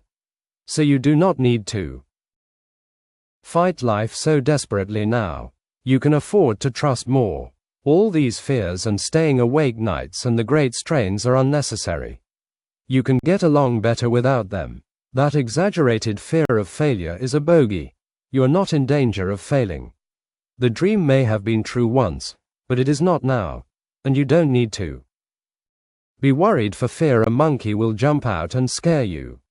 So you can take on courage and let this unnecessary inferiority feeling evaporate. You can develop the courage of imperfection, and in that way you'll relax much of that driving ambition. You need to give your creative abilities a chance. That means trusting and affirming life more, and it means affirming yourself, so that you will be able to create without being forced from the outside. Counselor and counselee have been looking directly at each other. The latter reflects for a moment as he becomes aware of the new possibilities before him. As he gets up to go, Bronson expresses his gratitude to the not seller, and says, as he stands at the door, smiley face: Bronson, say, I think that distrust of life explains why I have become so interested lately in supernatural theology. By this I was able to look down on the world, and condemn man and conclude that the world was all bad and nothing could be expected but catastrophe. I now see that this attitude is probably connected with my general pessimism about life. Counselor, possibly it is. You know more about that than I. You might turn these questions over in your mind in the future, Mr. Bronson. The questions of your basic distrust of life and why you feel you must be compelled.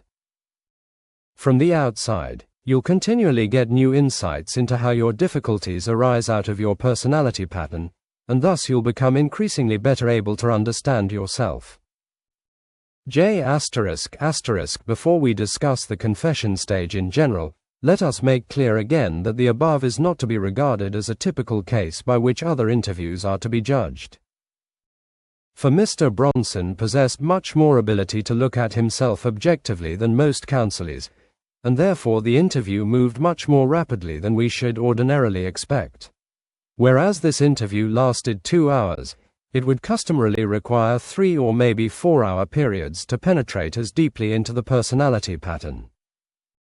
Then, too, the factors in air. Bronson's personality fitted together unusually clearly. The counselor should be ready to expect ordinarily a more difficult task in discovering the basic relationships within the personality. Let us note, also, that this case did not end with a cure. Its purpose was to illustrate confession and interpretation, and the matter of the cure, i.e. transformation, will be discussed in the next chapter. What we wished to do was to enlighten Mr. Bronson, to help him understand himself. And it was not at all expected that his personality would be re-anade when he stepped out the door. There was a process of transformation set in motion, of course, on the basis of understanding and suggestion, which are curative forces that we shall discuss below. But this interview did not quiche Mr. Bronson's difficulty, it fitted him, rather, to vanquish it for himself. What such an interview accomplishes is to be observed after a couple of months, when the suggestions have had time to work themselves out in the counsellee's daily living. But all this is the province of the next chapter. Some important guides for the counselor arising from our general discussion of confession are, first, the principle that the counsellee does the talking in the confession period. This point, of course, is obvious, but it must be stressed, for unless the counsellee talks it out with some degree of thoroughness, the counseling will not get to the root of the matter. It can almost be made a rule. If the counsellee does not do at least 2/3 of the talking in a given hour, something is wrong with the counseling procedure. The counselor should be chary about his own talking. Every word he utters should have a purpose. It is well for us to realize, as the second guide, that there is a cathartic value in confession per se. The mere fact that the counselee has talked his problem out, in the presence of an objective and understanding counselor, has made him psychologically healthier. It has relieved him of some of his inhibitions. It has made possible a more ready flow from his subconscious to his conscious by flushing the channel, and it has helped him see his problems in the clarifying light of objectivity. This does not mean that confession to any person who happens to be at hand will bring the same reward, be it the cook in the fraternity house or a shepherd on the hillside. The function of empathy is such that the person to whom one is confessing has much to do with the cathartic value of the confession. The skillful counselor, thirdly, is able to turn the counsellee's concession to the central problem. Unlike Mr. Bronson, most counsellees will tend to procrastinate and ramble about among minor topics, putting off the fated moment when they must confess the real problem. There are certain unconscious processes in the individual, as a matter of fact, which make him involuntarily shy away from the delicate area of his difficulty.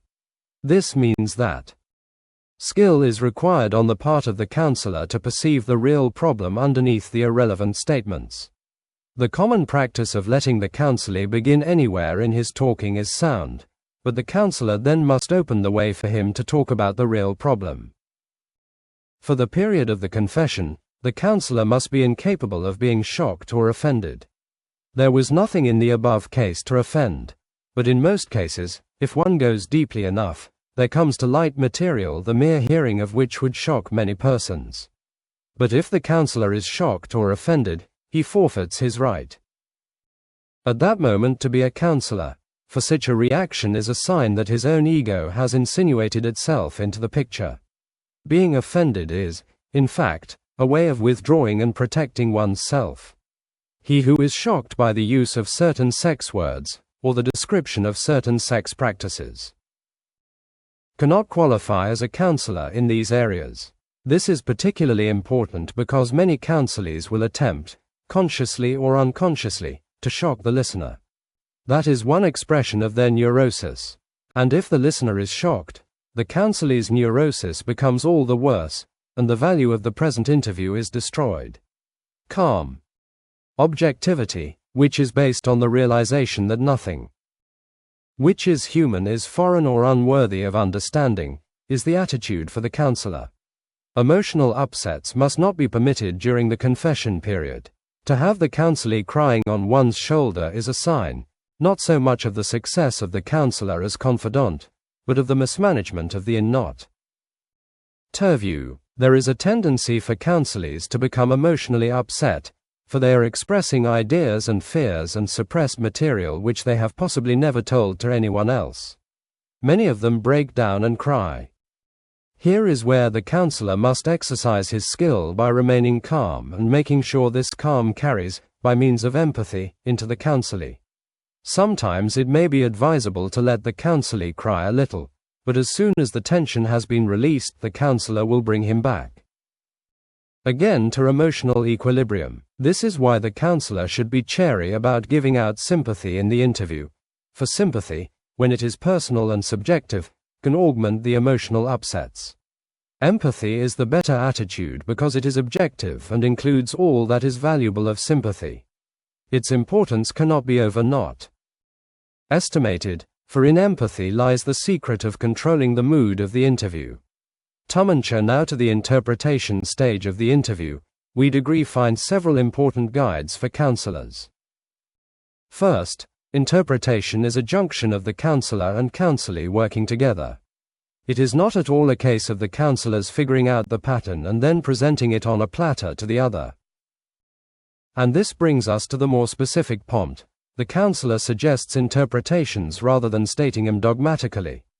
He does not say, "This is this," but rather, "This appears to be this," or "This is connected with this," and in each case he waits to see how the counselee reacts to the suggestion. For as we have stated previously, all conclusions in personality matters are of the nature of hypotheses, and the truth of the hypothesis is contingent upon the way it works in the personality at hand. This leads to a third observation. The counselor must be able to read the meaning of the coinselee's reactions to suggestions.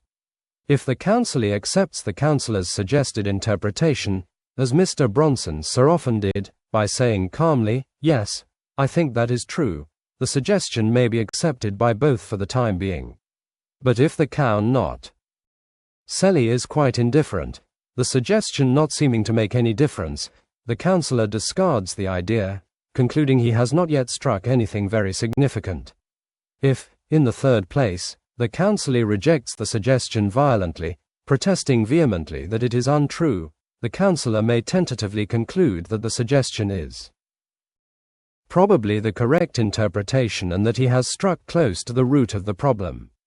But he must never insist at the time. He merely retreats, takes another lead, and from this new angle approaches the same center of the problem. If he is successful in hitting upon the true interpretation, he will suddenly find his counselee giving up his resistance and admitting the truth even of the originally rejected suggestion. We shall conclude this section with a word on the limitations of the counselor's technique. He cannot PECT to uncover the total personality pattern of the individual. It is not, in fact, his province to do so. His function, rather, is first to listen objectively and thus help the counselee confess and air all aspects of the problem. Second, to aid the counselee to understand the deeper sources in his personality from which the problem arises. And third, to point out relationships which will give the counselee a new understanding of himself and equip him thereby to solve the problem for himself. The less experienced the counselor is, the more should his function be confined to the confession stage, with interpretation suggested only tentatively. But as he becomes more experienced, he is increasingly able to offer fruitful interpretations which will help disclose the deeper relationships in the personality pattern. Use of tests, records, etc.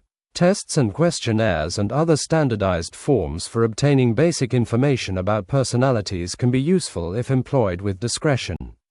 If the counselor is in a college situation, he can often obtain suitable forms, such as vocational aptitude tests and personal prejudice tests, from the psychology or sociology departments of the institution.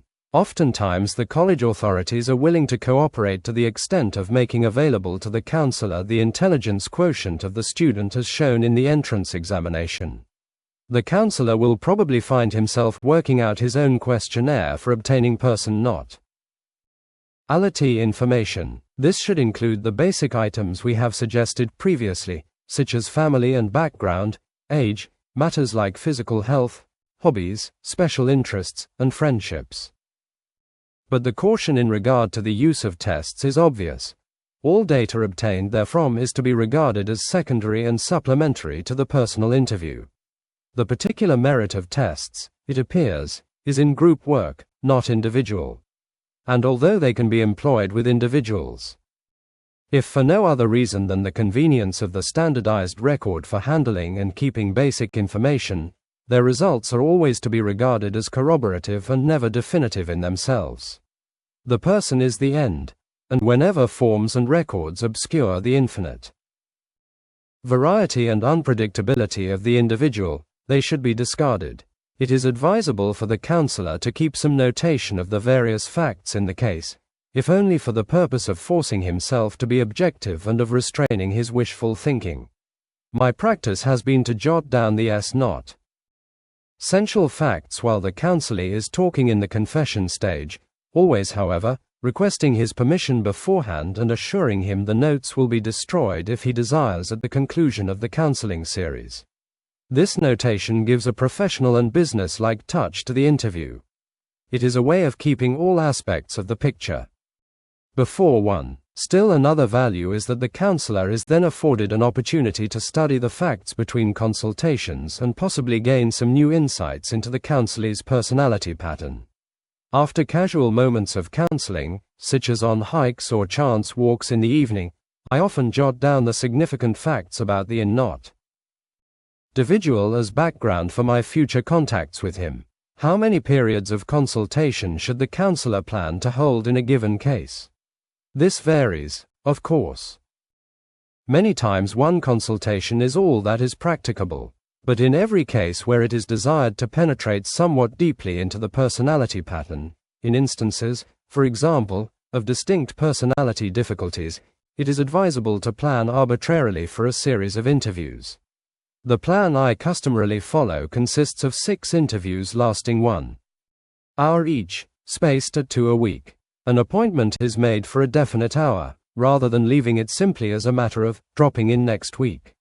This period of 3 weeks gives both parties, particularly the counselee, time to reflect on the insights discovered in each successive interview and by reason of the assimilative and selective processes of the unconsciousness, the counseling takes up at a deeper level each time. Long periods of consultation are not to be recommended. Occasionally student directors tell of 3 and 4 hour interviews of an evening, but such affairs are usually connected with emotional strain, which befuddles the counseling. After a certain period, both counselor and counselee lose the power to be objective, and subjective attitudes are bound to creep in. Ordinarily, we may conclude, 1 hour is the optimum duration for an interview. Chapter A. 11. The transforming of personality. We now consider the final stage in the counseling procedure, the consummation and goal of the whole process, the transforming of the counselee's personality. In the confession and interpretation stages, we found that the source of his problem was a faulty adjustment of tensions within his personality. This maladjustment, it was observed, went hand in hand with his mistaken attitudes toward life. The wrong attitudes must be corrected and thus a readjustment of the tensions affected. This is called transforming, because it does give the personality a new form. It changes, not necessarily the content, but not tainly the structure. It is a readjustment of the constellation of tensions which constitutes the form of the personality. In the counseling process, we do not remeld the person completely and send him out of the office a new man. The endeavor is to free him to be himself. This means giving him the start in his own task of transforming his personality. And how is this to be done? In the first place, personality is not transformed by advice. This misconception we must destroy once and for all. True counseling and the giving of advice are distinctly different functions. Sometimes, of course, every one is put in the role of advisor. The dean must advise the freshman about certain courses of which he as yet knows nothing, or one must advise the stranger which streetcar to take downtown. But in neither of these cases is the personality of the individual being dealt with. No deep understanding, and very little empathy, enters into the process. Advice, using the term in its everyday sense, is always superficial. It is a handing down of directions from above, a one-way traffic.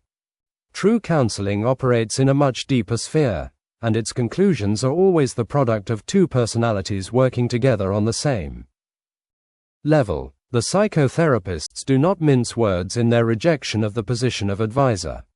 Many quotations could be cited of the same tenor as the following one from Freud. Moreover, I assure you that you are misinformed if you assume that advice and guidance in the affairs of life is an integral part of the analytic influence. On the contrary, we reject this role of the mentor as far as possible. Above all, we wish to attain independent decisions on the part of the patient. One advice giving is not an adequate counseling function because it violates the autonomy of personality. It has been agreed that personality must be free and autonomous. How, then, can one person justifiably pass ready-made decisions down to another? Ethically one cannot do it, and practically one cannot, for advice from above can never affect any real change in the other's personality. The idea never becomes part of him, and he will cast it off at the earliest convenience. Practically speaking, however, the counselor is often called on to give advice in matters that are not strictly personality problems. Here he may do so from time to time, but let it be clear in his mind that he is not genuinely counseling at that moment. Sometimes advice may work legitimately as suggestion, the individual thus remaking the decision for himself. But this represents a different process, which we shall consider below. The important consideration is that every decision of account must come, in the end, from the counselor himself. In my view, Rank aptly says, the patient should make himself what he is, should will it and do it himself, without force or justification and without need to shift the responsibility for it. Turning now to the positive means of transforming personality, let us first consider the leaven of suggestion. Suggestion is often condemned as a technique in personal not ity influence, but that is due to a misconception.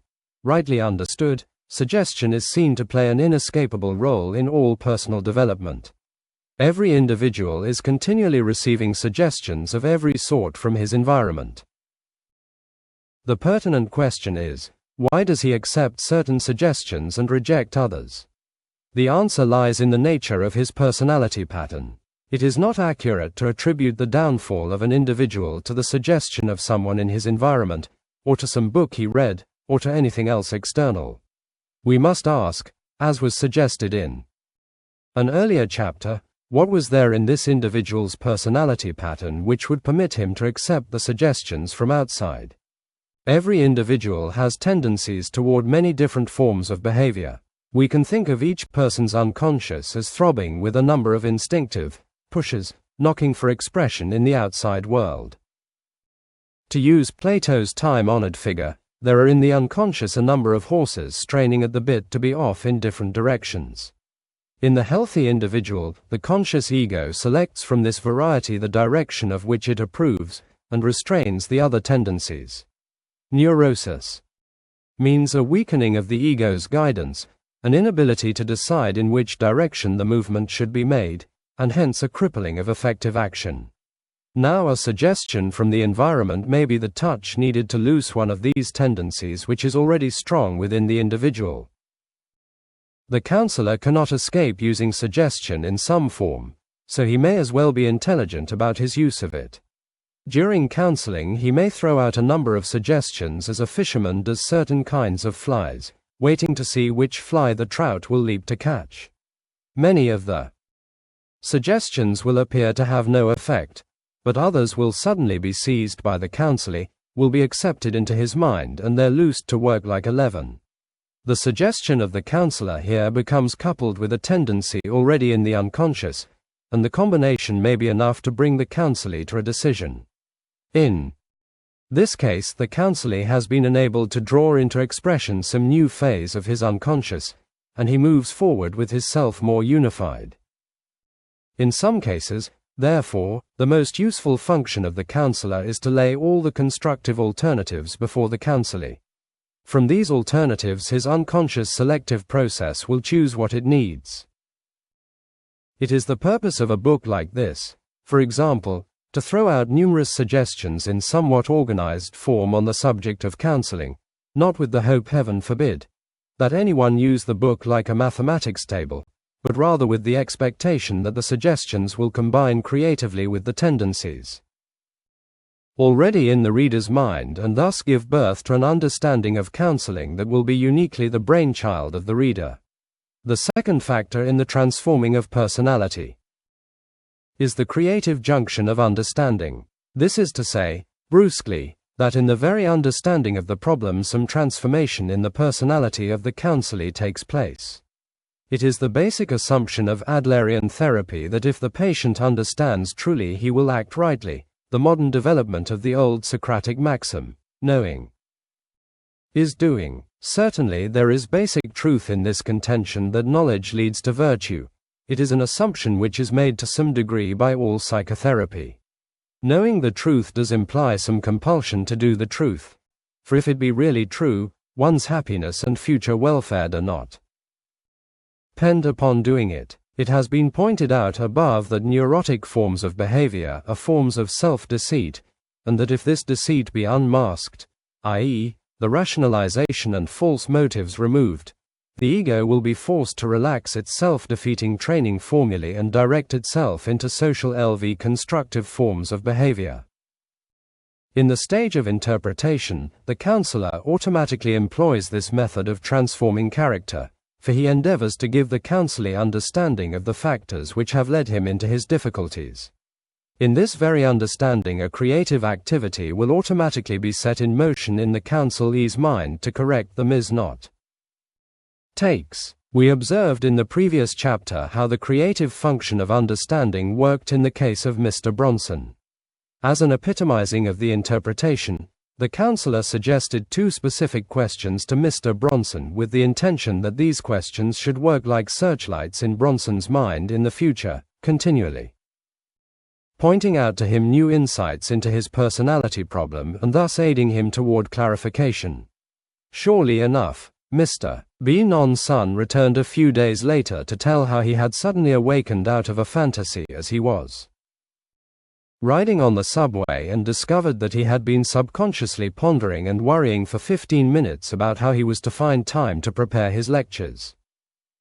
This fits in with the attitude of insecurity which we found in my personality, he said. And in this instance he had simply laughed at how his old pattern was endeavoring to work him into a useless nervous tension as it had customarily done in the past, and his laughing served temporarily to relieve the tension. Thus, as this understanding more and more works in Mr. Bronson's mind, consciously, but even more unconsciously, he will move in geometric progression toward personality, health. But knowledge is not the whole of virtue, and understanding is not all one needs to transform personality. And so it is necessary to move on to further considerations. The third means of transforming character is one implied in an earlier chapter, the influence resulting from the empathetic relationship. The two personalities being to an extent merged, influence must inevitably flow from the counselor to the counselee. This means that the counselor can effect some transformation of the other's character. Merely BV directing his OYVN mood and his own willing during the empathetic relationship.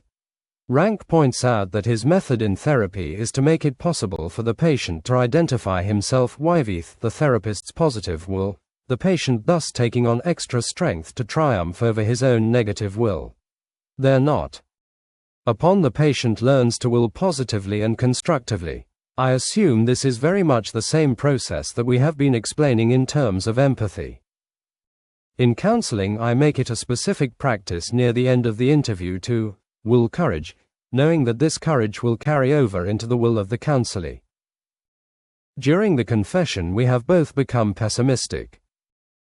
For his despair has carried into my mood. Then in the interpretation we have progressed toward a clarified view of the situation, and as the solution to the problem and the new mode of behavior present themselves, courage has taken the place of the despair. I know that my courage, as counselor, will become his whether I make specific statements of courage or not, for our psychic states are to an extent identified.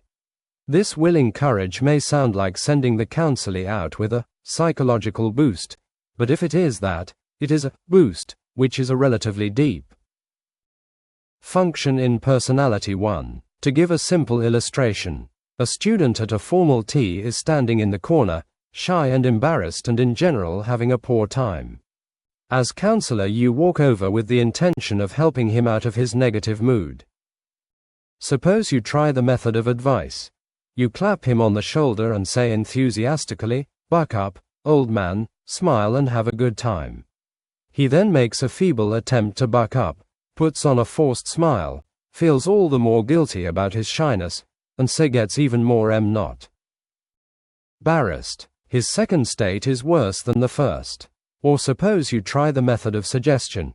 You remark, "A lot of interesting people here. This is a good chance to get to know them." Now he has already thought that, at least thought that he should be thinking it, and so the suggestion may do some good. But the best method is the empathetic one.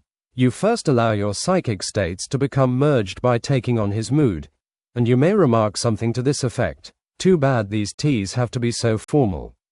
It's pretty hard to feel at home." The shy boy brightens up and answers with genuine enthusiasm, "Yes, it certainly is." For this is exactly the idea that has been uppermost in his mind. Empathy is achieved, but in achieving it you have surrendered some of your own happiness to take on his unhappiness. But after a moment's conversation you again perceive the possibilities in the tea, and your optimism and courage return. This time he takes on your mood, which overcomes his shyness and embarrassment. And the conclusion of our parable would be that he begins to move about the room with courage and interest in the other people. The fourth factor in the transforming of character is the utilization of suffering. The counselor may channel the suffering of the neurotic counselee to furnish the power to bring about the transformation of character. A human being will not change his personality pattern, when all is said and done, until he is forced to do so by his own suffering. Advice, persuasion, requests from the outside will effect only a temporary change in the cloak of the personality. And here is where mere rational understanding is shown to be inadequate, for it takes a dynamic stronger than simply an abstract idea that another way would be better to bring about a real change. The human ego is a recalcitrant and stubborn affair. It fights off disturbance, for it very much fears the profound insecurity that comes when its style of life is shaken. In fact, many neurotic individuals prefer to endure the misery of their present situation than to risk the uncertainty that would come with change.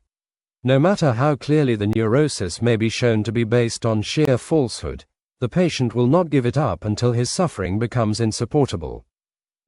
Fortunately, the wheels of life do grind relentlessly on and bring a just portion of suffering as a penalty for every neurotic attitude.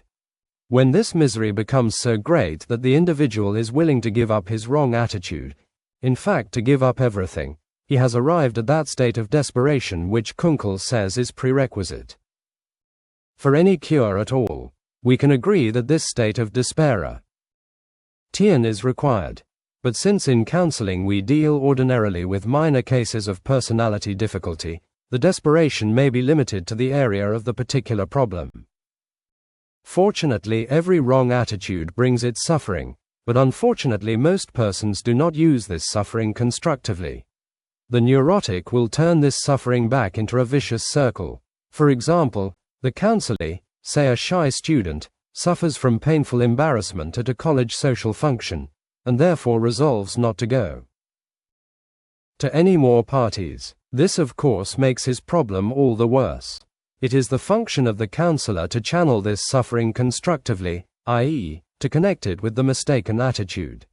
This will mean pointing out to the student that his suffering is really due to his egocentric ITV, his lack of social interest at the party, and that staying away will be an expression of even greater egocentricity and therefore will make his suffering ultimately all the worse. Suffering is one of the most potentially creative forces in nature. It is not sentimentality to relate the greatness of certain characters to their sufferings. as the pearl, is produced in the endeavor of the clam to adjust itself to the irritation of the grain of sand. So the great works of Poe and Shelley and Van Gogh and Dostoevsky are understandable only in relation to the sufferings these artists experienced. Jung expresses this truth, but all creativeness in the realm of the spirit as well as every psychic advance of man arises from a state of mental suffering. 3. And Kunkel, who has most profoundly explored the meaning of suffering in personality development, points out that the vicious circle of suffering may become constructive when we see that the pain is the first step toward being reborn, and that all that has happened, no matter how miserable, is only a necessary step toward clarification. No sorrow or one torment, or even joy has been in vain. 4. People should then rejoice in suffering, strange as it sounds, for this is the sign of the availability of energy to transform their characters. Suffering is nature's method of indicating a mistaken attitude or way of behavior, and to the objective and non-egocentric person every moment of suffering is the opportunity for growth. In this sense we can be glad we're neurotic, glad, that is, if we are able to utilize the suffering. A counseling principle arises here. The counselor should not relieve his kinsey of suffering, but rather redirect the suffering into constructive channels. He should use this suffering like water power which, when rightly channeled, generates the dynamic capable of effecting the personality transformation. The counselor should not assume any of the individual's final responsibility for working out his own salvation. In severe cases he may assume some of the responsibility temporarily, but only to give it back in more definite form to the counselee in the end. This principle is the basis for the practice of guarding against any intimate social relationships with the counselee during the period, assuming this lasts for several weeks, of the counseling. In these social contacts the counselee will be almost certain to involve the counselor in his web of responsibility, assuming unconsciously, for example, that the counselor likes him so well he will not let him fail. And thus he shifts some of the responsibility to the other's shoulders. Calm objectivity, rather, is the best attitude during the duration of the counseling period. It is sometimes said that the counselee should always go out of the office happier than he entered. But this may indicate that the counseling was merely a reassuring of HK. Old style of life. The patting on the back may do him definite harm and postpone the final overcoming of the difficulty. He should ordinarily go out more courageous after the interview, but courageous with the painful realization that he must transform his personality. If the counseling has been more than superficial, he will feel shaken and will probably be unhappy in his present situation.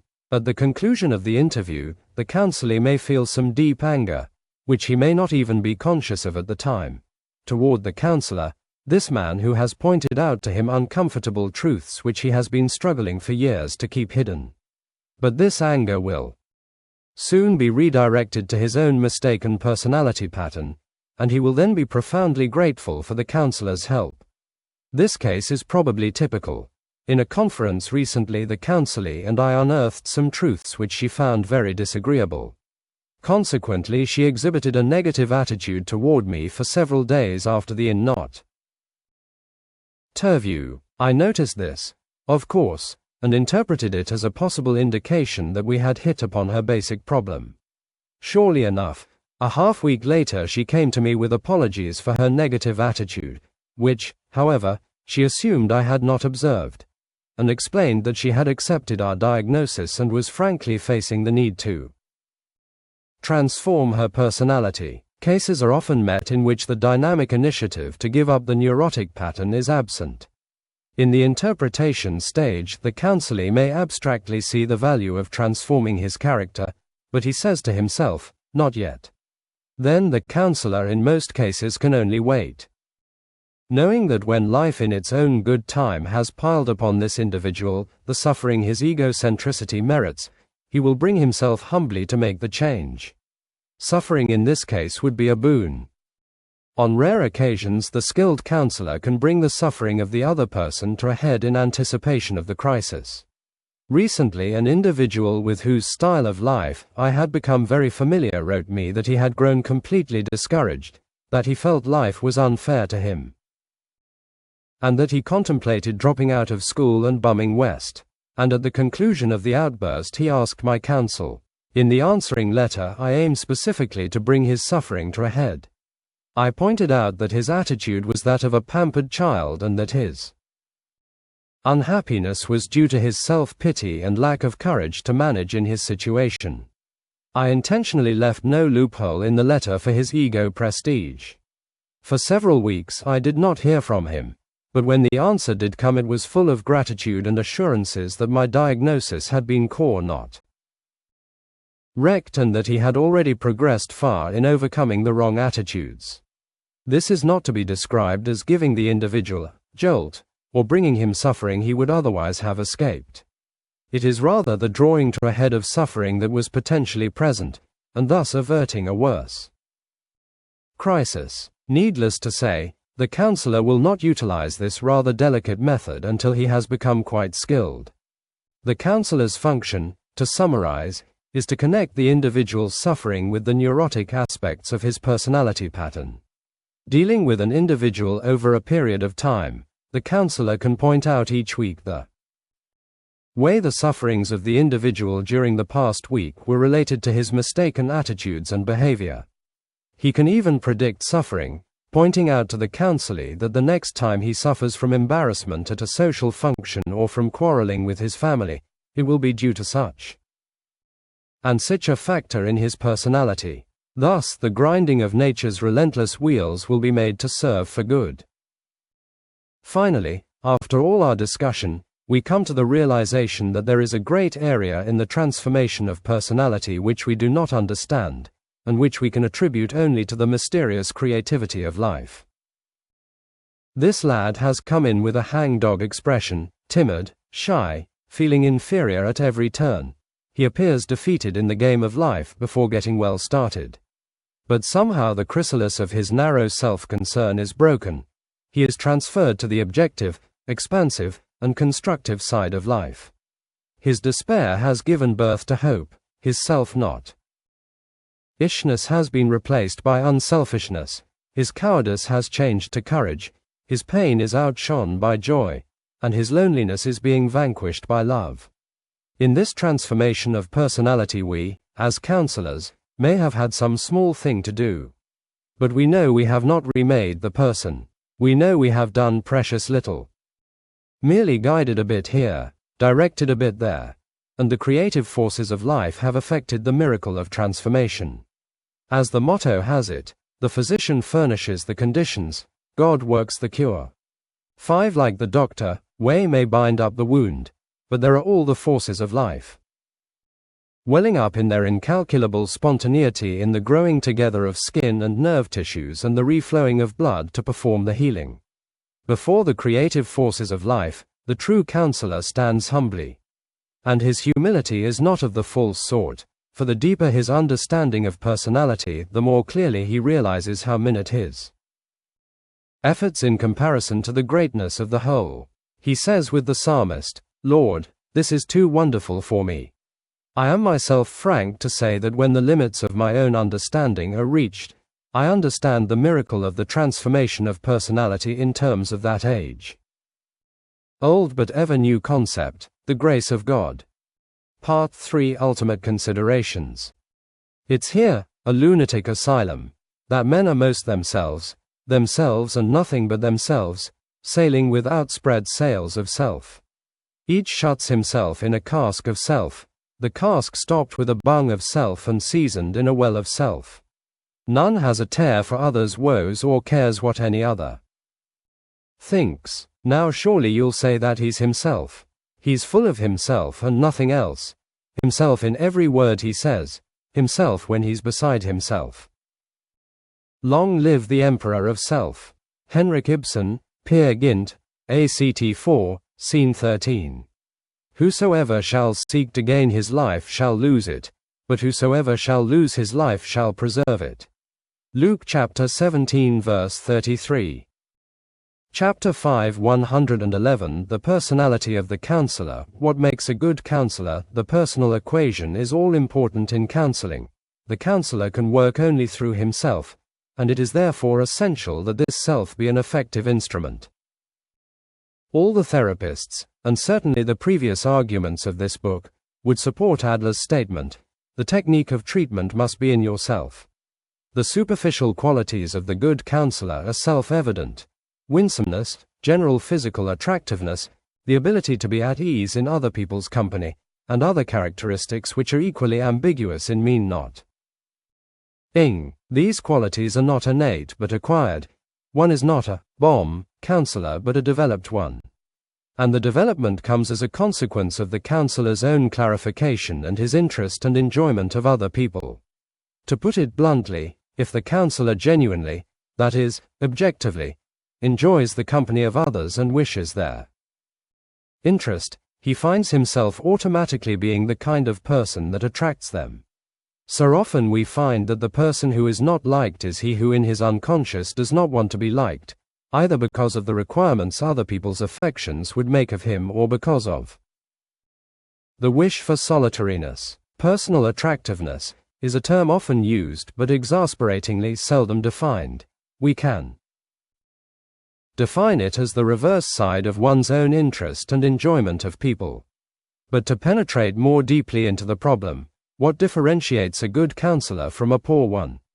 Is it training? Some training would appear necessary, but it is easy to see that prolonged graduate work in experimental psychology as it is at present taught would not necessarily fit one for effective counseling, and might even unfit one.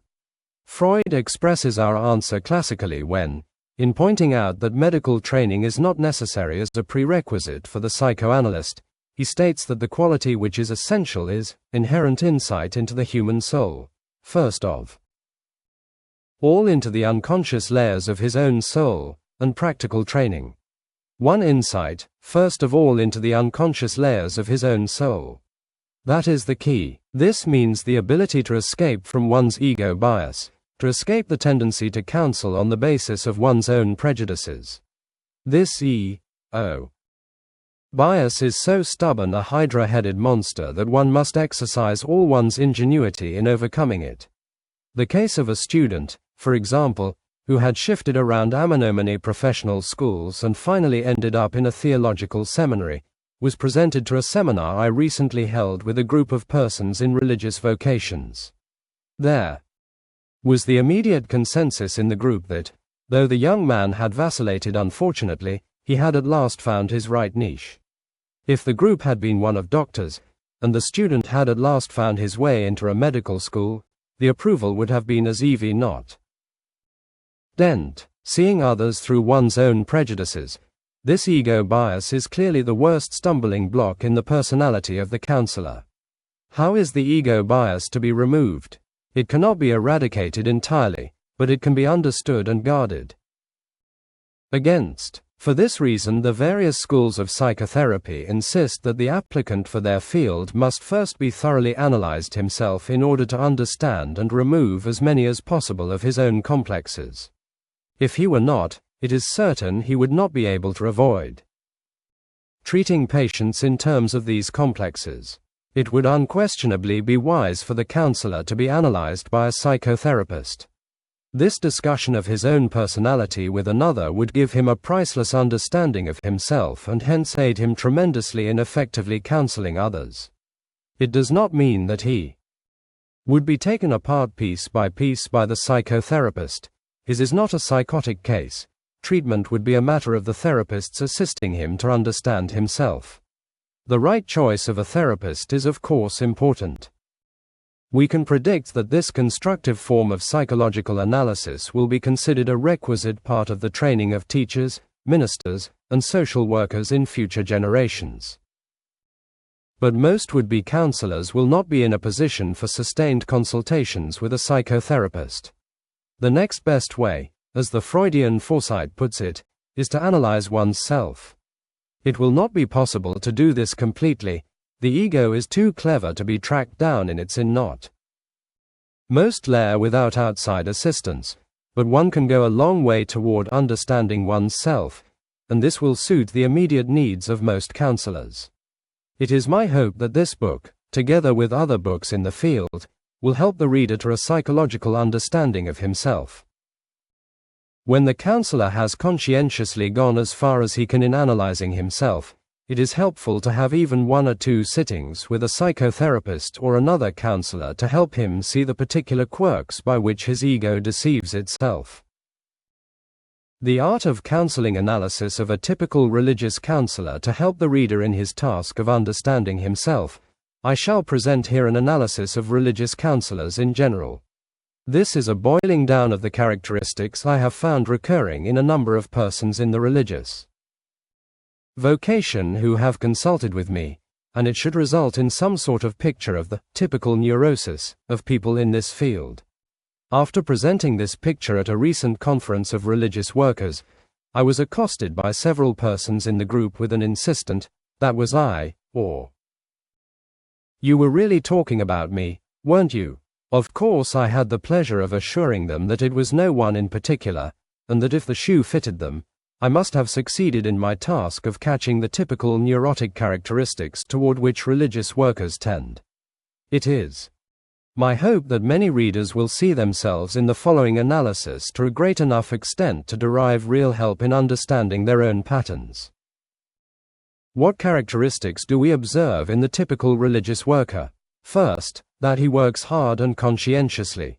He appears not to relax as often as people in other vocations, and does not have as many avocational interests.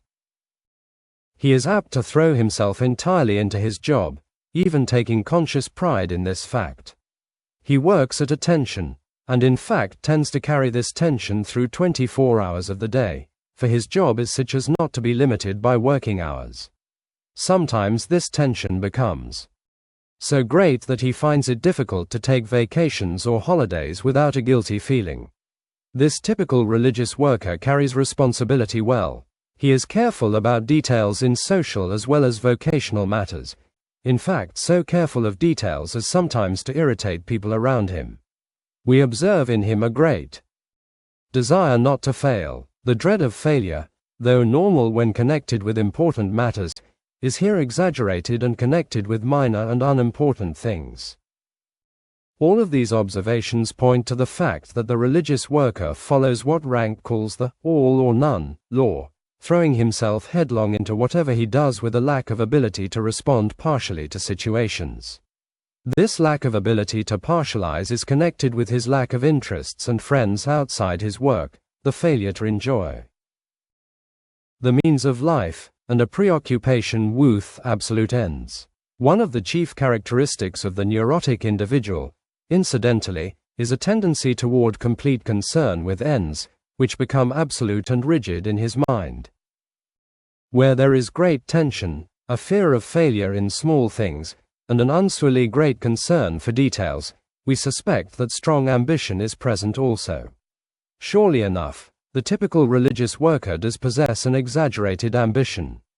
He is particularly convinced of the indispensability and importance of his work, and we see him hurrying about here and there as though the world depended on it. Please do not misunderstand. A normal conviction of the importance of one's work is healthy and desirable. But when it is expressed in a lasting tension in the worker, we can conclude that his ego pattern has become too much involved in the job. It is his vocation, and because he has an exaggerated feeling of his own importance, his job must automatically be the world's most important. That is why people remark about such individuals, he takes himself too seriously. The judgment, he takes his work too seriously, may express almost the same over-evaluation of one's self. A certain form of ambition is healthy and normal, the non-egocentric form, which is a spontaneous expression of the individual's creative ties. This form permits one occasional periods of relaxation, but when the individual works with never-relaxing tension, we become suspicious that the motive is his ego's triving rather than the unselfish desire to contribute to humanity. We might call this exaggerated ambition, as it shows itself in so-called religious people, the Messiah complex. It is the person's conviction of the indispensability of his own person, and the consequent feeling that his particular work is indispensable to humanity and the universe. Thus he is given a mask for his pride, and sets himself up as a reformer, moral judge over his fellows, and proceeds to speak ex cathedra. It may be one's belief that there is no more important work in the world than that of religion, but that does not mean that it could not go on without one. This work is devoted to the glory of God, not of the egoistic individual, and we have a right to expect a humility, a sense of the minuteness of man's efforts compared to the greatness and power of God. The religious worker serves Christ. He is not Christ. One has only to glance through history to see how dangerous this Messiah complex can become. How many a terrible inquisition was given demonic power by the fact that its progenitors persuaded themselves they were doing Christ's will. This becomes an excuse for the waiving of the last vestiges of conscience and humane feeling, and the self-styled holy man, who is Morelv using his holy vocation as a cloak for his own ego striving, is more demonic, witness the Crusaders in Constantinople, than the purely secular man.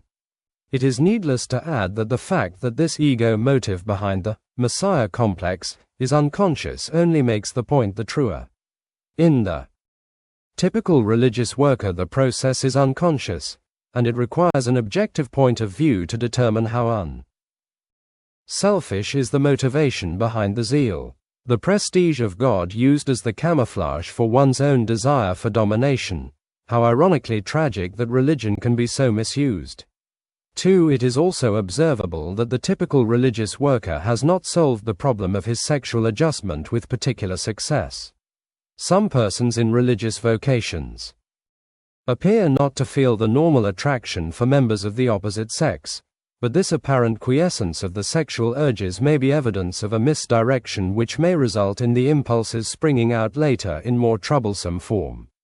The tendency to rule out the sex function itself, as exhibited in the endeavor to think of marriage chiefly in terms of having a home and children, often indicates that the sex problem has not been honestly confronted. Point 8. We can understand this failure to meet the sex problem as a product of our culture, which contains unfortunate strains of condemnation of the sex act itself and consequent tendencies to separate it from normal life. These influences come down with particular force upon individuals in religious vocations. Oftentimes religious and social workers use the concept of sublimation as a rationalization of their failure to make an adequate attempt to solve their sex problem. But sublimation, curious Freudian term that it is, does not have the meaning popularly given it in religious circles. Freud was endeavoring when he employed this term to explain social and artistic activities as one aspect of libido expression. He certainly did not mean that one can plunge into art or social service and thereby be totally relieved of his sexual impulses. It is possible, of course, for the individual to reduce the tension in his whole organism by work and exercise and enthusiastic participation in the not specifically sexual aspects of social activity, and to this limited extent the IAR meaning given the term sublimation is accurate. But one still has the normal sexual urge, and he may well come to grips with the necessity of sexual deprivation if that is the situation. Of course, it is possible to live well without specific sexual expression, but the means of doing so is honest and frank facing of the situation, not dishonest repression. The endeavor to ignore and cover up the sex factor is in most cases clear dishonesty, and actually amounts to sub-not merging of the urge, in Dr. Oliver Butterfield's phrase, rather than sublimation. Many people do find themselves in positions where sexual deprivation is the situation. The courageous and psychologically healthy adjustment in that case is to admit the deprivation and frankly make the renunciation that is necessary. Even married persons must still face this aspect of their lives with some ability for renunciation in certain situations. And the unmarried person who faces his problem honestly, escaping neither into repression or libertinism, but exercising the courage to bear the necessary tensions, will be in the best position eventually to solve his love and marriage problems. Satis not. Factually, what are the results of the failure to solve the sex problem in the work of the religious counselor? First, he or she is clearly unfitted to advise others in the area of sex. The counselor must be on guard against forcing his own maladjustments upon others, and if his own sex prob not lem is inadequately handled, he must step very cautiously in that area in his counseling. In the second place, the religious worker with an unsolved sex problem may make emotional attachments which are harmful to the persons with whom he or she works. Particularly is this true if the individual is specifically trying to sublimate in these other persons. We could cite the actual case of a women's student worker who thinks of the students part of the time as her children, this is conscious, and part of the time as her sweethearts, this, of course, is unconscious but evident to any intelligent observer. This introduces a subjective element which makes effective counseling impossible. One of the counselor's hardest tasks is to keep the counselee from becoming attached to him or her, and if the readiness for emotional attachment is present on the counselor's side too, the counseling relationship is irreparably ruined. Whenever the counselor finds himself taking subjective pleasure in the presence of the counselee's person, he had better be wary. To return now to the deeper aspects of the personality of the typical religious worker, can we discover any pattern BV which the whole style of life can be understood? We have pointed out that this individual throws himself completely into his work according to the all or none law, is especially careful of details, is apt to shelve the sex problem as separate from his normal life, and exhibits an exaggerated opinion of the importance of his work. The great care for details, and other symptoms here point in the same direction, is one of the telltale marks of what we term the compulsion neurosis. Sometimes called obsessional neurosis, this is the neurosis of the person who for some inexplicable reason feels compelled to certain detailed forms of behavior that are normally not regarded as important. Going back every morning to try the door a couple of times, though one knows one has locked it, is an example of a harmless and more or less universal form of the neurosis. The person who is ridden by duty, particularly when this duty is a matter of external details, is another example. This compulsion neurosis is the typical neurosis of religious people, even the typical one of our day, according to Rank. It is often connected with premonitions of spiritual and magical punishment. The compulsion neurotic feels, in some cases, that something supernaturally terrible will happen if he does not step on every crack in the sidewalk or tap every fence post with his cane. We see in our typical religious worker indications of this neurosis. He must not fail in details, and to ward off doom, he may believe he must dress just right or pray in a special manner, as by the pagan prayer wheels, or go through certain routines at his office. Why is he so afraid of falling? People fail at all times, as a matter of fact, even in big things let alone small matters. To err is human. But this individual has a peculiarly strong feeling that his mistakes will bring him magical doom. We have pointed out that the particular tension with which this individual works indicates an exaggerated ambition. It is a basic principle that neurotic ambition is connected with some deep inferiority feeling, and to be sure, we do find evidences in our typical religious worker of this inferiority feeling. It may take a moral form, the individual feeling unusual moral guilt and imperfection and therefore making strenuous efforts to compensate by ambitious striving. The root of the inferiority varies with different cases.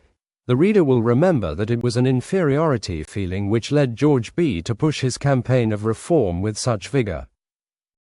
No matter what the source of the inferiority, the consequent exaggerated ambition will, in the religious person, take a religious and moral form. In other words, this individual will pick the moral area for the scene of his ego's battle for supremacy.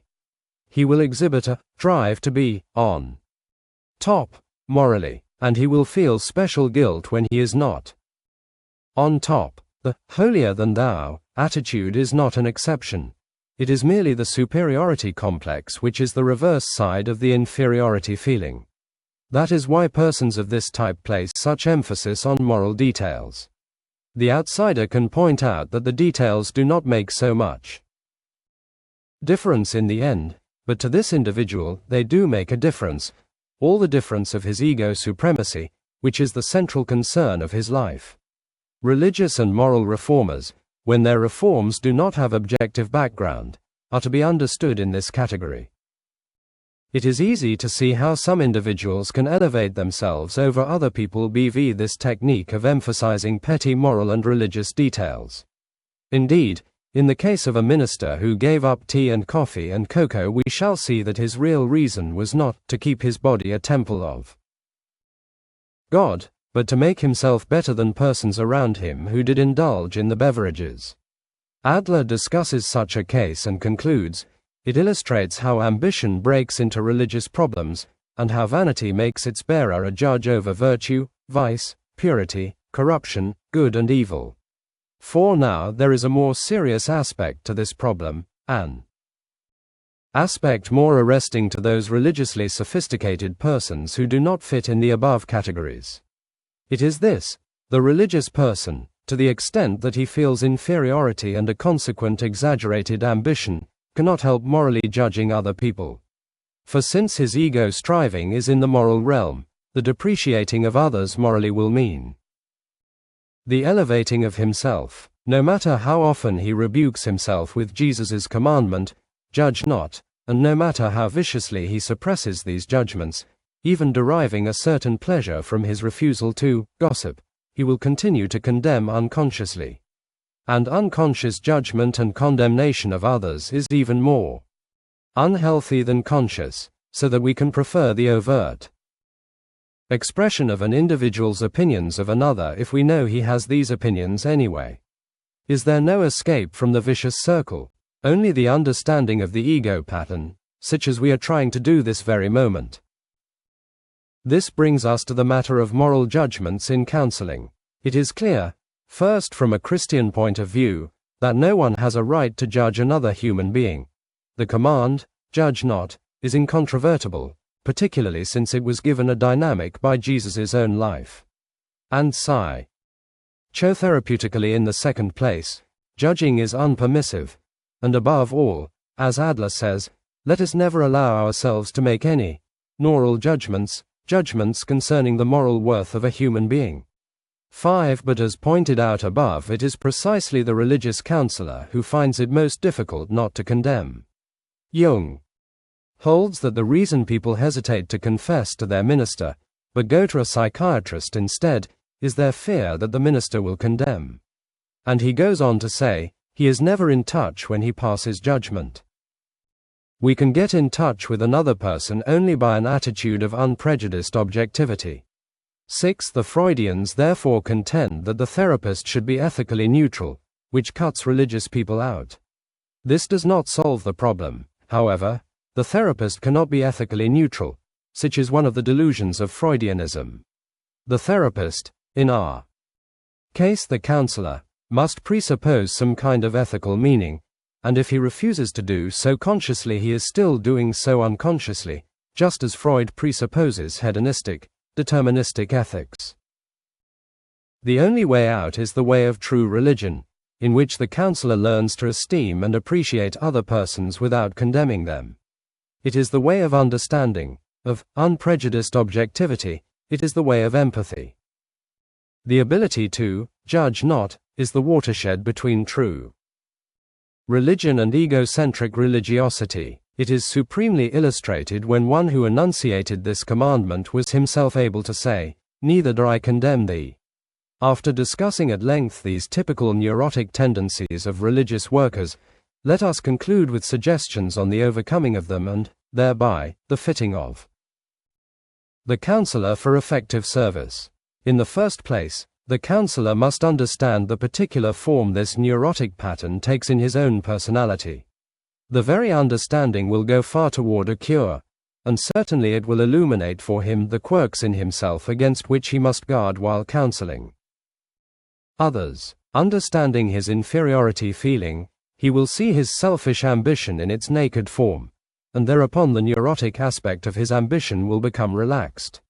Let no one think that this relaxing will diminish the person's productivity and creativity.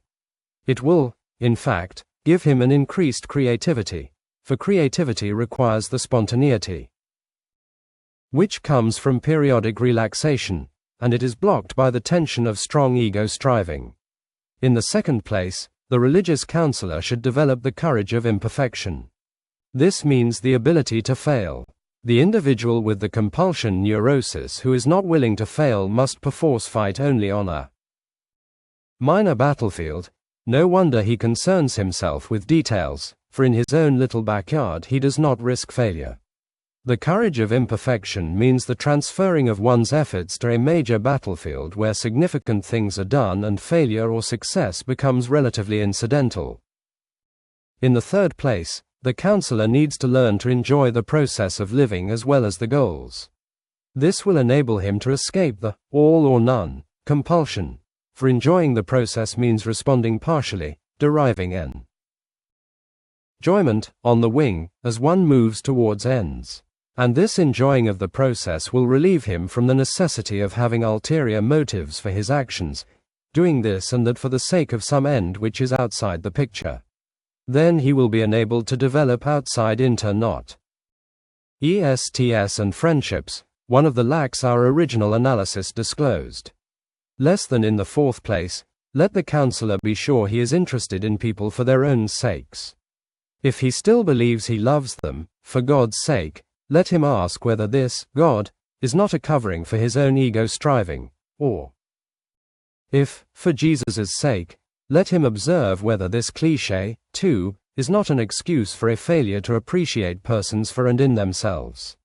And this means that the would-be counselor will have to do some genuine purging of his religion, relentlessly ferreting out the false elements and expurgating them by the classical method of repentance. There is then a chance that he may be able sincerely to say, "Not my will but thine be done." When he can do this, it will be proven that the religious approach cuts the Gordian knot of the ego-beers in counseling, and that in the end the truly religious person makes the best counselor. Chapter 9 Morals and Counseling. Every personality problem is a moral problem. That is to say, every personality problem has ultimate moral implications, for it refers to that question which is basic to all morals: how shall I live?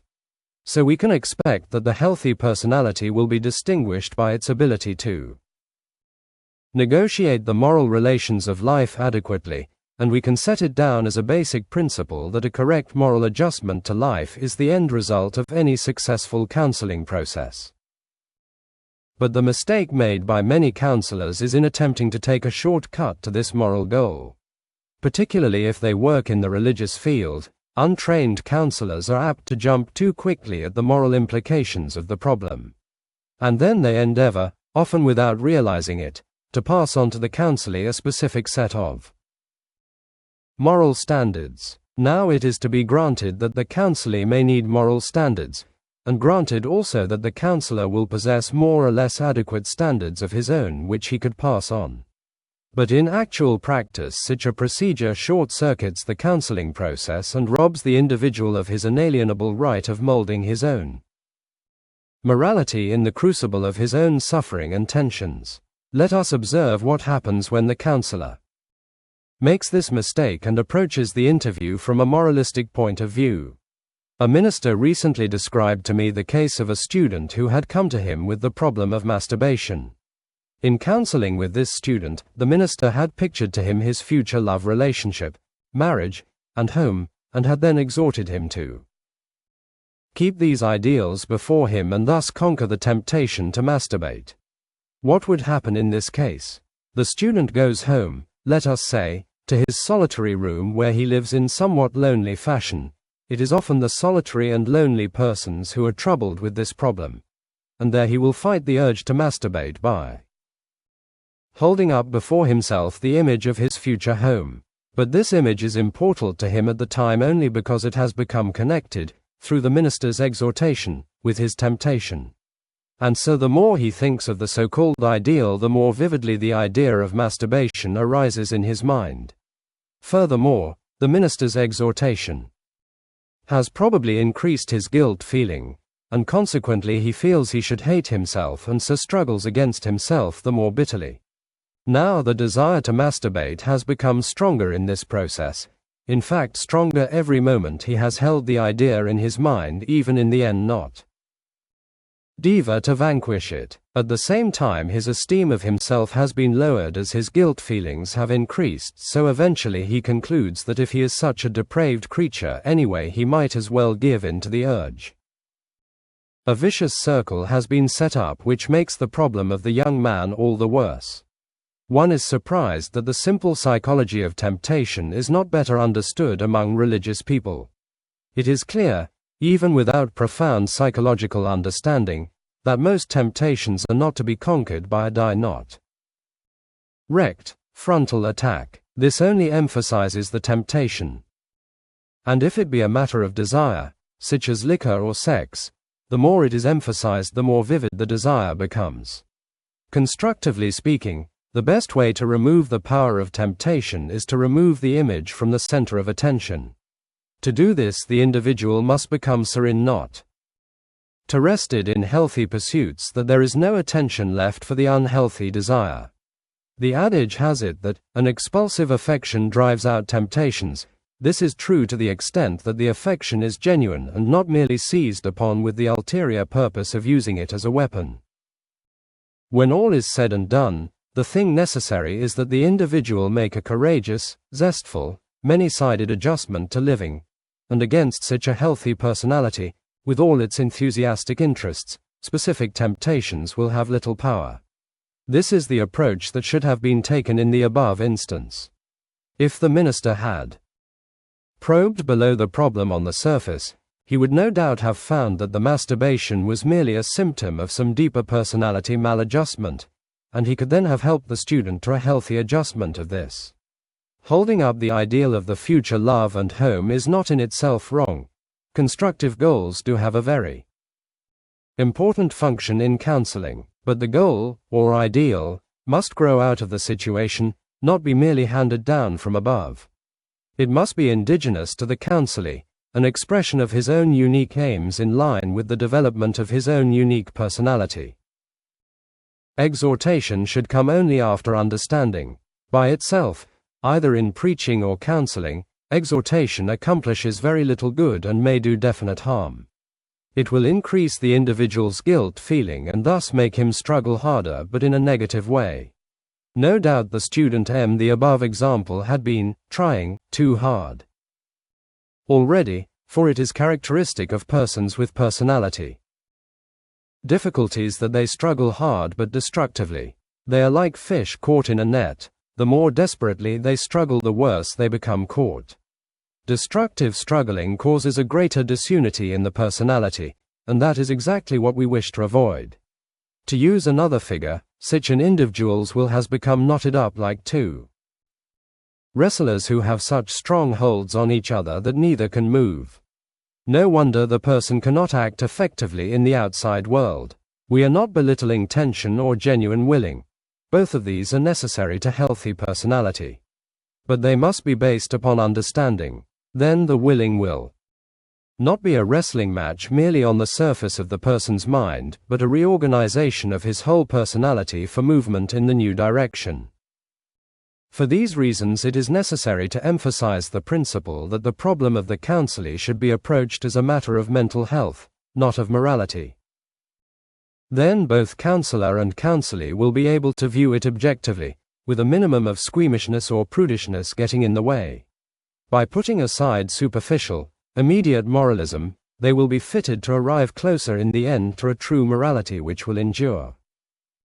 Creative individuality in morals. Moral living, like all living, begins with the individual's self-expression, expression of his passions, his instinctual drives, his desires and inner urges of every sort. Morality means self-expression in terms of structure, but the point to be emphasized here is that without the individual's self-expression there is no content to moral living. The in not instinctual drives of hunger and sex, the passions of anger and hate and love, the desires to have friends or to create, all of these urges and an infinite number of others furnish the material which is the content for morality. Without them there would be nothing to morality but a dry form like a riverbed without any water. We speak of these instinctual urges as surging up from the individual's unconsciousness. Freud has given us his unforgettable description of this, id, the seething cauldron out of the deep, dark unconsciousness from which emerge all sorts of instinctual urges and appetites and desires. These are typified, in Freudian terms, by libido. And Jung, we recollect, carried through the description of the unconscious to include man's hopes and fears and images and every sort of psychic content. Out of this great reservoir come the fantasies which become the great art of mankind, the creative ideas which are the embryos of philosophies,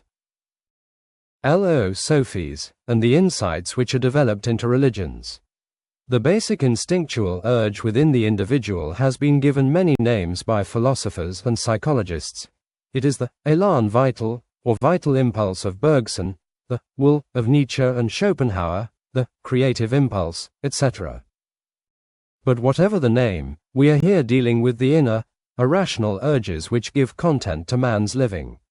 This is the creative flow, the stream of life which rises internally like an artesian well and pours out its living waters. The content furnished by the instinctual urges is both good and evil. The good is to be defined as instinctual urges which are directed in socially constructive ways. But, by themselves, the urges are more egocentric and antisocial than good. They are irrational, furthermore, and rebel against direction. They are like horses which still have some wildness in him, straining at the bit. People are frightened by this instinctual side of their lives. They recognize something dangerous in the urges rising within them and impelling them to love and to hate, to make sexual conquest and to fight, to seize the world in ambition and force themselves into ascendancy over other people. There is some of the Faust in each of us, the urge to master whole worlds, to express our will to live without limit, and it terrorizes us. In these powerful urges, we sense tendencies toward destruction of ourselves as well as destruction of others. Modern man naturally hates to admit the existence of these urges, many of which are definitely antisocial and would create havoc in any community if they were once allowed expression. He is chagrined to realize that he possesses, and is possessed of, many more powerful not ternal impulses than his self-respect would like. He is much more of a raging animal, in Freud's terms, than he would wish. And so he may seek to repress the instinctual side of his personality. He would prefer not to admit the instinctual urges into consciousness at all, but that way out is do not need him except by the detour of neurosis. Therefore he takes what appears to be the next best method, the endeavor to control his urges by superficial willing, by strengthening his super-ego and placing it like a powerful guard at the outlet of his id. Protestantism in particular has tended in this direction, that is, to assume that the issues of life can be settled in the sphere of immediate, conscious decision. Thus we speak of mastering life and conquering one's self. We sign a card or make a public statement and assume the matter is settled. After realizing that outright repression will not work, people tend to set up systems of rules by which they can control their instinctual urges. The more frightened they are of their urges, the more static these rules become. They may devise a detailed system of inflexible principles which they can apply in mechanical fashion to every situation. Adler speaks pointedly of these people who attempt to pigeonhole every activity and every event according to some principle which they have assumed valid for every situation. We have the impression that they feel themselves so insecure that they must squeeze all of life and living into a few rules and formulae, lest they become too frightened of it. Faced with a situation for which they have no rule or formulae, they can only run away. This rule-making relieves such people of the difficult responsibility of making new decisions. People have a right to be afraid of their instinctual urges, for therein he dangerous potentialities for evil as well as possibilities for creative good. But their mistake is in taking short cuts. The techniques of repression, simple inhibition, and rule-making simply will not work. Man cannot get the better of these powerful forces in the unconscious by dishonesty.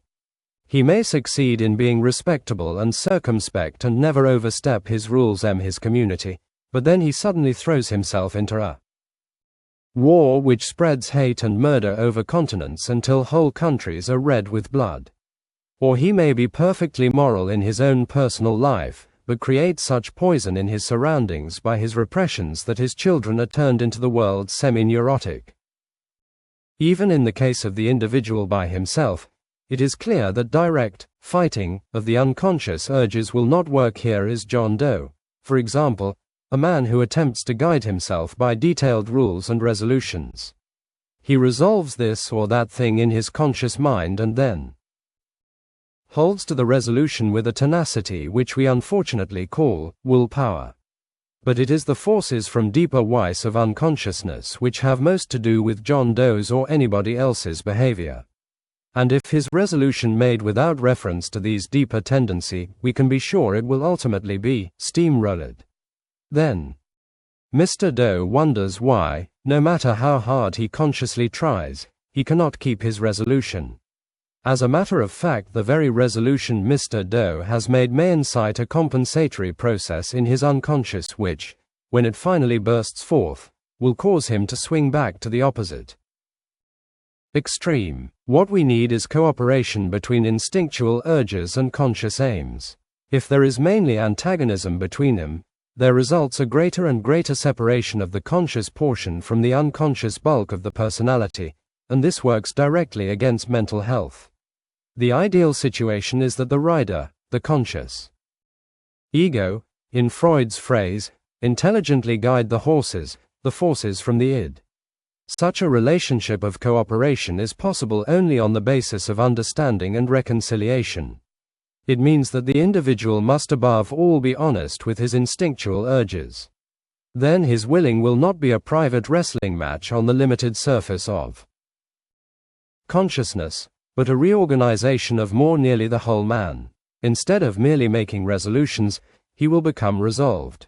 His decisions, backed by forces from the profound and powerful depths, will then have power. All the good we have in life, it has been said, has its source in these instinctual urges as well as the evil.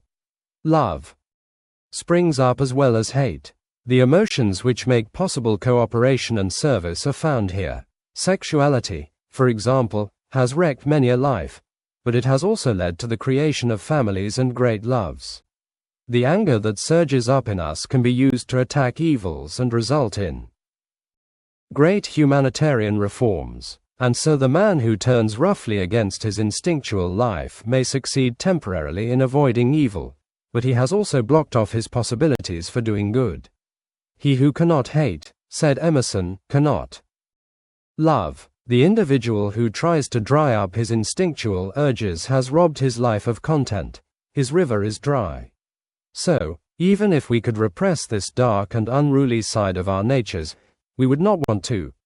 We should have got rid of our chaff, but we should find ourselves also without wheat. Life is therefore a much more portentous affair than our little systems admit. Men are not the petty beings which our morality of mere effort implies. Within us are tremendous potentialities for good and evil. Man can build great civilizations, and he can then wreck them with such violence that there is naught left but blood and smould not. Owing ruins. Man will let himself be killed for love or hate, and he will kill others for the same reasons. Man can let his personality dissipate until he scarce can be distinguished from the animals, yet he can develop his mind till his thoughts go wandering through eternity, and he can loose his creative fantasies until he makes delicate Gothic spires that in sheer beauty rank with the creations of God himself. The war in Spain is man's doing, but so is the culture of Greece. For centuries man has marched in armies, but for as many centuries he has tilled the soil and watched The plants come up in the spring and fed his fellows with the fruits of the land. Yes, infinite potentialities for good and evil such is man. Life is not a matter for simple optimism for there is evil, nor for mere pessimism for there is good.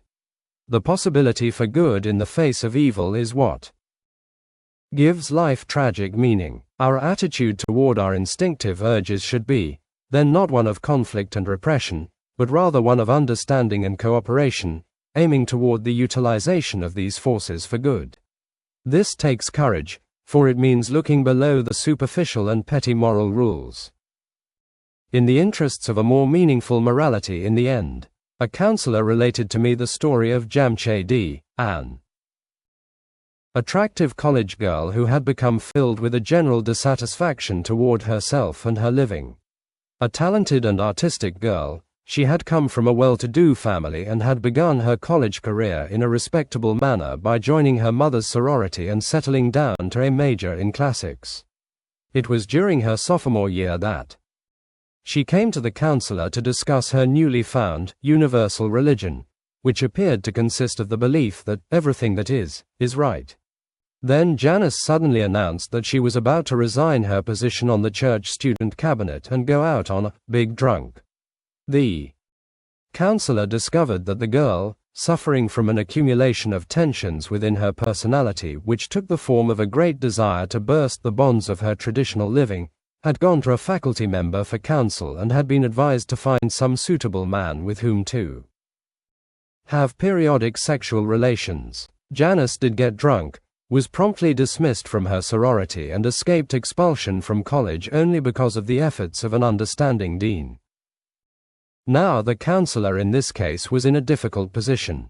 If she had become frightened and implored Janice to control and repress her rebellious impulses, she would have found herself cut off immediately from the opportunity to help.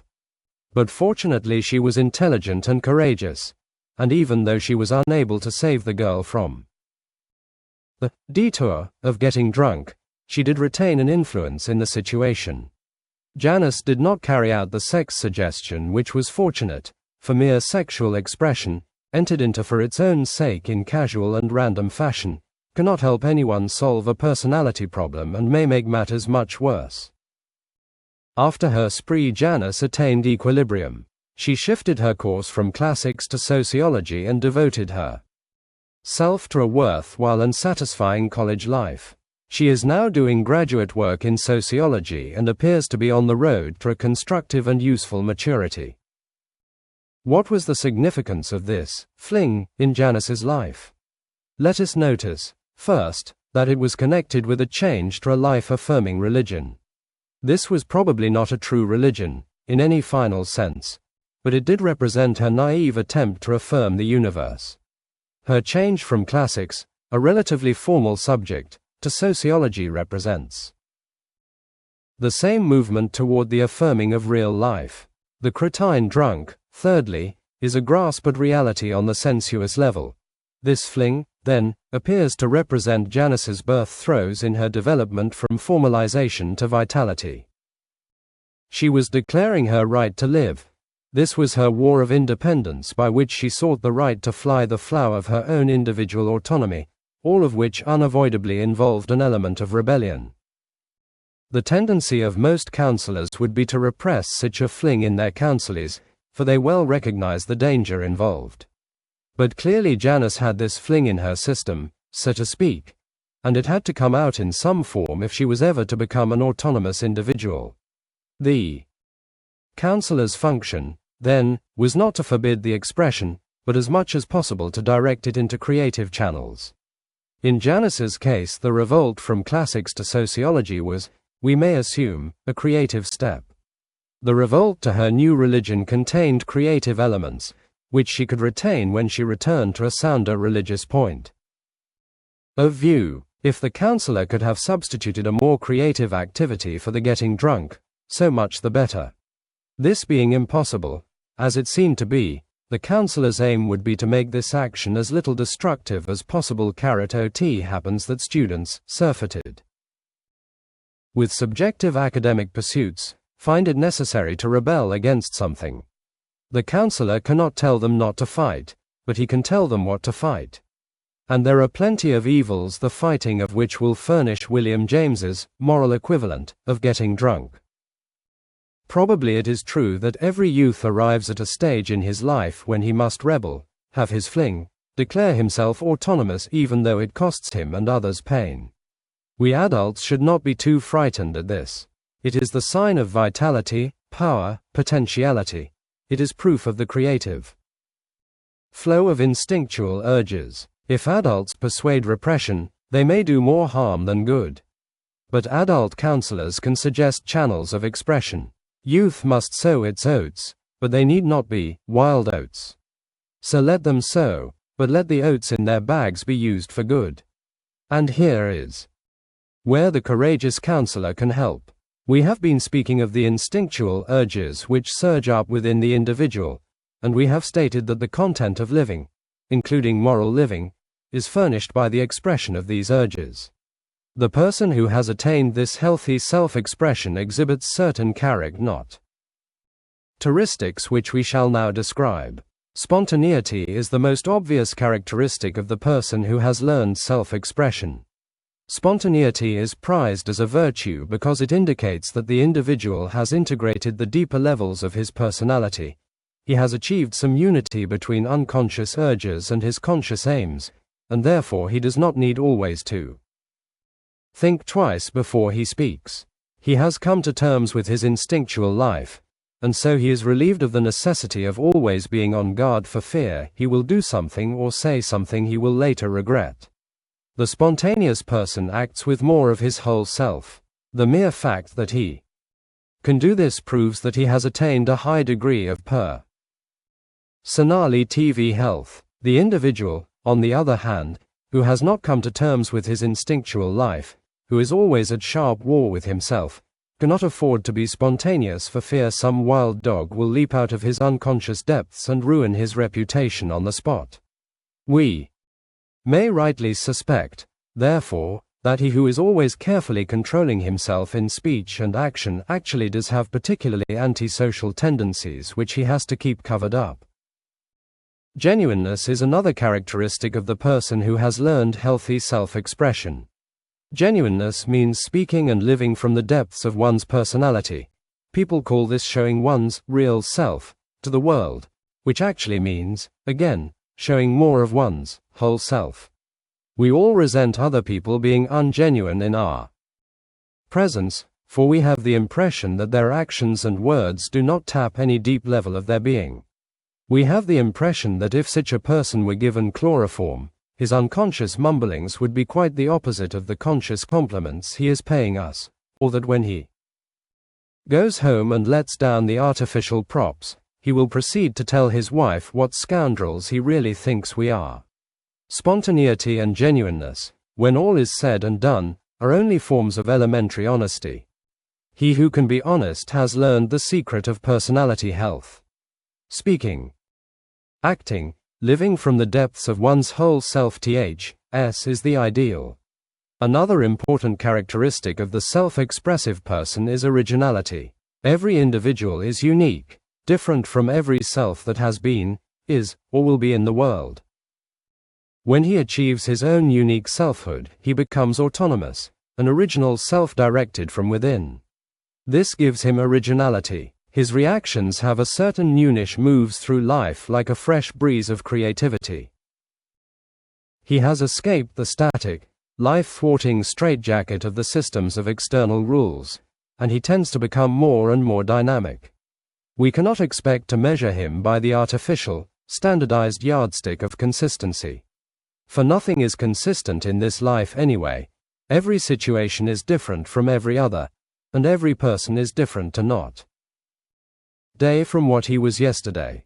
Thus, the individual who has achieved his originality is able better to meet the ever-changing situations of life.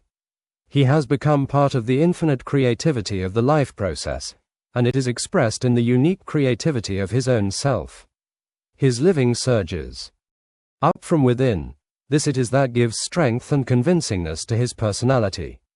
It follows that freedom is a special characteristic of the individual who has come to terms with his instinctual urges. One cannot be free, of course, while his consciousness is locked in warfare with tendencies from his unconscious. That is why the aim of psychotherapeutic treatment is often summed up as setting the individual free from special inhibitions and repressions, from childhood fixations, from training formulae, and so on. Counselors likewise aim to help the person become free. People need to be freed. One feels great pity for the great major knot of people that they should be so enslaved by unnecessary fears. One sees them going through life carrying great psychological burdens which keep them from freedom even more really than the prisoner's iron ball and chain. It is a truism that most people develop to only a third or less of their personality possibilities. The counselor will aim to set people free so that they can develop into their own unique, autonomous selves and realize some of the rich, untapped potentialities in their personalities. To live the life of self-expression requires courage. To love greatly, to admit one's hate without having it destroy one's equilibrium, to express anger, to rise to heights of joy and to know deep sorrow, to go on far adventures in spite of loneliness, to catch lofty ideas and carry them into action. In short, to live out the infinite number of instinctual urges that rise in glorious challenge within one. This requires courage. Yet we must not hold back out of cowardice. We must have the courage to overcome petty inhibitions, to move ahead in spite of all our little worries, to triumph over the burden of unnecessary fears. People are inclined to hold back, for they know the way ahead is lined with dangers. But this holding back is often the beginning of their personality problems, for the stream of life will not be dammed. The counselor must give people courage to live. It is his function to help them overcome the little fears, the dread of meeting people, the fear of falling in love, the anxieties that may seize them on taking a new job. What a great proportion of the anxieties that attack people are unnecessary and useless. There is reason for the deep anxiety inherent in the tragic possibilities of living, as will be discussed below. But the infinite number of little fears and worries each day simply hold people back from creative living. But human beings cannot stagnate. They must move on, for there is great good ahead as well as possibilities of evil. Yes, the artesian wells within the individual must not be stopped up the stream of life, with all its instinctual impulsions and emotional colors must flow on. It is the counselor's aim to give people, who come to him broken in courage, a glimpse of the great possibilities ahead for joy and achievement. So many interesting things to do. So many friends to be made, so many new places to visit, new things to learn, so many deeds of service waiting to be done. From this point of view, the great prophets of the life of self-expression are right. Rousseau, when he cries, to live must be a beautiful thing, and calls on men to live themselves out to the full.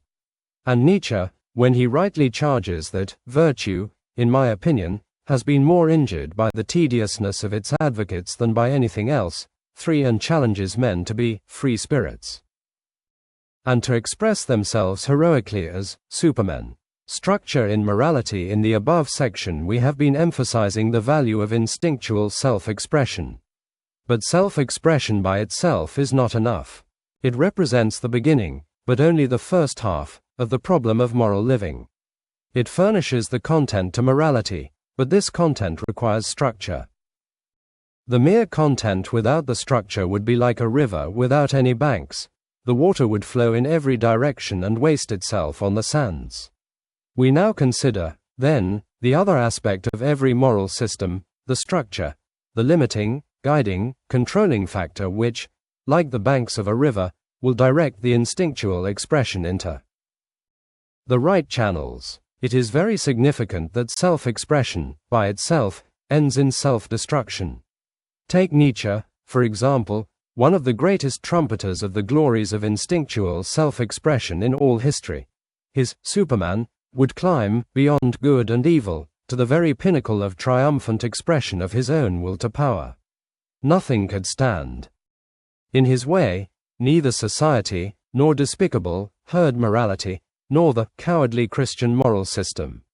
But Nietzsche, trying to live in this way, was a heroic tragedy. He could not get along with other people and was desperately lonely. He was neurotic most of his life and died not psychotic. Or take Rousseau. This singer of the beauties of self-development also failed in his personal relationships. He finally married a waitress and put his children in a foundling home. It is not that Nietzsche and Rousseau are wrong. It is that they have only half the truth. They have the content of life, and here they have much to teach us, but not the structure. The psychotherapeutic view of morals, particularly in its Freudian aspects, tends likewise to overemphasize instinctual forces and to not value the structure of moral living. How are we to find this necessary structure? First, in the norms of social living. The person who sets out to express his impulses by caprice soon finds himself colliding with other persons, and he learns by painful experience that it is necessary to direct his expression into certain channels set up by the conditions of social living. Alfred Adler has best understood the implications of the social structure of life. Since every individual is dependent upon other people for birth and growth, for food and shelter and protection, for love and companionship, there is set up a great web of interdependence among people. Thus, the individual, Adler points out, owes a constant debt to society. He is responsible to his group, and if he does not learn to cooperate, he is destroyed. A man cannot violate this love and logic which bind us all together, without dire consequences to his personality health. Pronounced egocentric ITV, the opposite of social interest, leads to neurosis, and the individual becomes healthy again only when he renounces this egocentricity in favor of a greater interest in the well-being of the total group. All that we demand of a human being and the highest praise we can give him is that he should be a good fellow worker, a friend to all other men, and a true partner in love and marriage. If we are to put it in a word, we may say that he should prove himself a fellow man.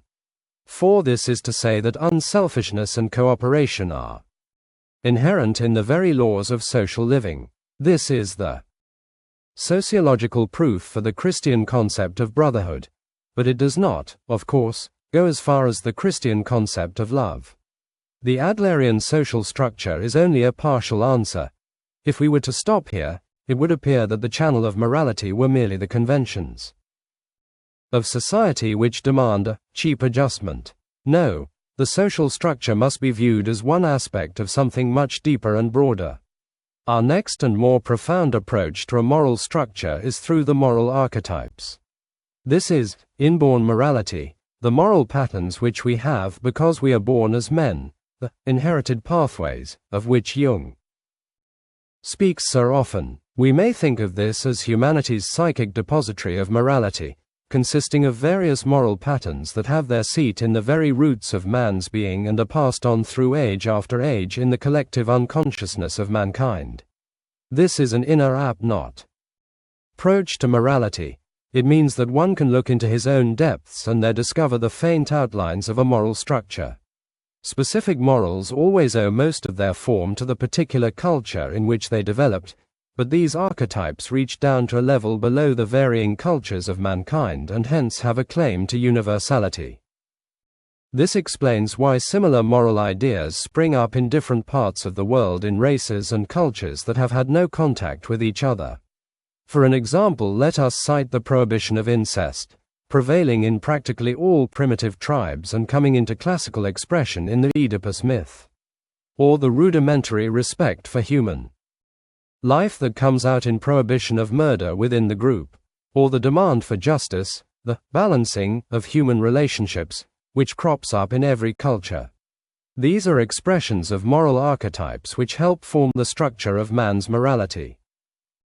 The creat geniuses of goodness, Jesus, Saint Francis, and the loner tine of them are those who penetrate through the depths of their own unconsciousness into the collective unconsciousness of mankind and there tap the universal archetypes. Their expressions of these archetypes become the classics of morality. Many modern psychologists have said that the statement, "He who seeks to save his life will lose it," represents a basic truth rediscovered by modern psychology. Men all over the world would recognize in this moral statement something which applied to them.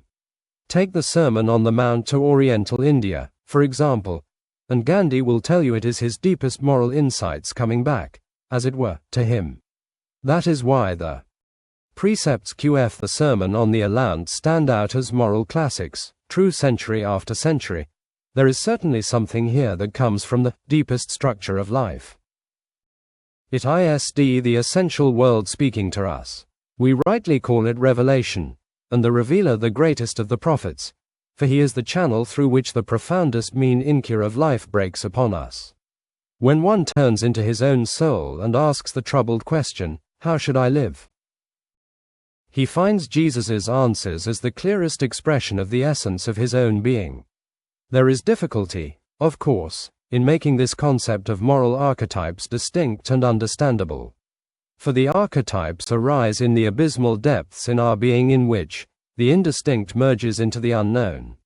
And let us grant that specific mores as we find them in conventional society may or may not have any connection with basic archetypes. Most specific morals owe their form to the particular culture they were made to serve.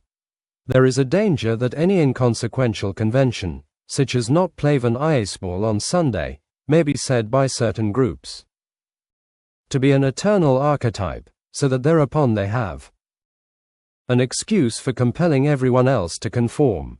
The archetypes do not have to do with specific details. They are rather expressions of deep principles which come out of the very structure of man's life.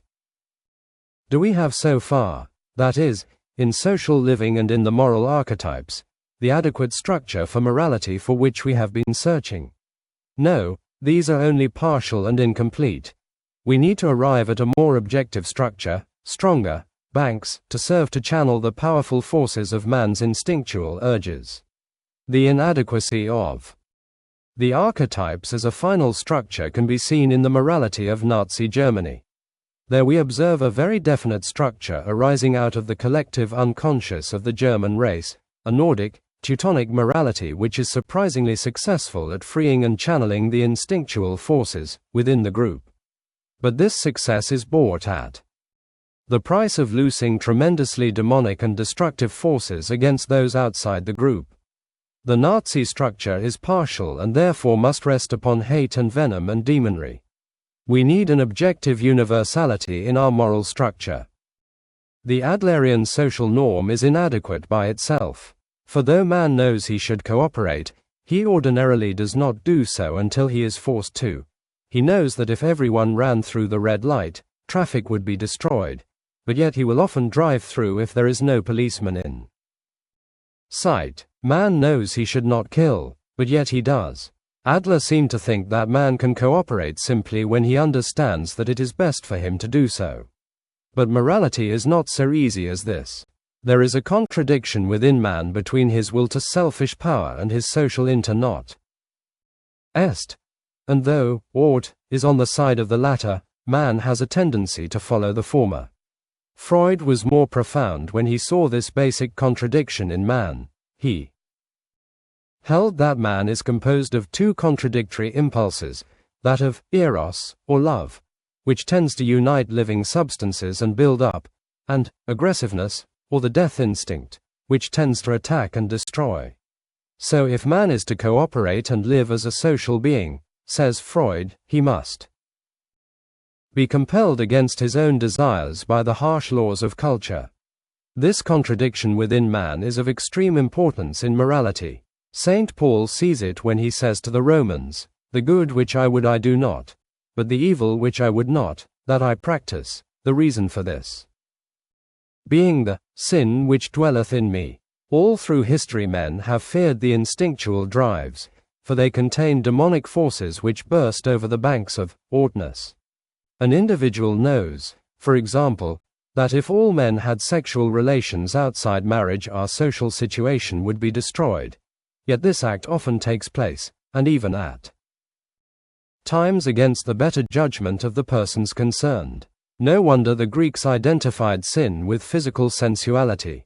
But the contradiction within man is not simply a matter of sensual desires. It takes the more important form of will to power, the drive to dominate others and to elevate one's self. Arrogance and pride are more the roots of man's immorality and sin than mere sensuality. However one views it, it is clear that this contradiction in man's nature makes moral living an extremely difficult achievement. Suppose we define a moral act as one which is unselfish in motivation, i.e., non-egocentric. Now if an individual wills to do an unselfish act, his very willing will undoubtedly have egocentric motives, and therefore the act will not really be unselfish. Seeing how difficult it is for man really to do good, St. Paul and Augustine and others have concluded that it is impossible to do good without God's aid. And in the light of these considerations, Christian theology has developed the doctrine of original sin. It means to say, simply, that this contradiction exists within man, and therefore he tends to sin in every act. Hence man's moral problem is a serious one, and no simple structure will be adequate. The river of instinctual forces will overflow and destroy weak banks of social norms or the indefinite and partial channel of archetypes. The only adequate structure for morality is that based upon the ultimate meaning of life. Such a structure will be universal. It will possess objectivity, for it will be outside the individual as well as in his own mind. It will be an archetype of the universe, so to speak, rather than simply that found in mankind's collective unconsciousness. All other partial structures will be included and transcended in this universal frame. From it we shall get norms for acting which are rooted in the ultimate meaning of life. Where is such a universal structure to be found? As a matter of fact, every individual implies in all his actions some sort of structure based upon his belief in ultimate meaning, even though he has never taken the trouble to understand it. But people have different concepts of life's ultimate meaning, hence we must decide on the most adequate concept upon which to base our morality. In the New Testament this universal structure is called logos, a term taken from Hellenistic philosophy meaning the reasonable, meaningful structure of life. The memorable passage opening the Gospel of John classically explains this. In the beginning was the Word, or to use Moffat's more accurate translation, the Logos existed in the very beginning, the Logos was with God, the Logos was divine. Through him all existence came into being. In him life lay, and this life was the light for men. Amid the darkness the light shone. This Logos, which we can term the mind of God, is in the world from the beginning, yet it comes in special form in the person of Christ. So the ultimate structure is the nature of God. The principles of God are the principles which underlie life from the beginning of creation to the end. It is with this meaningful structure that human living must be brought into accord. This is the form which gives the ultimate and universal channel for human instinctual expression. That is why Jesus' moral statements strike us as having eternal truth. He was the Logos, the very mind of God speaking to man. Take Jesus' law of love, for example, love your enemies, and love your neighbor as yourself. We feel spontaneously that this is the perfect form of love, and therefore the will of God in regard to our not instinctual self-expression. Yes, we recognize this absolute love commandment as the will of God, yet we do not live up to it. And that is precisely what the contradiction within man means. It is the contradiction between his natural egocentricity and the demands which the structure makes upon him. On the one hand, man knows that he should be unselfish, should love others as much as himself. This is God speaking to him. But on the other hand, he does not do it. The mere fact that man can recognize the commandments of God proves that he has a certain deep point of connection with God. For he was created in God's image, and participates in he divine structure we term Logos. He is a son of God, filled square hoofed now far from home, so to speak. This good, original form of man is his essential nature. The absolute command, love your enemies, makes a reflection in man, and is not altogether foreign, but no matter how hard man tries he can live up to it only very imperfectly in this imperfect world. Thus we see another aspect of the contradiction, namely, between what man is and what he ought to be. How did this contradiction arise? The biblical story of the fall is the classical attempt at explanation. We see in this story the idea that man was originally created good. He was, that is, an image of God. This constitutes the essential aspect of man's nature. At that moment he was not at conflict with himself and therefore had no moral consciousness. An enviable state, some weary persons may conjecture, but sin entered, the story continues, to disturb this original unity, in the form of Adam's disobedience to God. Hence man existentially is fallen. He possesses in his nature the image of God, but it is at all times in conflict with his self-will and egocentricity. With this split in man's nature came knowledge of good and evil, i.e., moral consciousness and struggle. The details of the story should not be pressed, rather, it should be viewed as an endeavor to explain why man contains the contradiction. It is not to be considered a historical or chronological matter. In fact, man is always falling. Adam and Christ hold a tension within every individual in every decision. The contradiction within man thus is between his essential nature, his God basis, and his present state of egocentricity. It is between his willing to be in accord with God's will and his willing according to his own egocentricity. But the will of God is present, speaking to him from the very basis of his personality, like a voice from one's far home. This is the root of conscience. Socrates illustrates this with his inner voice, which gave him guidance as to the way he should go. Conscience is our perception of the structure as it throws light into the darkness of our chaotic impulses. Conscience is our glimpse of the ought over against our present imperfect condition. Herein is the seat of the great categorical moral imperative. The eternal, do, or, do not, which comes in some form to all men. This, then, is our solution to the moral problem. Instinctual self-expression through universal structure, which is God. The former furnishes the contrived, the flowing water, and the latter is the form, the banks of the river, which direct the flow. At this point we must add to our imperfect simile. For God works in man in much more intimate ways than merely directing his flow from the outside like the riverbank. The structure makes itself felt within the individual, through the archetypes and through the individual's personal contact with the will of God by means of such phenomena as conscience. Thus, the action of God in the individual's life is to purify the water within the stream, to amplify our original simile, and to strengthen certain currents.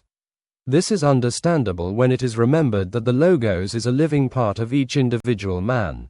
It is his essential nature, and through this man is able to hear and respond when deep calls unto deep. But this is no easy or simple solution to the moral problem. Man has freedom, and hence he is not forced to live according to the structure. In fact, such is his egocentric ity that it is very difficult for him to do so. If he wills to be unselfish, as has been said above, his very willing will have selfish motives and hence will still be egocentric. How can man overcome this egocentric bias of his will, the deadly original sin with which he is fettered? Certainly not by mere moral effort, rather, by giving up and responding to the demands of the structure. For whosoever would save his life shall lose it, and whosoever shall lose his life for my sake and the gospel's shall save it. This is a process of giving one's self up and of being able thereby to answer God's call in action. Theology terms this the grace of God working in man. Paul and Augustine and a long line of Christian thinkers have concluded that the ability to do good, to transcend one's egocentric will, comes to man not by his own efforts but by God's grace. After this clarification, as Kunkel would term it, man is able to give alms without letting the left hand know what the right hand doth. When the individual realizes his relation to the ultimate structure, the contradiction within him is to an extent overcome. He is then able to move ahead and express his instinctual urges courageously. Love God and do what you will, is significantly true. To them that love God all things work together for good. When this relationship to God is made, the individual is freed from the rules and precepts and moral laws that thwart the creativity of so many people. He has transcended the law, in Paul's phrase, and lives thereafter by the creative spirit. This acting in harmony with the structure is not static, but dynamic and ever new, for it is a matter of the individual making contact with the ever-active will of God. Persons who think they can reduce the moral life to static rules have really not arrived at the ultimate structure at all, but have instead set up their own structures. This is what Jesus tried to point out to the Pharisees. Woe unto you, scribes and Pharisees, hypocrites! For ye tithe mint, and anise and cummin, and have left undone the weightier matters of the law, justice, and mercy, and faith. But these ye ought to have done, and not to have left the other undone. Like the Pharisees, we modern people feel insecure in our moral lives, and so we try to construct a not coolable system which all can read as they run. But Jesus will have none of calculations. He rebukes those uncourageous persons who want sure proof. An evil and adulterous generation seeketh after a sign.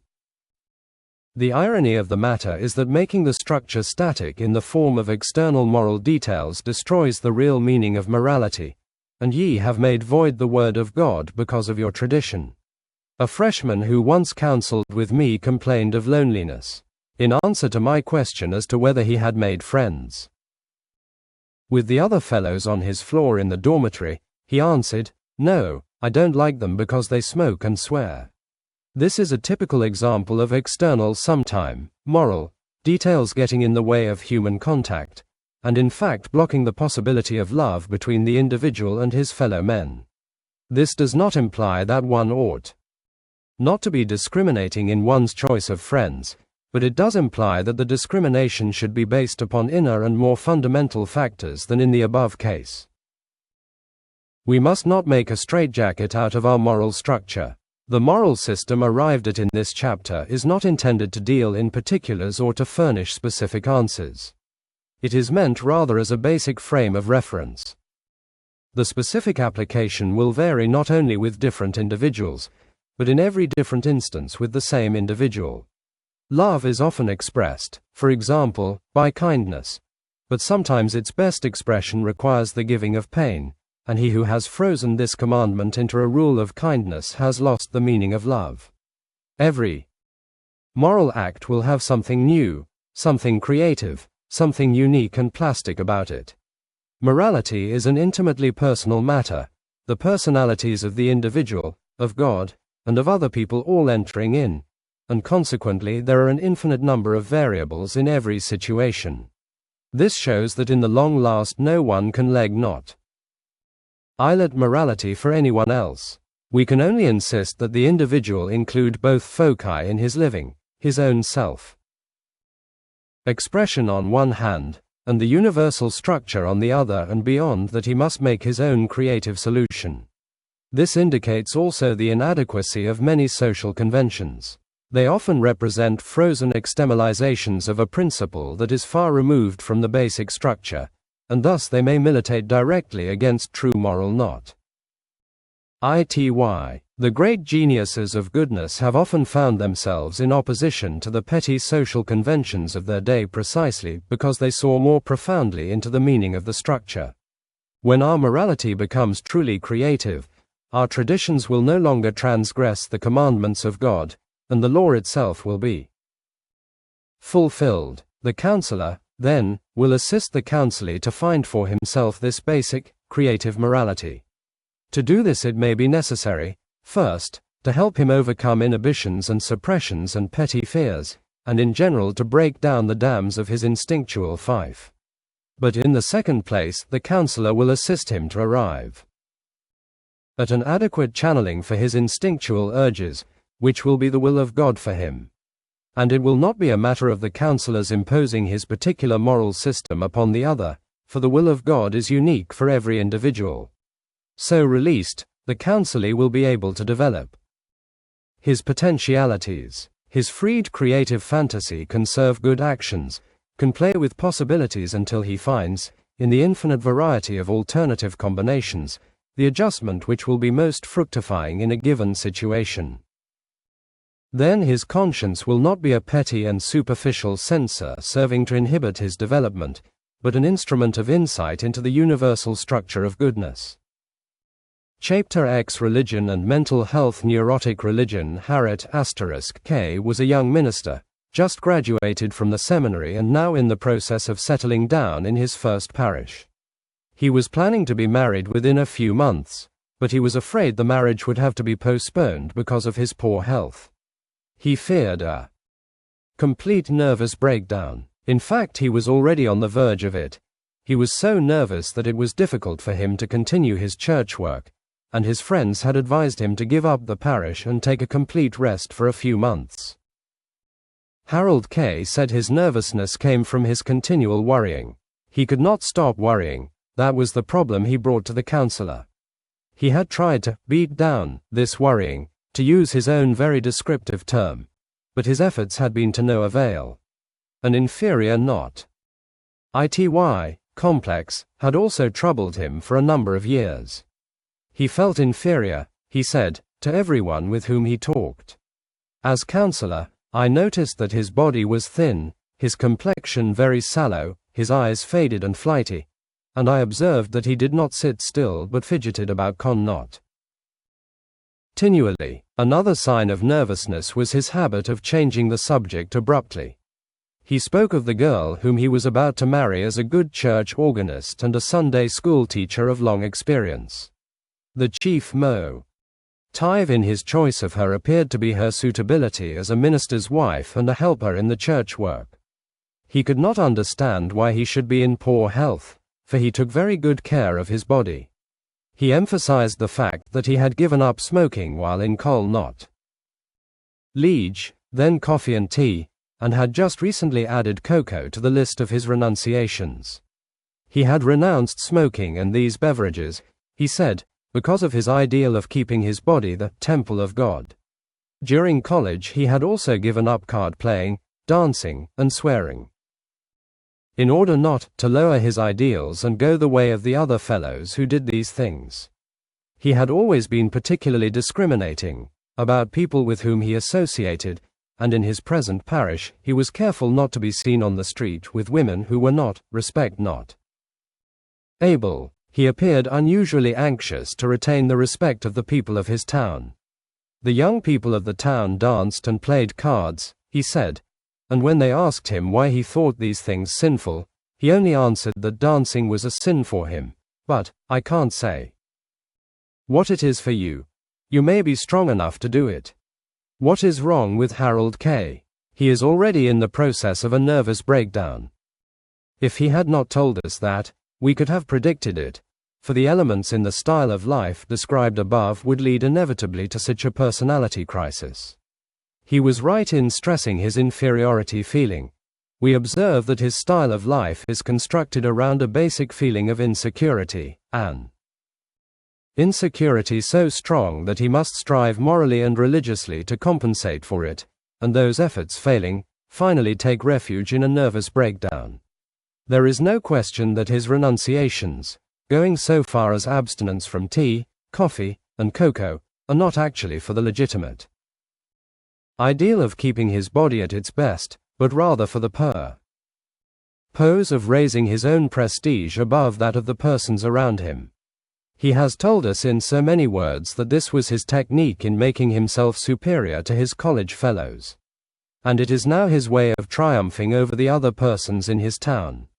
This basic feeling of insecurity, for which he is striving to compensate, is evidenced in his great desire to be respected. Inwardly he probably feels that he is not respectable. He is even using his marriage as a rung in this ladder of egocentricity by which he climbs to moral and religious triumph.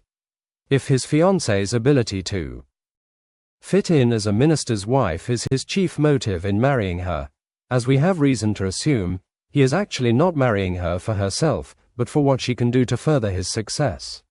Such a selfish motive can lead only to failure in the marriage. Here is a clear picture of an egocentric style of life, founded on an accentuated feeling of insecurity for which the individual attempts to compensate by religious and moral techniques.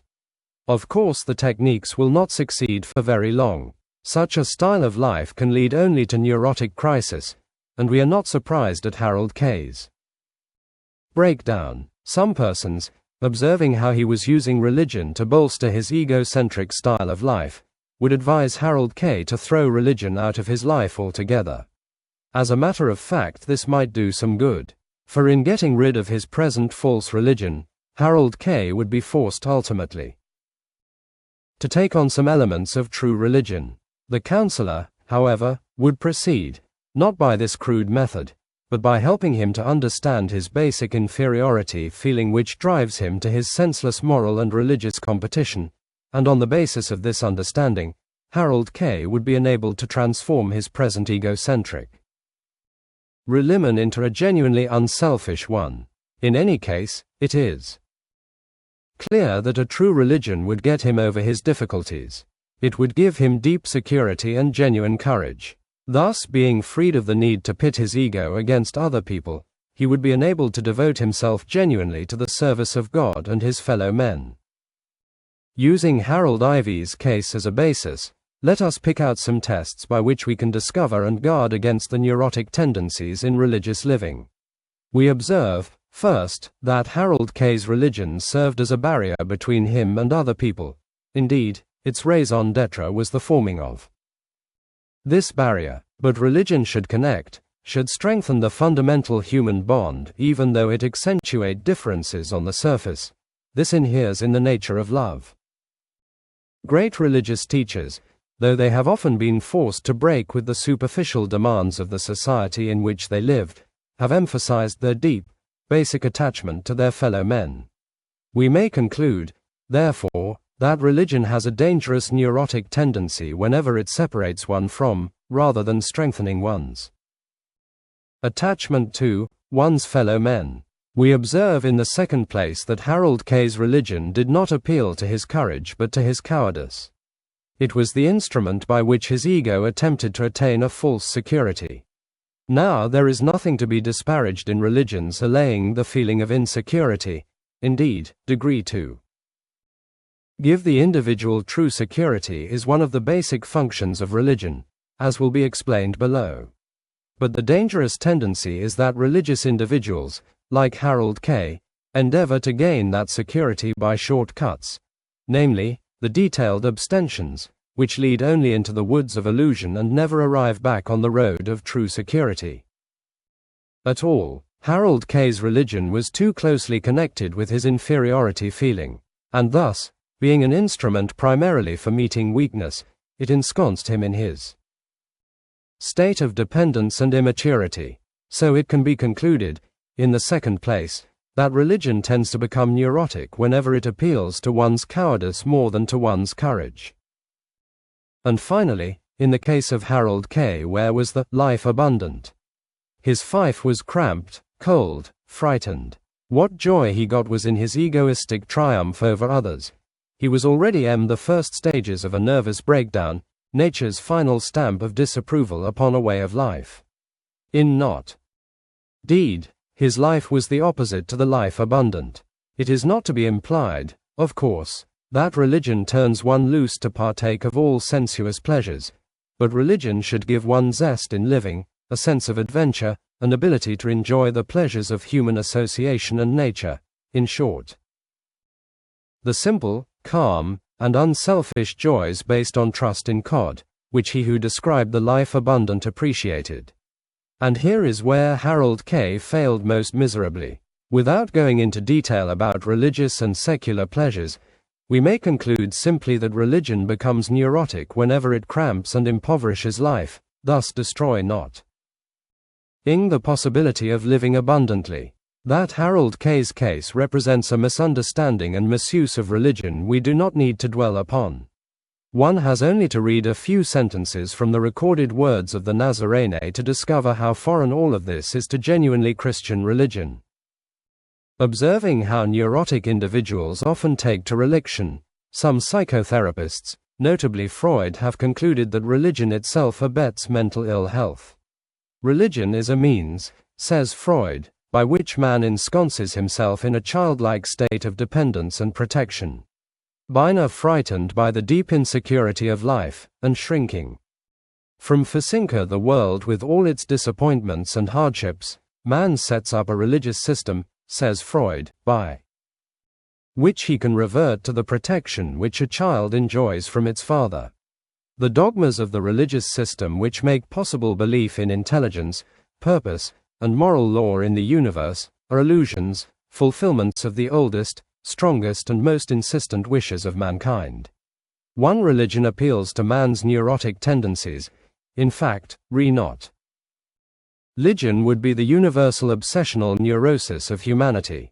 2. Freud concludes by prophesying that with the advancement of the human race and the progress of science, religion will gradually be abandoned. It must be admitted that there is an element of truth in all this. For some people do use religion as a means of buttressing themselves in a halfway state of development, a method by which they construct for themselves a nest of false security and protection from which they can view life as a sweet and rosy affair. But as a matter of fact, all aspects of culture can be used this way when seized upon by the neurotic individual. Literature can be a flight from life, abetting ill health, but it can also be a most efficacious exercise in the promotion of psychological adjustment. The same with philosophy and art, and even science. Point 3. Interestingly enough, science is the most flagrant example of man's endeavor to compensate for his basic insecurity. The frightened individual, overwhelmed by life's unpredictability, often flees to the scientific laboratory and there through analysis gains a certain mastery over the forces of life and feels himself to be in a protected haven. This abuse of religion is what Freud is attacking, and to that extent he is right, and has much of value to teach us. But true religion, namely a fundamental affirmation of the meaning of life, is something without which no human being can be healthy in personality. The need for meaning what, in the last analysis, is wrong with the neurotic. We have described his malady from many points of view in these pages: maladjustment of tensions, fighting against himself, inability to make connections with his fellow men, and so on. All of these explanations are correct as far as they go, but can we now pierce deeper and discover a basic source of the neurosis underneath these various expressions? It is agreed that the neurotic's problem at bottom is one of attitude. This attitude can best be described as an inability to affirm. Affirm means more than merely accept. It is rather accepting actively, saying yes, not only verbally or mentally, but as a response of one's total personality. The neurotic cannot affirm himself, and therefore he is at war with himself, a state which brings about the disunity we have often mentioned. He cannot affirm his situation among his fellow men, and so he regards them with suspicion and hostility. And finally, the neurotic cannot affirm life as a whole. He cannot affirm the universe he feels it, too, is his enemy. This sounds illogical, but the neurotic's attitudes are based upon logic. He has been hurled from his mother's womb against his wishes, he seems to be telling us, and, if we may judge from his AC not Tians, he is desirous of going back into the womb again. This lack of ability to affirm himself, his fellow men, and the universe, is connected with the neurotic's accentuated one of insecurity. Everyone feels insecure to some extent, as we have said. It is part of the price we pay for living as individuals. But the neurotic, differing from the healthy person, cannot make terms with this insecurity. It frightens him too much. It paralyzes his action and throws his personality into panic. Inability to affirm is merely another term for inability to trust. Not being able to trust, the neurotic lacks confidence and the related quality, courage. He must therefore endeavor to remain dependent in some situation of false security. These qualities are linked together. If the neurotic had the power to trust, and collaterally confidence and courage, he could give an affirmative answer to life. And giving this affirmative answer, he would in a measure affirm his insecurity, and be fitted then to overcome it constructively. Because of his inability to affirm, he is caught in a vicious circle, which we saw led ultimately to his nervous breakdown. And so, finally, his life is to be described as lacking in meaning. He cannot believe in himself or in others or in the universe. Now this is clearly a religious problem, for if the neurotic could trust, in the religious sense, could believe in himself and others, could have confidence that the universe has meaning in which his own insecurity can be overcome, then he could obtain the confidence and courage which he needs to live. As Jung well expresses it, among all my patients in the second half of life, that is to say, over 35, there has not been one whose problem in the last resort was not that of finding a religious outlook on life. It is safe to say that every one of them fell ill because he had lost that which the living religions of every age have given to their followers, and none of them has been really healed who did not regain his religious outlook. For this holds, broadly speaking, for persons in the first half of life as well. It is the problem of the individual's finding meaning in his own life and ultimate meaning in the life process. What he needs to live, says Jung, is faith, hope, love, and insight. 5. To approach the question from the negative side, let us ask what happens to mental health when this meaning which religion gives is absent.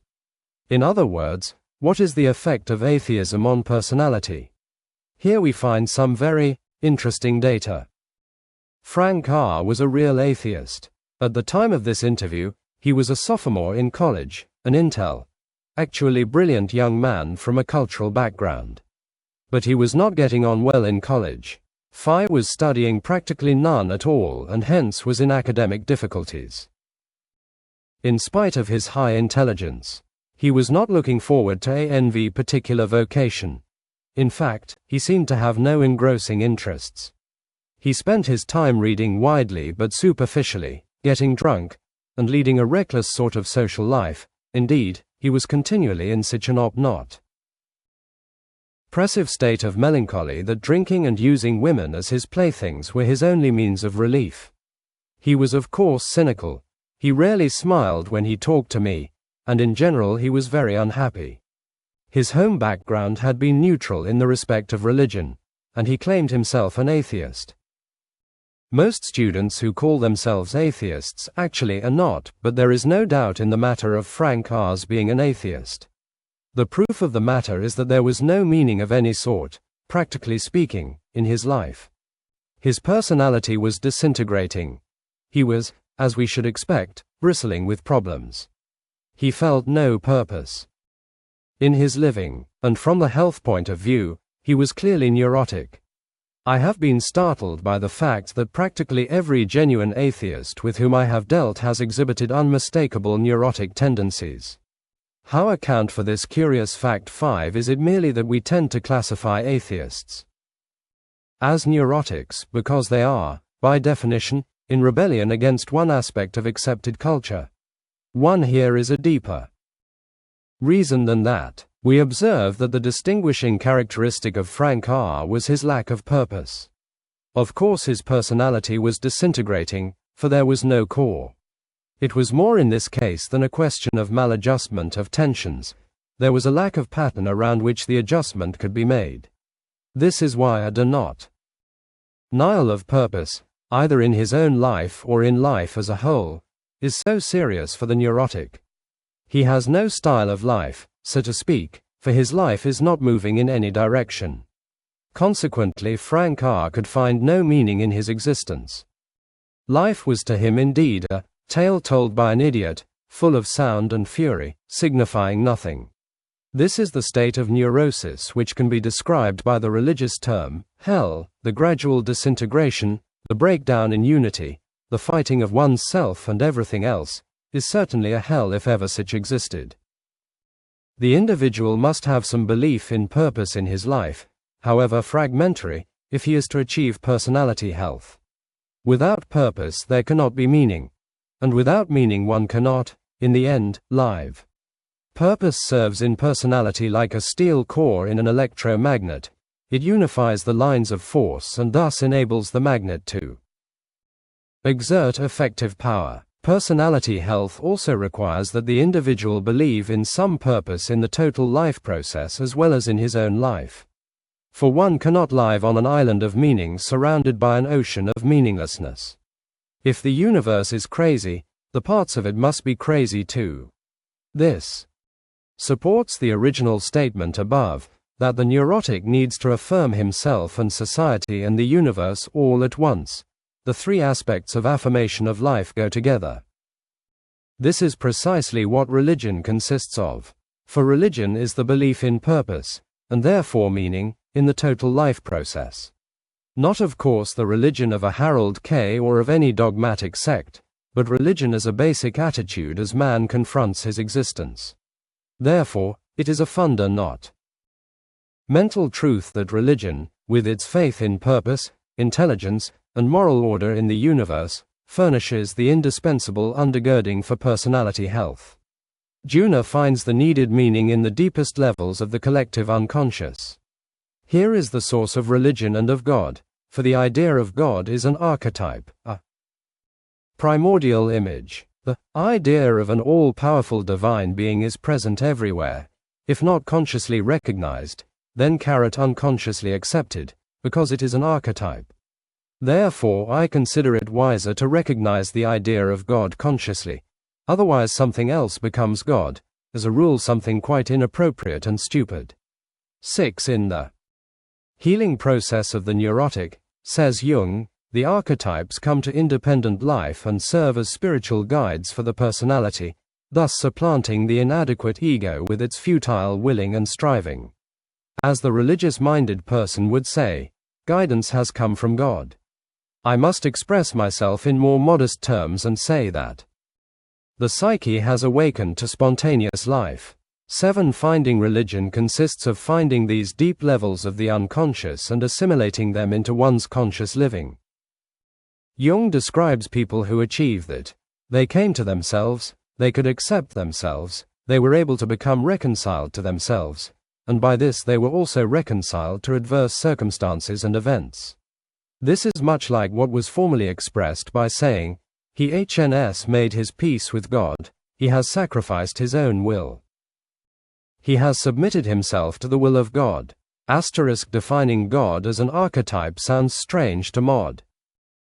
M ears, but it has good theological support in history. It is similar to Plato's idea of the good, the ultimate idea or archetype which he calls God. Christian mystics have often talked of finding God in the deepest stratum of the self, what Jung calls the collective unconscious, where subjectivity and objectivity are overcome, in the depths of the soul, said Augustine, thought and being are one. Jung's explanation of religious experience is stimulating and helpful, but it is incomplete. It emphasizes God's immanence in the individual, but its danger is in stopping here and identifying God with the deep levels in the self. In other words, is God only your unconscious self, or, what is not very different from a qualitative point of view, the collective selves of a group of people? Jung's view requires balance by an emphasis on the transcendent nature of God, which is found in Christian theology. Psychotherapy needs theology. The deeper one's thought penetrates in the field of psychotherapy, the closer one comes to the realm of theology. Psychotherapy begins with the problem of how the neurotic individual is to live most effectively. This becomes the problem of finding meaning in the neurotic's life, and at this point psychotherapy finds itself dealing with theological subjects. The fundamental questions with which psychotherapy ends can be answered only in the field of theology. We found this true in our original analysis of personality in the second chapter. There it was discovered, it will be helpful for the reader to review the concluding section of that chapter, that any adequate picture of personality must take into consideration the tension in man's nature between what he is and what he ought to be. Or better expressed, the contradiction between egocentric man's selfish motives in his decisions, and social interest, responding unselfishly to the needs of others. This is stated theologically as the contradiction between sin in man's nature and response to the universal structure, or God. It will be remembered that the psychotherapists Jung, Ran, and Kunkel frankly recognized this contradiction, which the V termed the dualism in human nature, and explicitly admitted the dependence on theology for answers in this most important area. The answer given by Christian theology, as indicated in the preceding chapter, is that man has a relationship to God. This is so fundamental in man that it is attributed to his creation, where he was made in the image of God. But man has freedom to live his own life, to make his own moral decisions. He was given autonomy, and hence he has self-will, and tends always to make decisions according to his own egocentricity rather than being true to the image of God within him. So the image of God is always a less than mal, a potentiality, but no man arrives at it or achieves featuring. This means that there is always within man a tension between God and man's egocentric will. This tension makes life difficult. It results in our continual moral conflicts, our inner torments, and our guilt feelings. But the tension is inescapable if personality is to have any meaning, if freedom and moral autonomy, responsibility and salvation, are to have any meaning. In short, our reward for bearing this tension is creativity in personality. And would indeed find himself in an impossible situation, were it not for grace. This is a theological term, but it has its corresponding term in psychotherapy, clarification. When the neurotic individual is caught in the vicious circle of egocentricity, and he cannot adequately bear the tension which his freedom lays upon him and so misuses his autonomy in self-defeating egocentricity, he is enabled by clarification to break the throttling clutch of egocentricity. Then he is able to respond to the demands of the universe, as Kunkel says, or in our terms, respond to the call of God. What happens psychologically we can describe as follows. The neurotic individual has finally suffered so much from his vicious circle of egocentricity that he is willing to give up. He is willing to give up anything, his life if need be. He is in that state in which he is able to salve, not my will but thine be done. He is in a position to respond. At that moment he feels he is not Kant as a self-willing creature, but significant only because he can be to some small extent the channel of the meaning of the universe. Fortunately, the structure of the universe, from the religious point of view, God, has been there all the time with its call, and when the individual is able to respond, he is able to act without a predominantly egocentric motive. Because he has lost his life, he has saved it. He has become clarified. We are right in calling this the grace of God, for it is preposterous to think that the individual does it for himself. He gives up, and the healing force of the universe, if one wishes to term it that, comes to his rescue. It is not that the person deserves it. Only when he gets over thinking he deserves it is he in a position to receive help. Then the individual will have gained a feeling of his own minuteness and insignificance in the face of the greatness of the universe and God's purposes therein. Thus he will experience what some persons like to call cosmic humility. This relieves him of his burden of arrogance. But his insignificance actually refers only to his egocentricity. He senses even more than previously his own important worth in the respect that as a personality he participates in the divine logos of meaning and can understand flashes of it now and then. He will take the attitude of giving back to the universe some of the debt he as a creature owes, and this is the root of a valid feeling of duty. He will recognize that there are purposes which swing in arcs much greater than his little orb, and he will aim to put himself in harmony with them. He will realize, without sentimentality, his dependence on God. This clarification, or experience of grace, does not happen all at once and for all, so that thereafter the individual can proceed with never a care. No, those who think that being saved releases them permanently from the fundamental tension have missed the point altogether, and have fallen into a slough of false sanctifice or not Tien, which is even more subtly egocentric. The clarified individual feels his guilt, as we stated earlier, with even greater sensitivity. It is, rather, a new adjustment of tensions in the personality, and an adjustment that must continually be remade. There is a peak experience, a conversion, after the climax of suffering and the sudden influx of undernot. Standing, the adjustment of tensions becomes easier. One is better able to continue tuning himself to respond without egocentricity. But the grace must be a continuous gift, just as clarification is. It is important to remember that the clarified individual still has the old Adam within him, but he is able to confront this egocentric tendency successfully. He is not suddenly removed to a blissful state, but he is able to meet his divided state with an ultimate assurance of victory. The tension remains, but clarification, here we use the term as synonymous with grace, has removed the poison from the fangs of egocentricity. The person still tends to make selfish decisions, but through his awareness of the tendency, and through his realization that God's grace is continuously available, he is able continuously to give up. And thus his living is that much the less egocentric in motivation. This giving up does not at all mean that the individual renounces some of his creativity, thereby tending to become static and unproductive.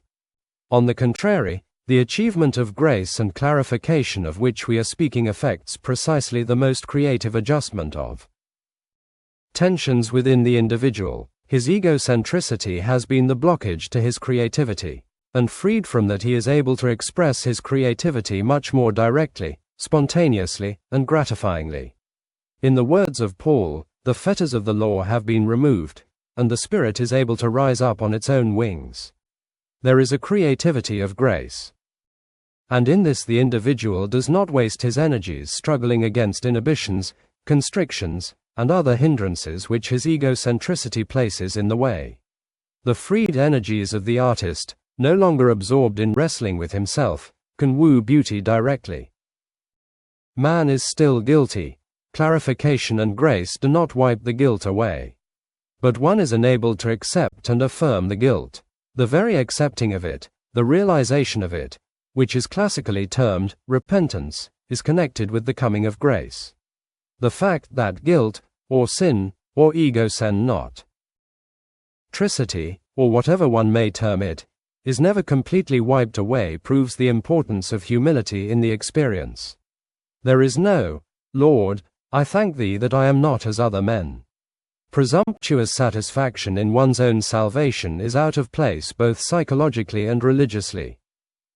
Psychologically this is so because the more clarified one becomes, the more one realizes one's imperfect condition in personality.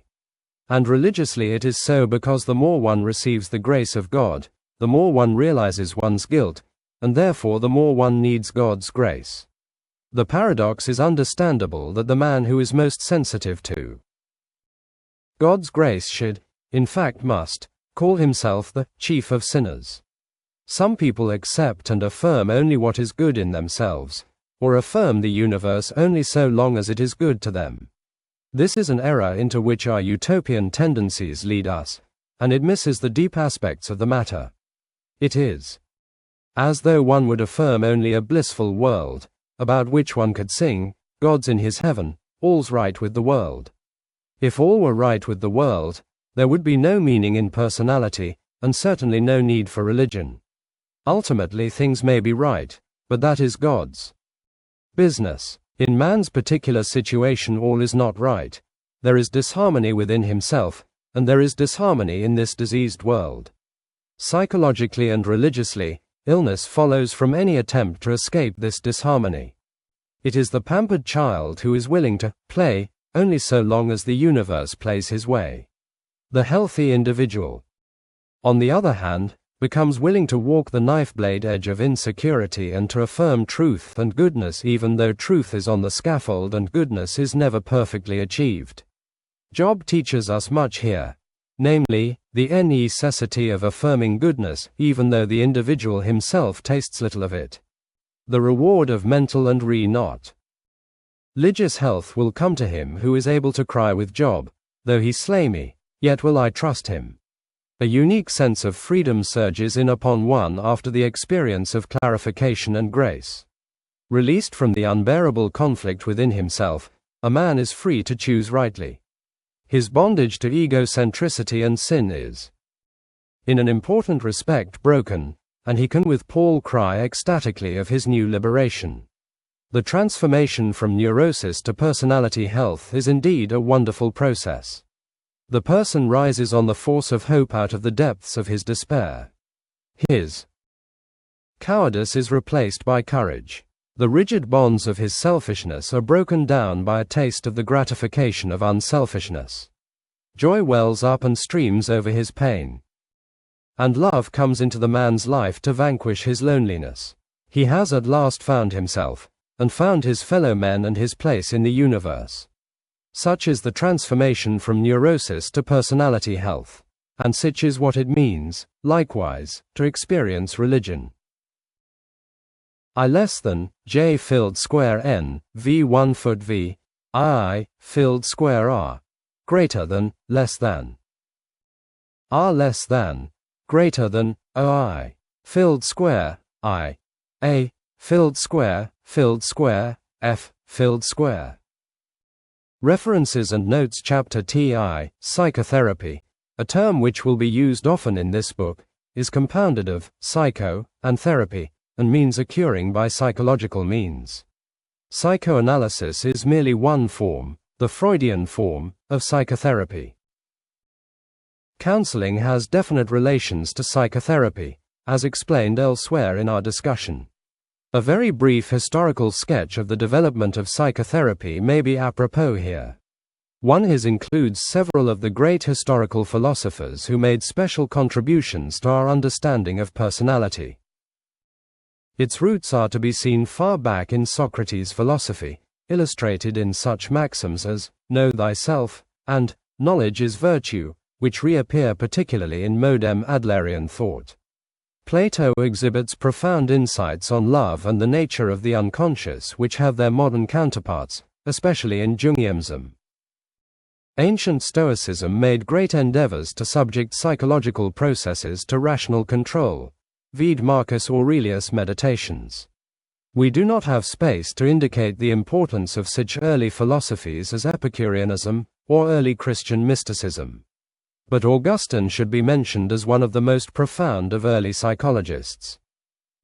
His idea that in the depths of the individual soul, the cleavage between subjectivity and objectivity is overcome is a classic statement still valid as the central presupposition of psychotherapy. Descartes, 17th century, set the problem which psychotherapy aims to solve in his unfortunate separation of mind from bodily functions. Then Spinoza endeavored to set up a scheme of psychological control of one's self by very rationalistic means. His ideas that the quality of our happiness depends on the things we love, that the things we fear are harmful only in our minds, that every passion is a confused idea and can be clarified by calm understanding, show a psychological understanding which is penetrating even if incomplete. See his Ethics. Rousseau, 18th century, is exceedingly important as one of the chief figures in the Romantic movement upon which modern psychotherapy depends. In his living, thinking, and preaching, Rousseau embodied the emotionalism, the rebellion against the restraints of society, and the back to nature cravings which Romantics have always felt, and which take a prominent place in modern psychotherapeutic thought. Cf. Freud's Civilization and its Discontents. These aspects of Rousseau's thought are basic in later psychotherapy: vitalism, or emphasis on life force, reaction against rationalism, individualism, confidence in nature. He believed in self-expression, living one's self out to the full. His definition of education as a direct and unconscious unfolding of the individual, Emile, has surprising affinities with the Adlerian view. His confidence in the goodness of human nature also comes out in Adlerian thought. Schopenhauer and Nietzsche, 19th century, are important precursors of psychotherapy, the former in his development of the will and idea problem, and the latter in his amazingly astute psychological insights. Nietzsche was a psychoanalyst who in many ways predicted later trends. He sensed something of the meaning of die Weems. His introspection disclosed to him many truths regarding the function of the unconscious. He realized that the conclusions of the philosophers were actually pictures of their own deep selves, and that external problems were only stepping stones to the central area, namely self-knowledge. He saw that inner conflicts can be sublimated into art, or striving for power. His idea that instinct is the most intelligent of all kinds of intelligence, beyond good and evil, page 162, has curiously close parallels in statements of Jung.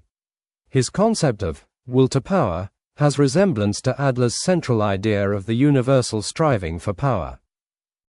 But in reality, Nietzsche is more Freudian. The negative view of society, the excessive laudation of individual strength, and the idea that all moral categories should be transcended in the end, are concepts which Nietzsche and Freud hold in common. They both see that instinctual expression leads in the end to destruction, but Nietzsche makes of this a tragic life view, whereas Freud ends in pessimism. The development of science in the 19th century also had an important influence on psychotherapy. Here Freud obtained his devotion to the scientific method and his belief that it is possible to bring human emotions and mind under control by analysis, just as science brings the natural order under its control. In the development of modern psychotherapy itself, Sigmund Freud, in his work beginning the last of the 19th century, is unchallengeably the pioneer. Jung and Adler, originally associated with Freud, broke from him to establish their own schools in the early years of this century. Jung terms his branch analytic psychology, and Adler his individual psychology, to distinguish them from Freud's psychoanalysis. Rank deviated from the Freudian school only a few years ago. Fritz Kunkel began as an Adlerian. Arad developed certain unique contributions of his own. Thus, in the roots of modern psychotherapy, we find the thought streams of romanticism, rationalism, and science all important. In general, psychotherapy can be designated as romantic in its metaphysical presupposition, rationalistic in many of its practices, particularly Adlerianism, and scientific in its general technique, especially Freudianism. 3. Freud has written a great number of works dealing with various aspects of his system, and there are available innumerable semi-authoritative expositions by members of the Freudian school. To recommend a single book, however, we should cite as the most useful the recent new introductory lectures on psychoanalysis, which presents the central Freudian theses in their more profound and developed form. 4. A General Introduction to Psychoanalysis, page 375. 5. There is nothing undetermined in the psychic life. The Psychopathology of Everyday Life, page 282. 6. Psychoanalysis extends the region of science to the mind of mankind. New introductory lectures on psychoanalysis, page 218. In this section, Freud holds that science is the only admissible form of human knowledge, and in the final chapter in this book he explains his devotion to science as the hope of mankind.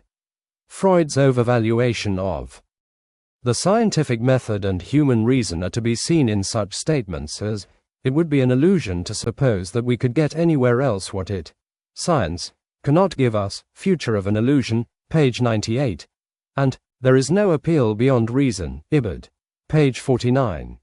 For a discussion of the true function of science, and an explanation of the general failure to recognize the limits of science, of which Freudianism is an example, see Whitehead's The Function of Reason. Ranke's criticism is to the point. The psychoanalytic striving to educate the individual exclusively in natural science, casual thinking, which Freud advocates in his last writing, Der Zucht einer Illusion, 1927, is fortunately not possible, but betrays his whole moralistic pedagogical attitude, the very opposite of the attitude necessary for a constructive therapy of the individual. Will Therapy, page 62. 7. I am indebted to Professor Paul Tillich for this viewpoint. 8. Otto Ranke's recent books, Will Therapy and Truth and Reality, give stimulating and profound discussions of the function of will in personality and the importance of such qualities as freedom, personal autonomy, and moral responsibility. 9. The central importance of creative will in Rank's view of personality is indicated in such statements as, the creative type is able to create voluntarily from the impulsive elements and moreover to develop his standards beyond Iden not. Tifications of the superego morality to an ideal formation which consciously guides and rules this creative will in terms of personality. The essential point in this process is the fact that he evolves his ego ideal from himself, not merely on the ground of given, but also of self-chosen factors which he strives after consciously.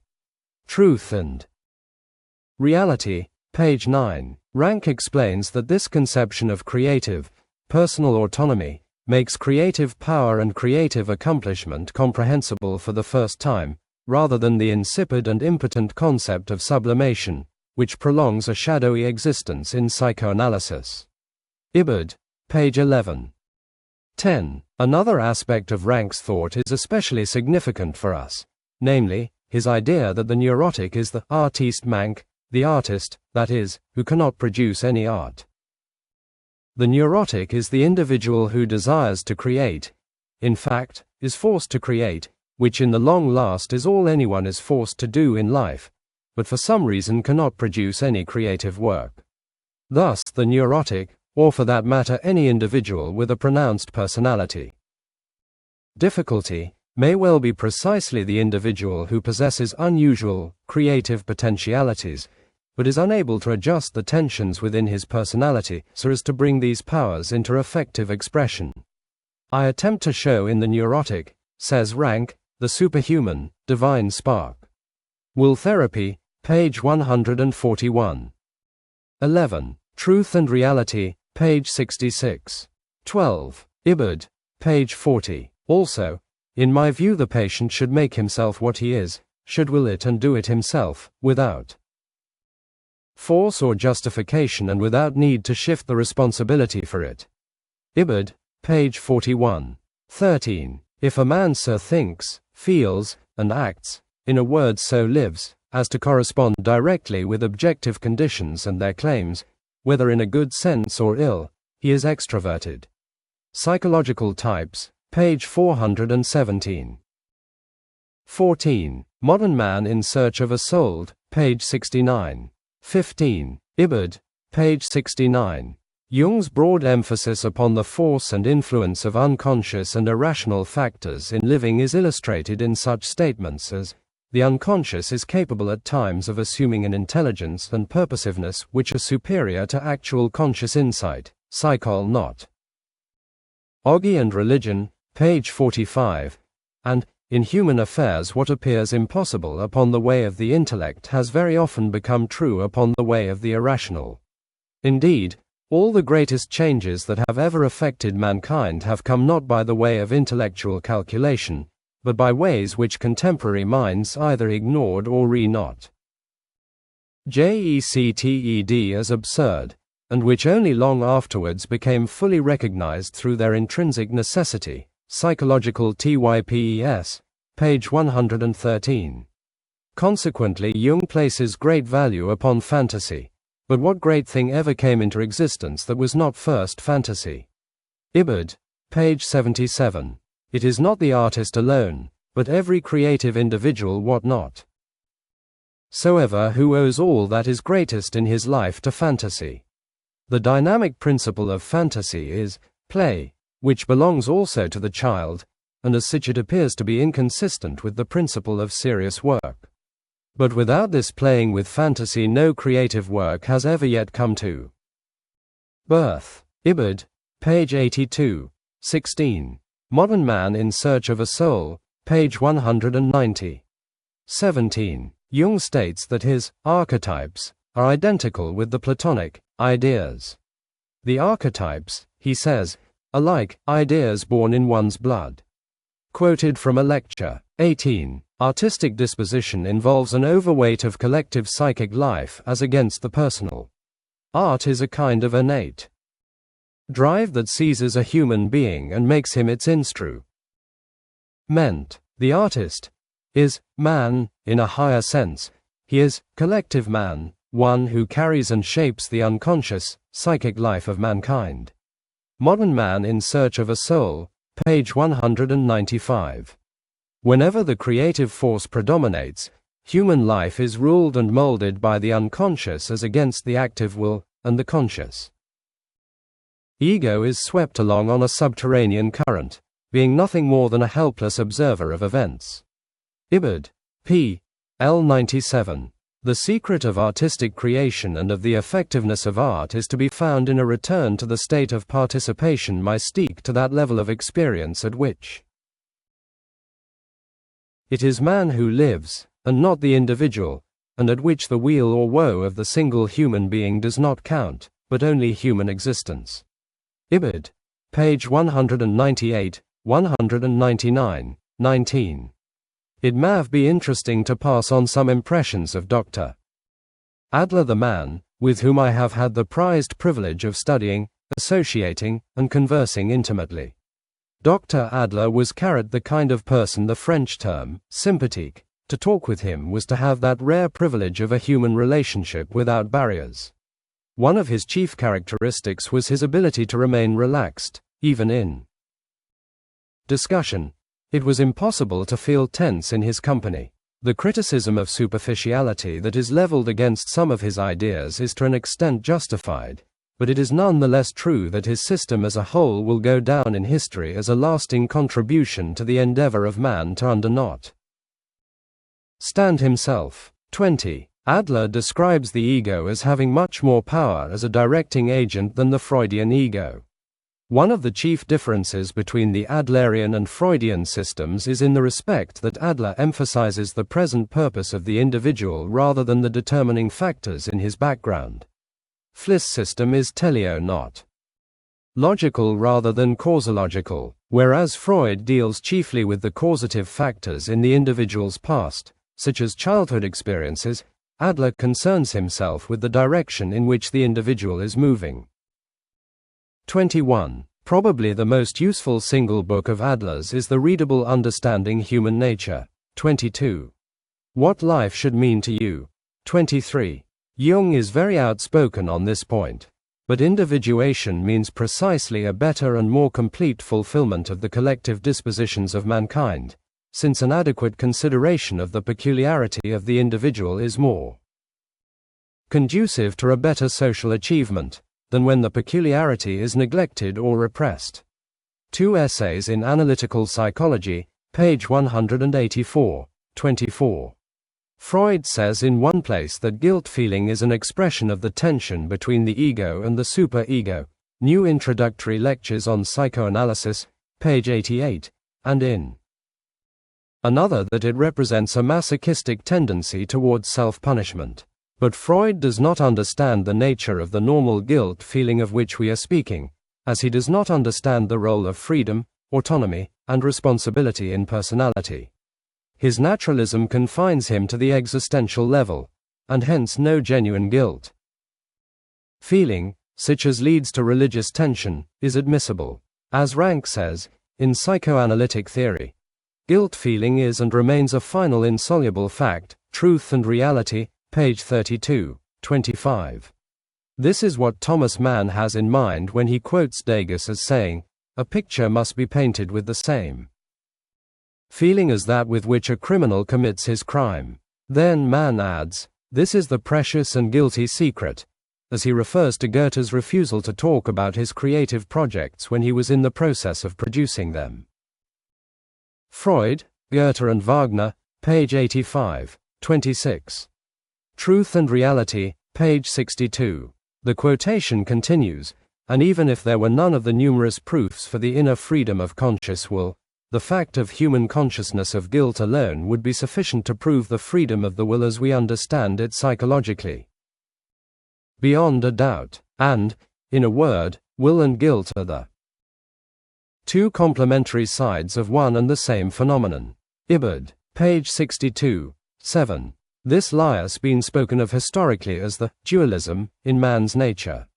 To indicate that we are still on good psychological ground, let us quote Rank and Jung on the matter.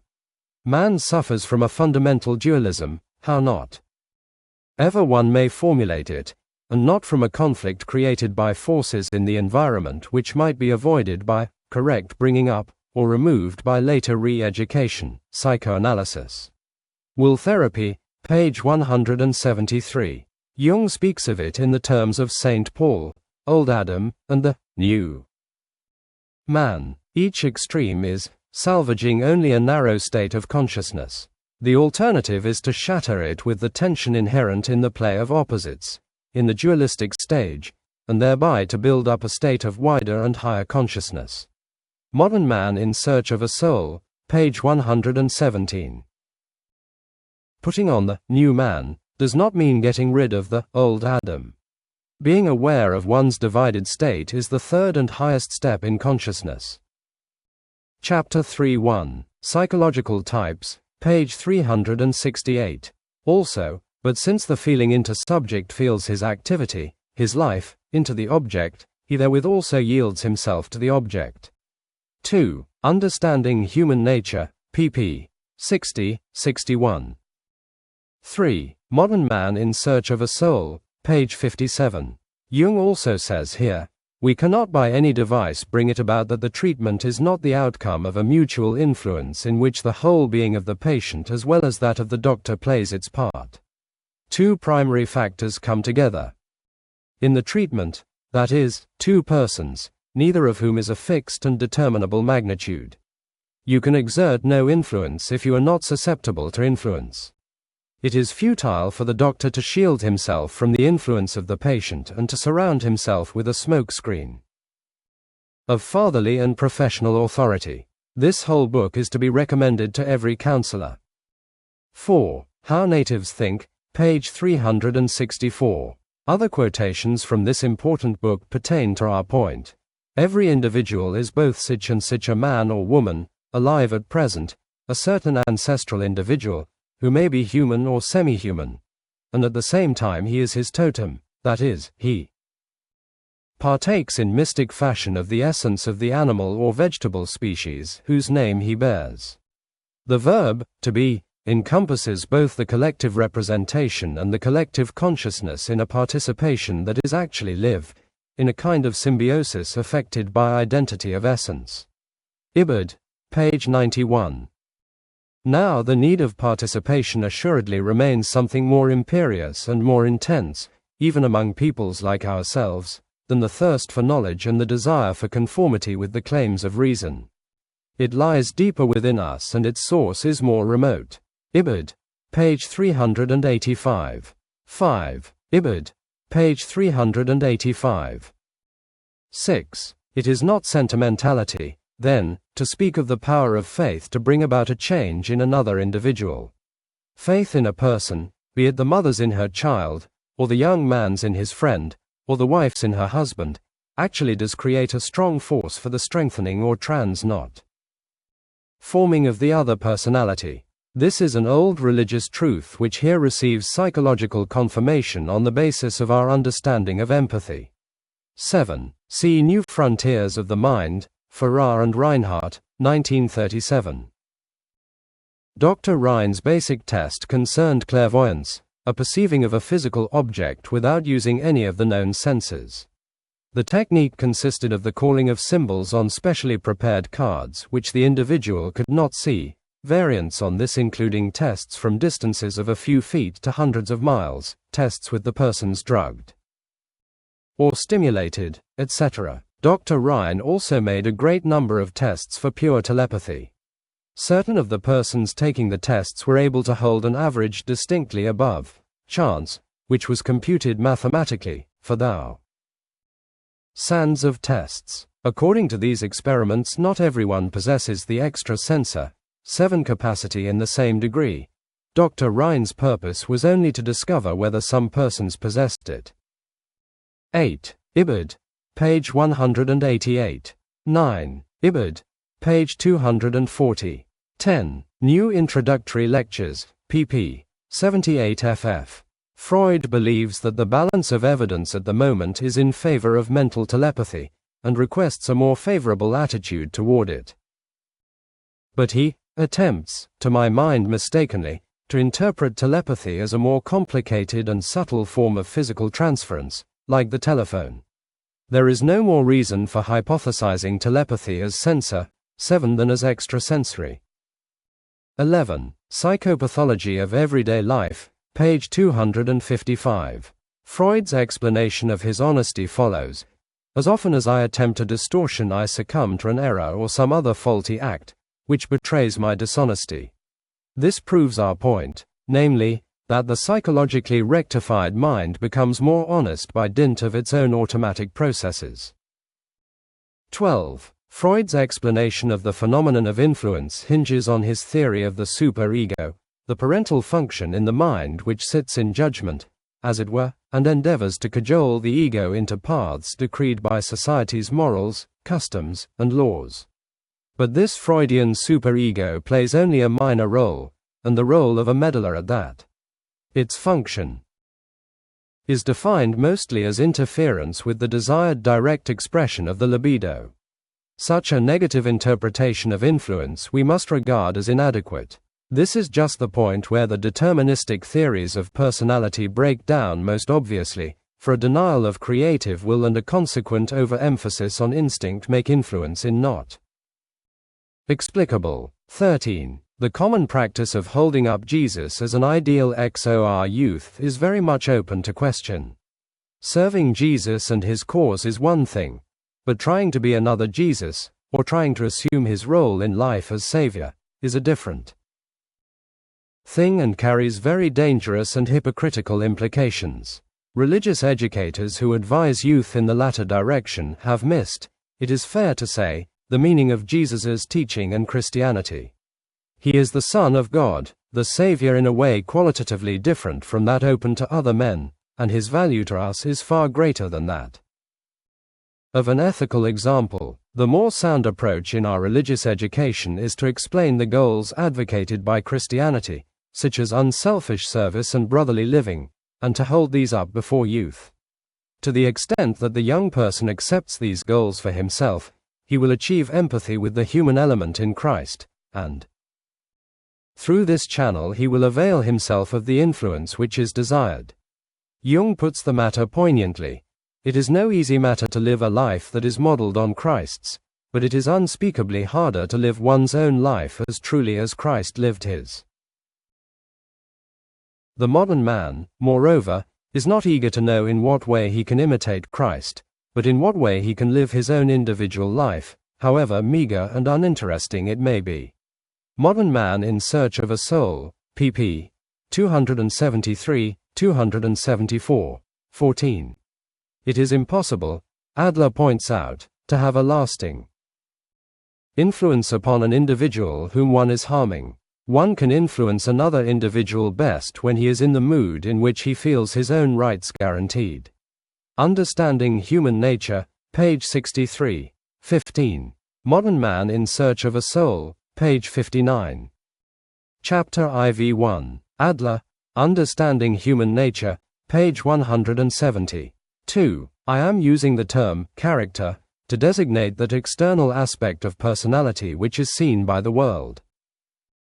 3. Freud, Psychopathology of Everyday Life, page 220.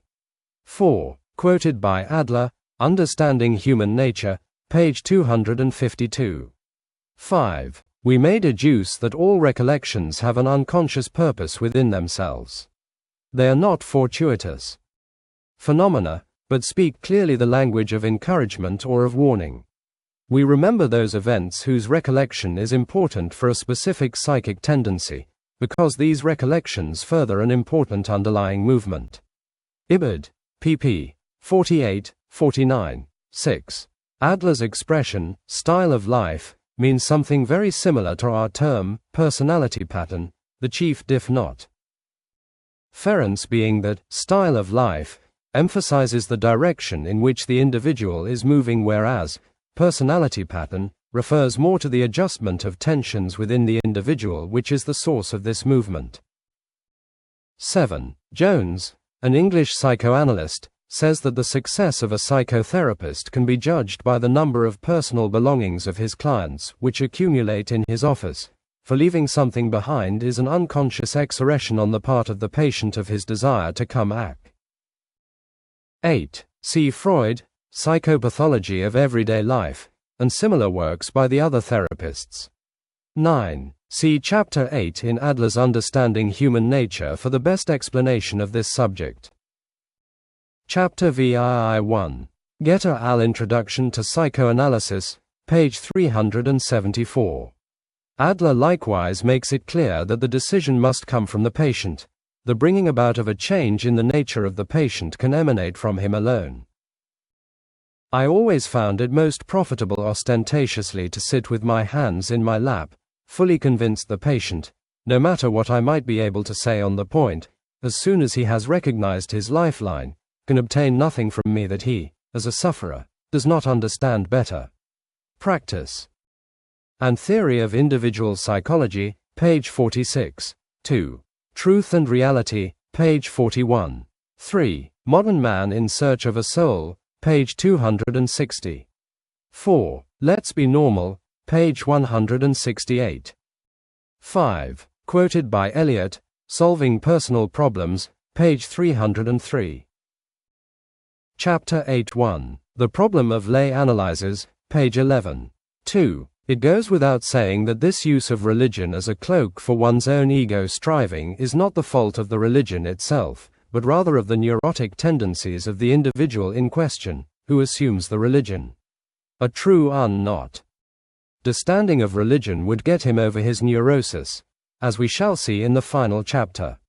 3. In counseling with the type of person who endeavors to rule the specific sexual function out of his or her life, my question as to whether the counselee looks forward to marriage is often answered by, yes, I think it would be nice to have a home, or, yes, I want to have children. Now both having a home and children are essential aspects of marriage, but either or both motives as the main foundation of marriage are dangerous. We normally expect love for a member of the opposite sex to be the central motive leading to marriage, and when this is absent we may expect that the sex problem has not been satisfactorily handled. This general attitude toward marriage may carry over into the plan of isolating sexual relations to the once or twice a year when the conception of children is desired. There is no question psychologically that this is a harmful and dangerous practice. 4. Understanding Human Nature, page 264. 5. Ibid. Page 157. 6. Modern Man in Search of a Soul, page 270. Chapter IX1. Understanding Human Nature, page 255. 2. Quoted from a letter of Rousseau by Hoff-Ding, Jean-Jacques Rousseau and His Philosophy, page 76. 3. Beyond Good and Evil, page 174. 4. Adler, What Life Should Mean to You, page 262. Chapter XI Freud, The Future of an Illusion, page 52. Ibid. Page 76. Freud attacks religion unsparingly in this and others of his books, but this is Freud at his least astute, and his polemics do him no credit. His discussion of religion shows a misunderstanding of what religion is, and he falls into a morass of inconsistencies. 3. Freud emphasizes the neurotic aspects of philosophy and art as well as religion, whereas Rank calls them the great spontaneous therapies of man. Truth and Reality, page 88. 4. Modern Man in Search of a Soul, page 264. 5. Ibid. Page 261. 6. Tiro Essays on Analytical Psychology, page 73. 7. Modern Man in Search of a Soul, page 279. 8. Psychology and Religion, page 99. Jung explains how this primordial image of God springs up in modern persons by describing the case of one his patients who experienced the recurrent fantasy of being held in the arms of a very large man, appearing to her like a father. This large man was standing in a field, with the wind blowing about. In such a fantasy, Jung points out, We have the image of the Father, the idea of support and protection, and the blowing of the wind, which symbolizes the spirit character of the fantasy. In other words, this is the image of God springing up in the patient's mind. We are dealing with a genuine and real LV primitive divine image, which grew in the unconscious of a modern mind and produced a living effect, an effect which both in respect to religion and psychology might cause one to reflect. 2 essays on analytical psychology, page 138. June also holds that creeds and dogma are expressions of archetypes, representing the classic formulations of fundamental and universal truths. A creed is always the result and fruit of many minds and many centuries, purified from all oddities, shortcomings, and flaws of individual experience.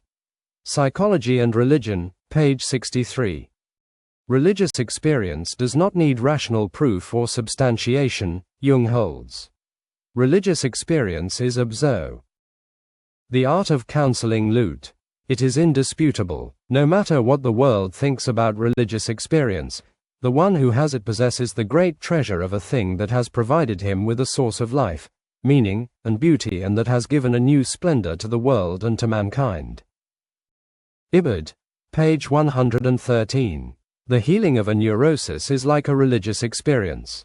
And if such experience helps to make your life healthier, more beautiful, more complete, and more satisfactory to yourself and to those you love, you may safely say, this was the grace of God. Ibid. Page 114. Bibliography Adler, Alfred, The Practice and Theory O.J. Individual Psychology. Translated by P. Radin, Harcourt, Brace and Company, New York, 1924. Understanding Human Nature. Translated by Walter Baron Wolfe. Greenberg, New York, 1927. What Life Should Mean to You. Edited by Alan Porter, Little, Brown and Company, Boston, 1931. Eliot, H.S., and Eliot, G.L., Solving Personal Problems. Henry Holt and Company, New York, 1937. Freud, Sigmund, The Future of an Illusion. Translated by W. D. Robson Scott. Horace Liverite, New York, 1928. A General Introduction to Psychoanalysis.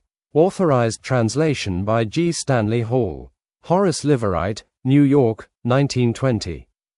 Neve Introductory Lectures on Psychoanalysis. Translated B.V.W. J. H. Sprott.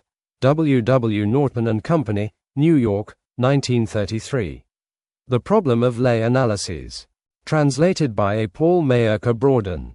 Brentanos, New York, 1928. The Psychopathology of Everyday Life.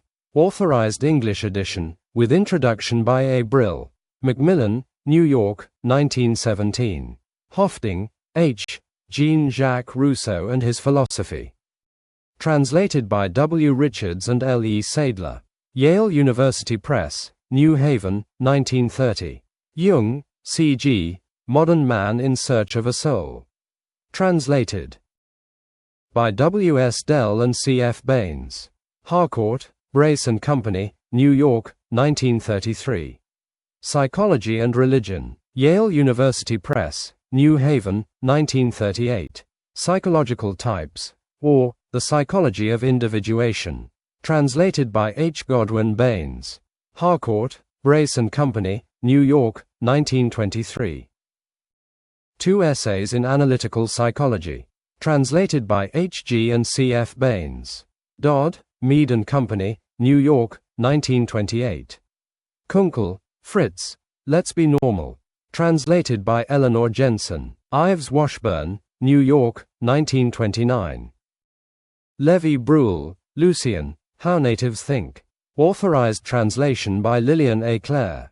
George Allen and Unwin, London, 1926. Mann, Thomas, Freud, Goethe, Wagner. Alfred A. Knopf, New York, 1937. Nietzsche, Friedrich, Beyond Good and Evil. Translated by Helen Zimmern. London, 1909. The Modem Library, 1917. Rank, Otto, Truth and Reality. Translated by Jesse Taft. Alfred A. Knopf, New York, 1936. Will Therapy. Translated by Jesse Taft. Alfred A. Knopf, New York, 1936. Rhine, J.B., New Frontiers of the Mind. Farrar and Reinhardt, New York, 1937. Whitehead, A.N., The Function of Reason. Princeton University Press, Princeton, 1929. Index Adler, Alfred 36, 38, 39, 62 ff. 69, 77, 79, 96. 109, 175, 176, 184, 195, 198. Advice. Function of 150 ff. Affirming, Life 214. Alcoholism 54. All or None, Law 169, 173. Ambition 25, 66, 113, 136, 169. Atheism 215, 216. Archetypes 59, 196, 217. Aristotle 57, 78. Augustine 199, 218. Compulsion Neurosis 173. Conscience 60, 71. Contradiction, in Man 198 ff. 219. Counseling in Educational Situations, 120. Ministerial Situations, 123. Student Worker, 124. Courage 66, 95, 193, 214. Of Imperfection, 177. Creativity 40, 41, 71, 162, 192. Deceit 86 ff. Determinism 48, 49.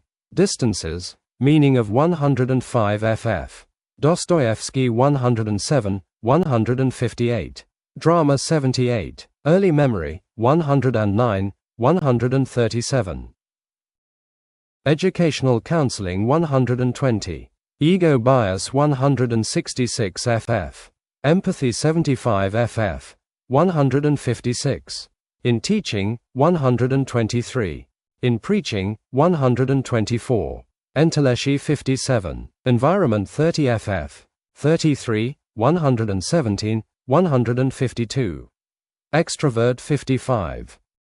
Family Position Oldest Child, 112. Only Child, 114. Second Child, 24, 112, 137. Youngest Child, 113. Forgetting 108 ff. Freedom 72, 192. Of Will, 51. Freud, Sigmund 45 ff. 63, 69, 70, 87, 103, 108, 151, 166, 176, 183, 199, 211, 212. Guilt Feeling 69, 220, 22. ff. Habits 29, 140. Heredity 33. Honesty 91. Imperfection. Courage of 177. Individuality 53. Inferiority. Complex 64 ff. Feeling 136, 174. Instinctual Urges 182 ff. Integration. Social 62 ff. Introvert 55. Jung, C.G. 55 ff.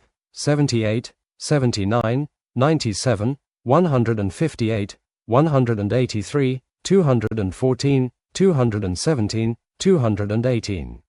Kunkel, Fritz 49, 73, 157, 158, 220. Levy-Bruhl, 80 ff. Logos 200. Masturbation 180. Messiah Complex, 170. Ministerial Countstag 123. Neurosis, defined 37 ff. 106, 134. Nietzsche 63, 183, 194, 228. Normal, define 38 ff. Overwork, 27, 28. Participation mystique 80, 97. Paul 199, 204, 223. Personality, defined 44, 45. Plato 60, 73, 152. Power, striving for 65 ff. 209. Psychoanalysis 47, 48, 68. Psychosis 37. Rank, Otto 52, 53, 55, 72, 152, 169. Relaxation 127, 139, 168. Repressions 46, 172. Responsibility 51, 53. Rhine, JB 83 ff. Rousseau, JJ. 69, 193, 194, 228. St. Paul 199, 204, 223. Scientific method 49. Self-expression 182 ff. 187. Sex 31, 144, 171 phi. 188. Slips of speech 110. Social integration 62 ff. Sublimation 171. Suffering 157 ff. Superiority complex 65. Telepathy, mental transference, 82 ff. Temptation, psychology of 180. Unconscious 57 ff. Will, freedom of I. Filled square, 1 I. Filled square I. Ki filled square asterisk. M, filled square V, 1 less than. Filled square. Diamond suit. Greater than filled square. I, K 1 foot, less than. Asterisk. 1 filled square 1, IV, filled square. Date due May 2nd 3 feet 45, R, M$116 3, e.g., WW1, A5 map 1I, 59 JY 27 feet fur August 6 TVR 010 mu *** nil _ L WMAR 25 *60 API FLPF 2 *47 T 9 4 ICT 3 *84. A W high AHP 5 feet 83 LJF May 1st T5 10 Jot 9 feet 4 P August 1st 5 *61 miles Sim JOVR 81 Wart 350 March 1st 5 feet 62 July 1st 9 feet 50 May 16 feet 82 August K F May 2nd 5 feet 62 Circumponeid I May 2nd 9 feet 62 FIEC 1 C May 3rd 062 Augie June 4th 56 Mar 9 feet 63 March 1st 3 feet 5 MARL 6 85 Mai 7 U May 2nd 3 FJ November 4th 31 TE 7 DDQ 331 T34